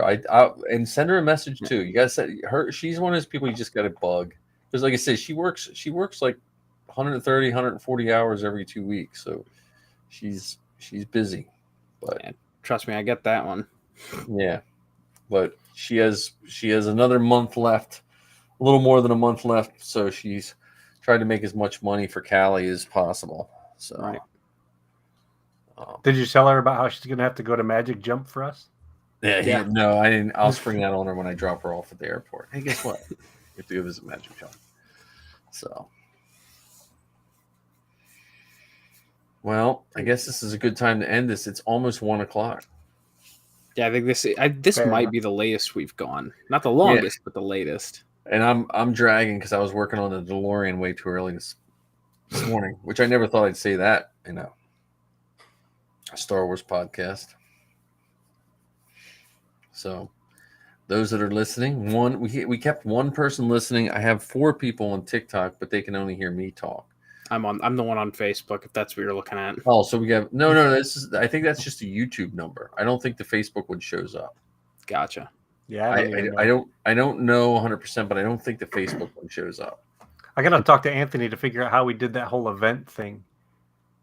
Oh yeah. Because we did when we first brought out the idea of the unifying fandom. He had created some events and showcased it on our Forces Behind Star Wars page. It could be because I didn't start this one. I got to get back in the thing of starting it earlier, like a week out, so we have the link and then we can make events for it. Okay. Yeah.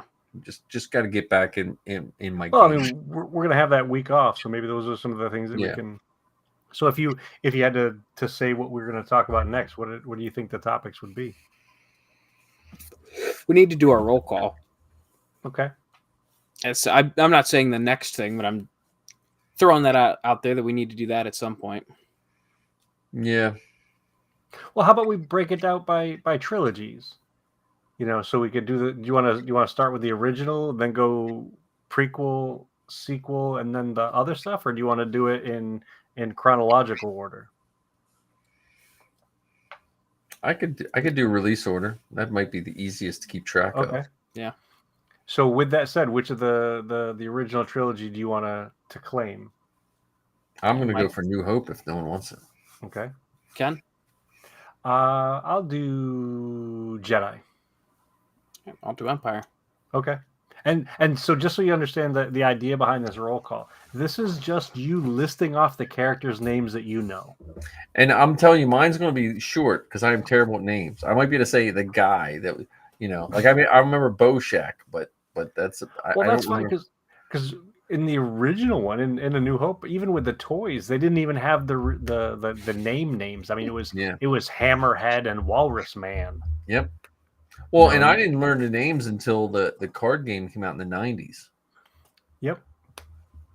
And so I think this is just a wonderful exercise in how Star Wars is different than a lot of other things. So even with the Marvel movies and Batman and all of those kind of things, other than the main characters, we don't really pay attention to a lot of the names of the other folks. But with Star Wars, I mean, I have a list right now for The Phantom Menace.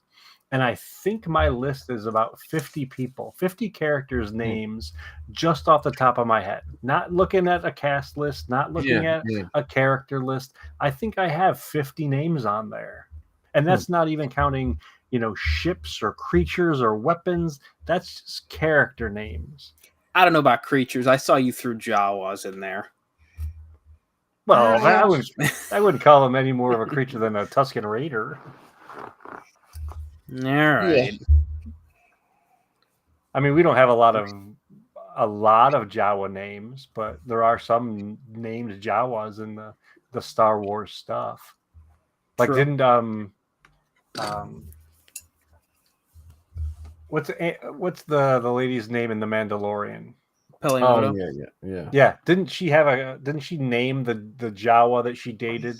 Yeah. And say that he was like really hairy or really furry or something like that? Yeah. Yeah. There was a name Jawa in Obi-Wan, and I'm blanking on the name. Oh yeah, the trash yeah, dealer? the one that stole his stuff and then sold it back to him. Mr. Haney. No, that shows how old I am. That's from Green Acres, the guy who used to come and sell him stuff. Mr. Haney was his name. You sure it's not Mr. Morrow? Tom Morrow? No, he was Mr. Haney. He was Mr. Haney. That's. But yeah, that's just the exercise. So you take your movie, get on that Google spreadsheet, and just list the names of the characters that you know. All right. Don't look anything up. Just rattle off. So if it's 12 that you got, that's 12 that you got. All right. Because what'll end up what is it? Tika. That was his name. That's funny. And so what'll probably end up happening is during each of these roll calls. So let's say, if we go in order, Mike, you go first with A New Hope. You're going to list off the characters that you know, and then John will say, well, what about this guy? What about the Tanaka sisters? Or, does who was Cammy Fixer? Fixer wasn't in the movie, but we remember his name. He was in the deleted scene from A New Hope. Yeah. And Fixer showed up in Book of Boba Fett. Yeah. Both Cammy and Fixer were there. Mm-hmm.